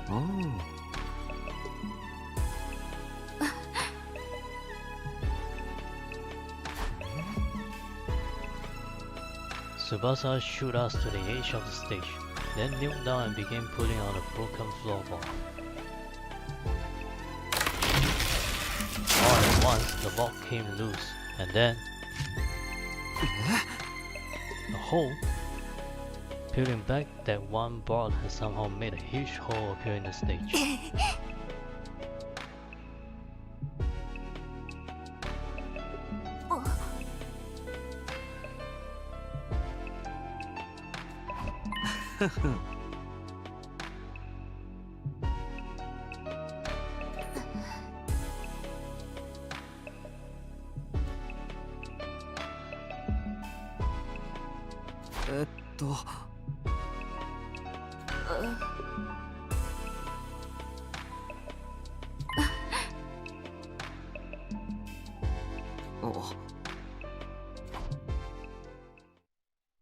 We followed Tsubasa down the ladder into the secret basement room.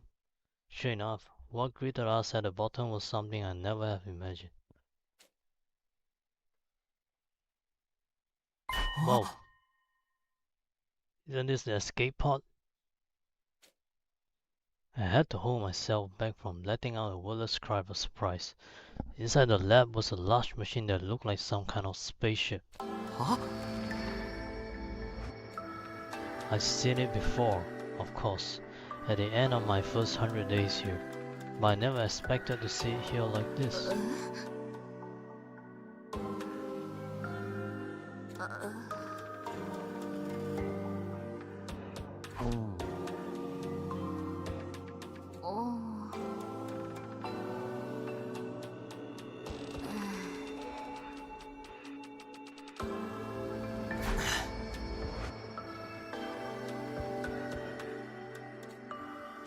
That's the only time we're allowed to leave the school. ああ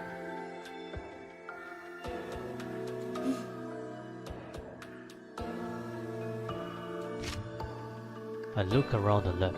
It was full of miscellaneous machines and equipment, probably stuff Tsubasa had brought in already. There were also a lot of weapons for some reason.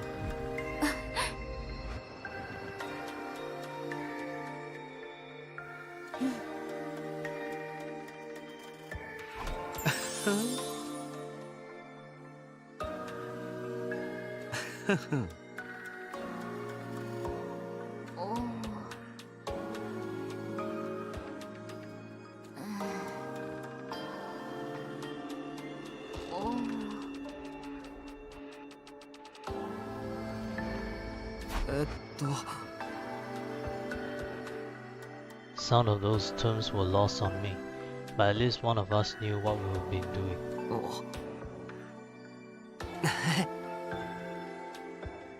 ああ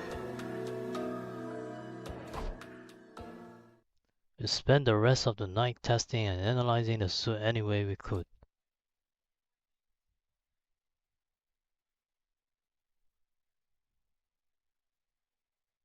The next morning... Oh, we're back here. I make my way to the leisure lounge, where the sponsor was loafing around as usual.